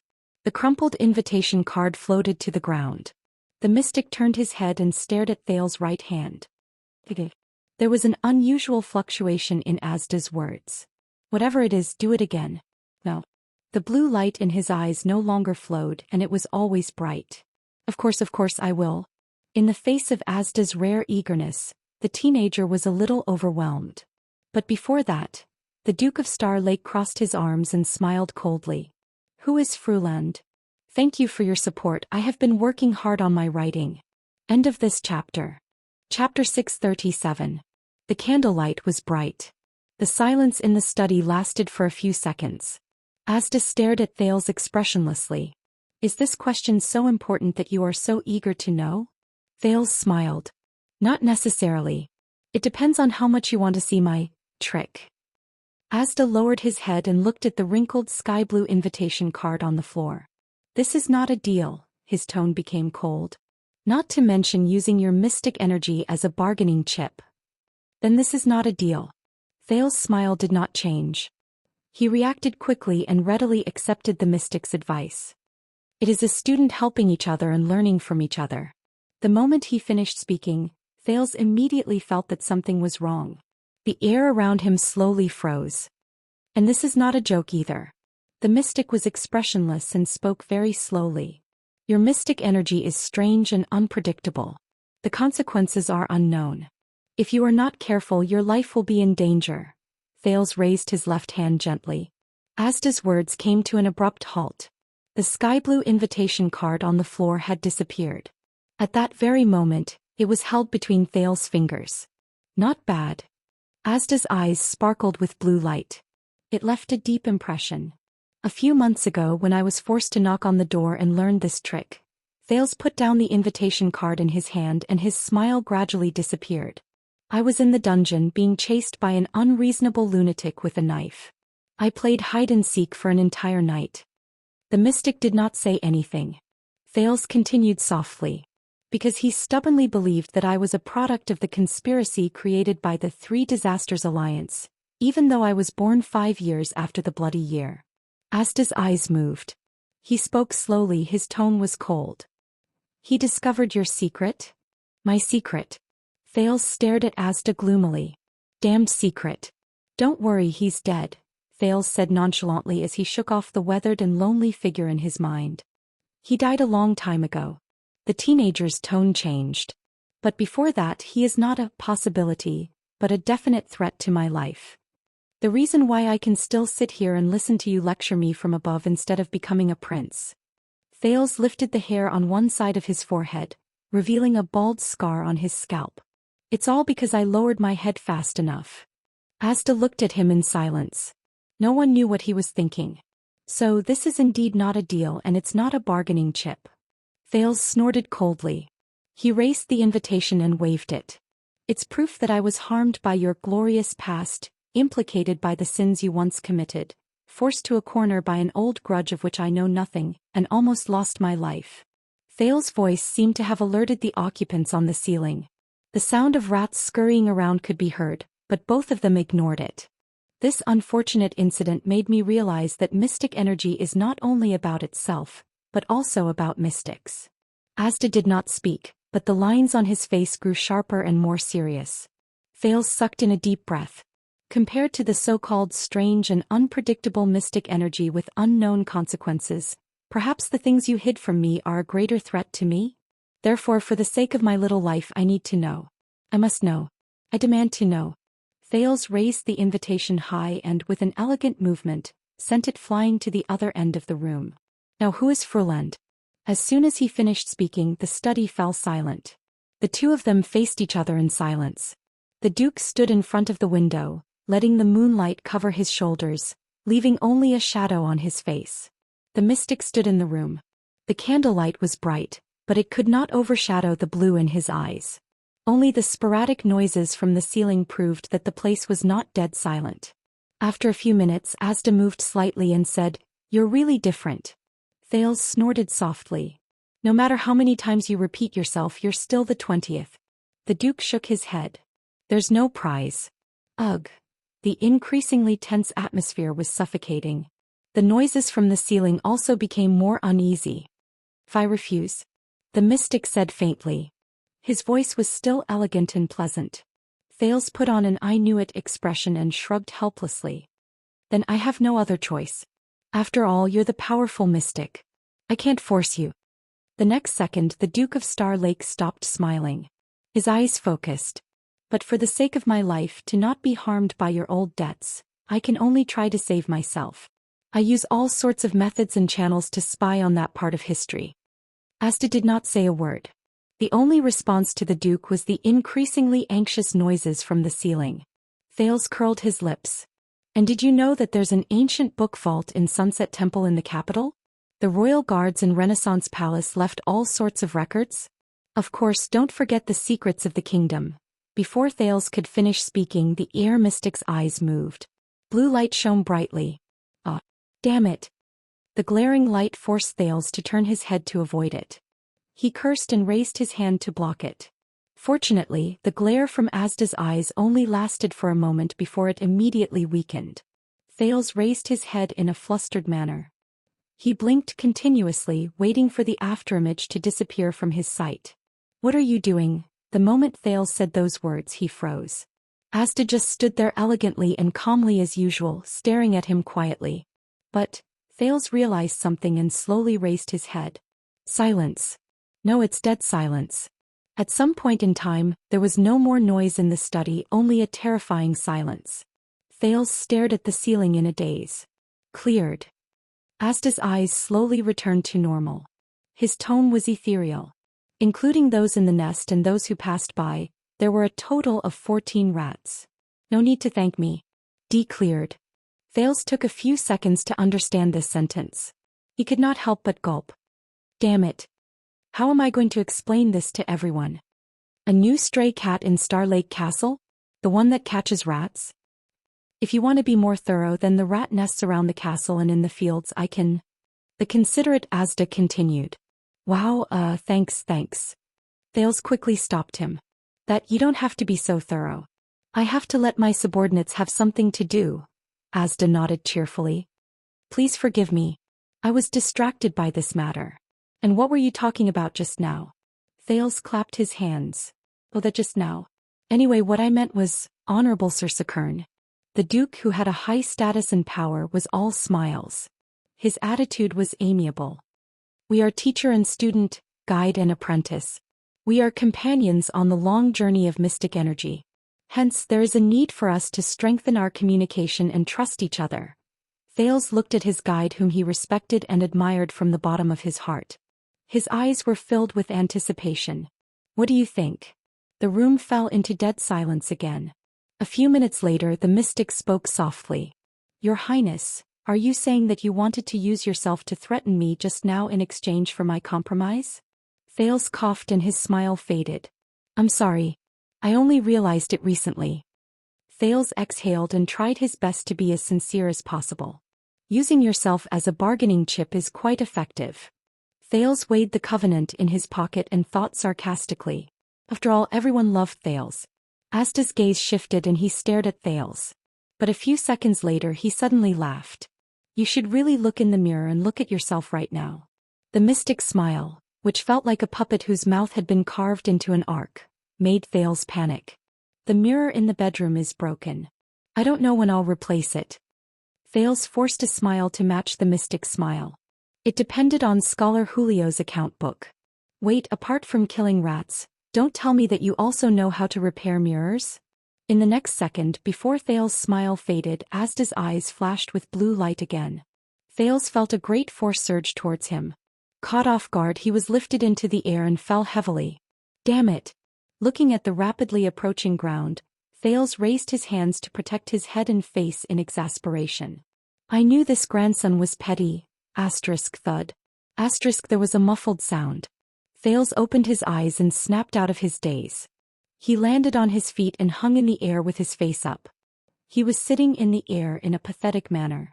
Asta had already sat beside him and was leisurely admiring the night outside the window. Then let's talk, the mystic said calmly. As usual, no notes. Thales came back to his senses. He frowned and touched the air chair under his butt. He calmed his pounding heart and stared in disbelief at Asta, who had suddenly become easy to talk to. Alright, looks like he's not that petty. Very well. Thinking of this, the teenager's lips twitched. But before you invite me to sit, perhaps you should first ask. Thud. Thales fell heavily on the ground. He touched his buttocks and grimaced in pain. Aw, pain. F*ck. Then may I ask, Your Highness, would you like to sit? Asta looked at him calmly. A blue light appeared on his left and outlined the outline of a chair. Your Highness, would you like to sit? Thales covered his butt and gritted his teeth as he climbed up. Sit your ass. But just as the word no reached his lips, he caught a glimpse of the mottled and faded old crooked chair that belonged to the Duke behind the study table from the corner of his eye. The noble and dignified Duke of Star Lake could only smack his lips in annoyance. Sulking, he sat on the chair that Asta had prepared for him. Damn it. Petty. Frillin Sanchez. In the room, Asta stared at the small patch of night sky that was locked by the window. His gaze was unfocused. This is her name, at least the part that I know. Frillin Sanchez. Thales muttered the name in his heart. She was born very early. It is said that she witnessed the Empire during its heyday. I guess even among fellow mystics, there are very few who can surpass her in terms of experience. Asta's tone became tense. Before becoming a mystic, she was a magic apprentice at the Alchemy Tower. After becoming a mystic, her line of origin was named Senses. Alchemy Tower, I know. Thales raised his hand excitedly. Towards omniscience, right? But Asta did not give him a positive answer. What did you say? Alchemy Tower, their motto, Thales recalled and repeated, towards omniscience. It's under the symbol of the strange eye. Asta narrowed his eyes and looked at him strangely. Seeing this, Thales had no choice but to stretch out his hand and draw a sentence in the ancient language of the Empire in the air. Towards omniscience? The mystic was silent for a long time. They taught you the language of the Empire, right? Of course, why? So you failed? Thales' small face darkened. Why don't you try taking lessons 8 days a week? What? You're asking where the extra days came from? Of course it's squeezed out from sleeping time. Thales was puzzled. What's wrong? Or is it better to translate omniscience into omnipotence? The languages in this world do not correspond to each other, Asta said coldly. If that's the case, why don't we just learn nouns one by one, and when it's time to use them we only need to say, "You learn grammar class, idiot?" Thales shrank back into his chair and crossed his arms in a daze. You actually really don't have to be so mean. And if you can be a little more generous and magnanimous, noble, studious, knowledgeable and progressive, Your Highness. Asta said faintly, release a little of your touching feelings of being diligent in government affairs, worrying about the country and caring about the welfare of the people, squeeze out a little of the time you stand in front of the window and sigh at the majesty of the kingdom's vast rivers and mountains, or a little of your heroic courage to bargain with me in the face of death, and then generously and mercifully give them to some boring grammar lessons that you think are insignificant. Then you may be lucky, coincidentally, unexpectedly, touching, and miraculously notice an insignificant point in an inconspicuous corner. In the language of the ancient empire, your so-called path is a concise combination of a noun and a verb. Thales felt dizzy as he listened. It took him a lot of effort to digest this long paragraph. Only then did the corners of his mouth twitch. That you only need to say the last sentence. That's enough. Asta ignored him. So, the Alchemy Tower's motto in the language of the ancient empire was not literally, path to omniscience. For the sake of his academic dignity, Thales had to pull himself together and began to draw in the air again. Then path is a noun, so it is not path, but path, or even simpler, road. And the verb, road leads to omniscience? Thales looked at his guide expectantly. Asta did not even look at him. He said indifferently, look at the verb for omniscience. Thales scratched his head and continued to draw. Alright, let me see. Oh. Thales came to a realization. So, path to omniscience is a modification of road. Path to omniscience. Asta snorted coldly. Look at the verb for road. Thales frowned. Look again. But there are only a few of them. Oh. The teenager's expression changed again. I get it, road is a passive object. It has a corresponding subject predicate. But Thales was immediately confused.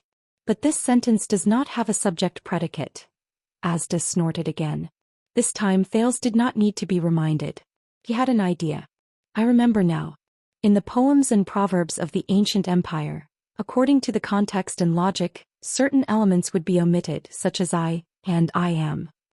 Thales slapped his thigh and said excitedly, so the Alchemy Tower said, I am on the road and the road leads to omniscience? Asta was expressionless. Do you usually speak like this? Thales coughed and adjusted his words.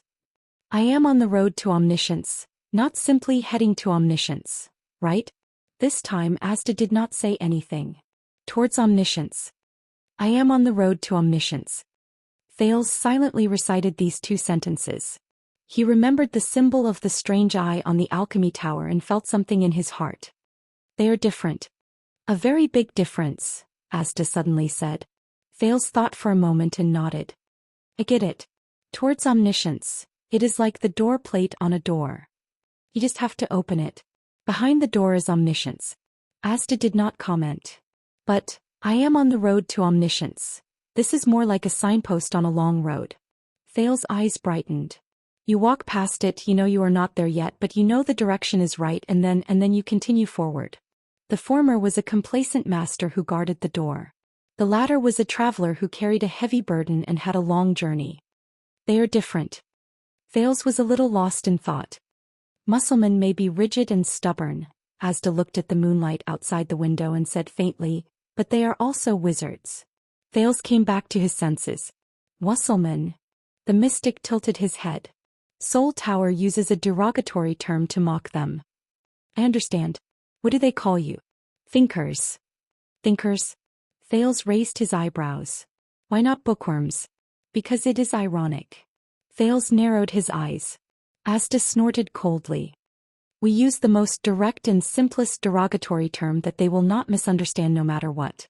And what they use to insult us is an ironic term that can only be understood by connecting the context, history, and reality. Thales was in high spirits. Interesting. Even though they use derogatory terms against each other, the logic used by Soul Tower and Alchemy Tower is completely different. Am I right, thinkers? Once he finished speaking, Asta looked at him expressionlessly. The air around him became heavy. Thales reacted and had to cough vigorously. Ahem, back to the topic at hand. The Duke's expression became stern.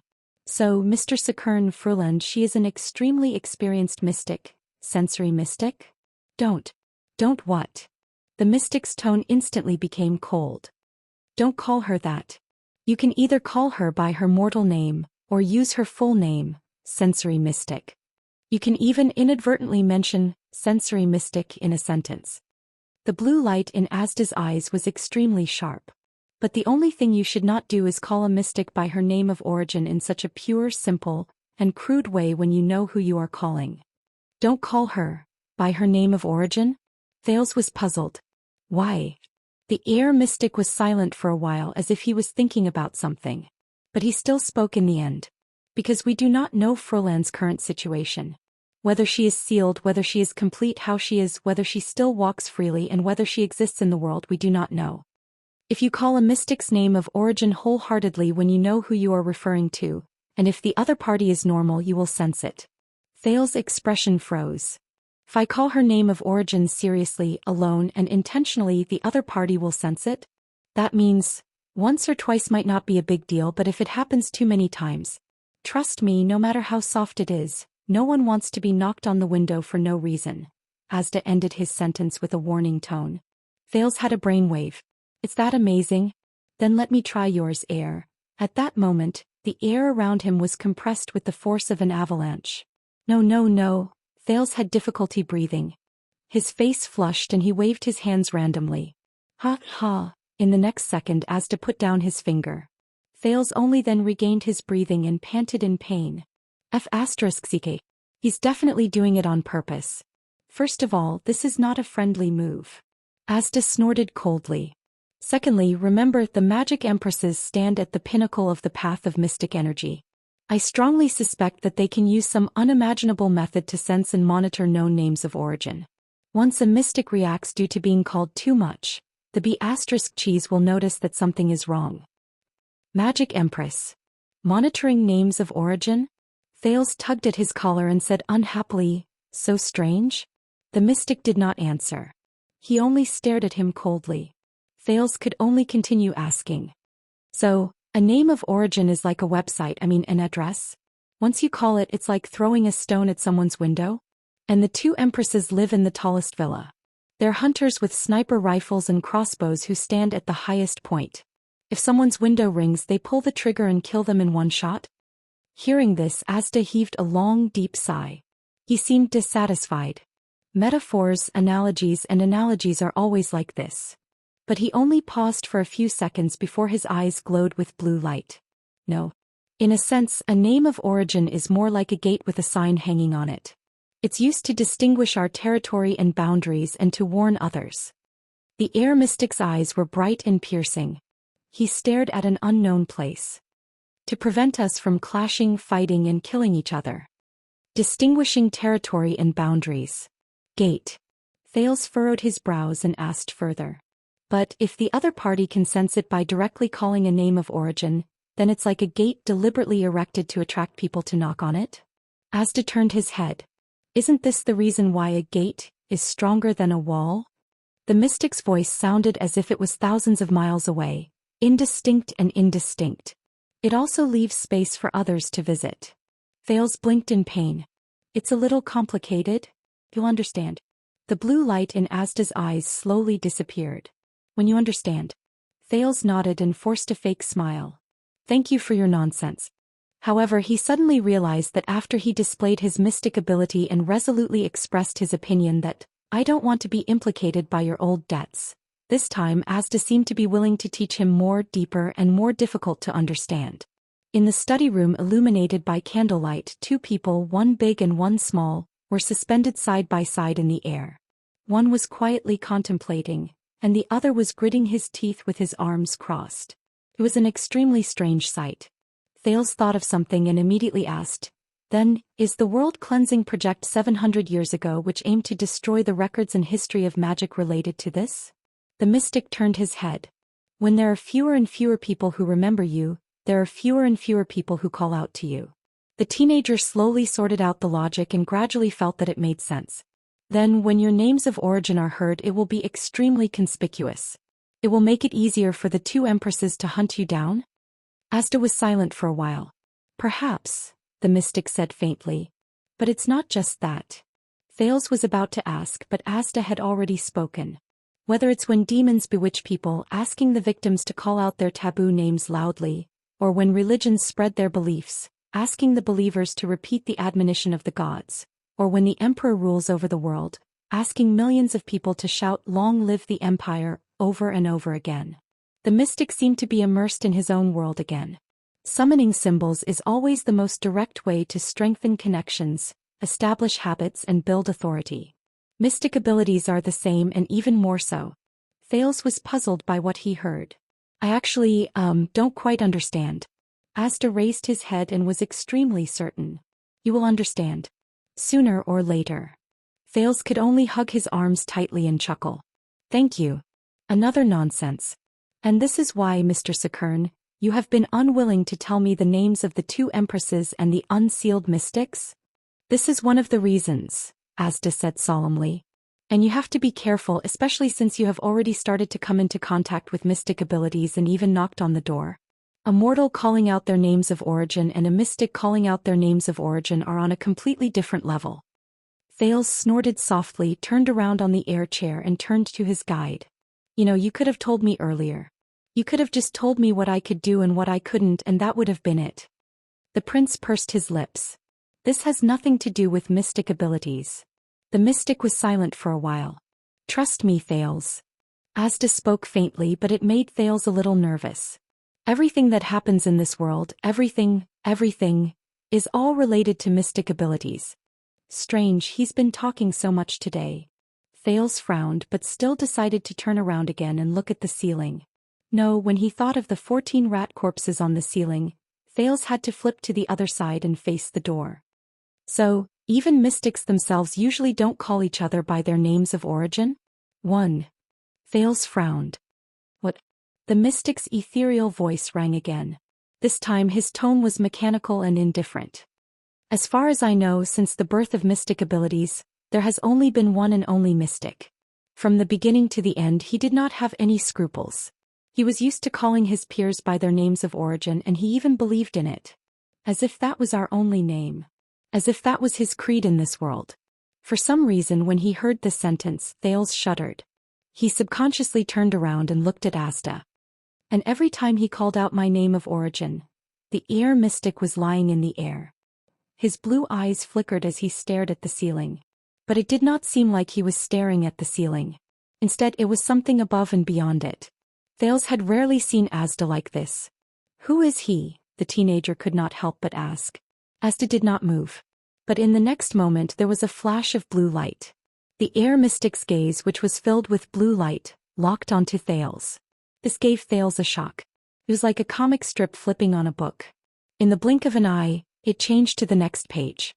Fortunately, he and his brother have been confirmed to be sealed. The blue light in the mystic's eyes flowed out of his eye sockets and climbed up his face like cracks. Before they destroyed the world. The two rays of blue light made Thales extremely uncomfortable. He subconsciously turned his head to avoid them. In the next moment, the air mystic instantly turned towards the sky and called out a word coldly and numbly. Exist. Exist. Exist. Exist. Exist. Exist. This word seemed to have some kind of power. Under Asda's call it seemed to echo faintly. In the next moment, Thales felt as if he was hallucinating. All the sounds and colors in the world disappeared at the same time. Even his thoughts had come to a halt. Everything was over. After an unknown amount of time he felt a movement somewhere. Soon the ceiling, the ground, the walls, the door. Everything in front of him and beside his ears gradually returned to him. In the next second the teenager took a deep breath and sat up. Thales came back to his senses and realized that he was drenched in cold sweat. Asda sat beside him. Just like before, he looked at him calmly, elegantly, and indifferently. Thales panted rapidly and blinked his eyes frantically. Everything is normal. Normal? The only extra thing, or rather what was left behind. It's an omnipresent feeling from the inside out. Deep palpitation.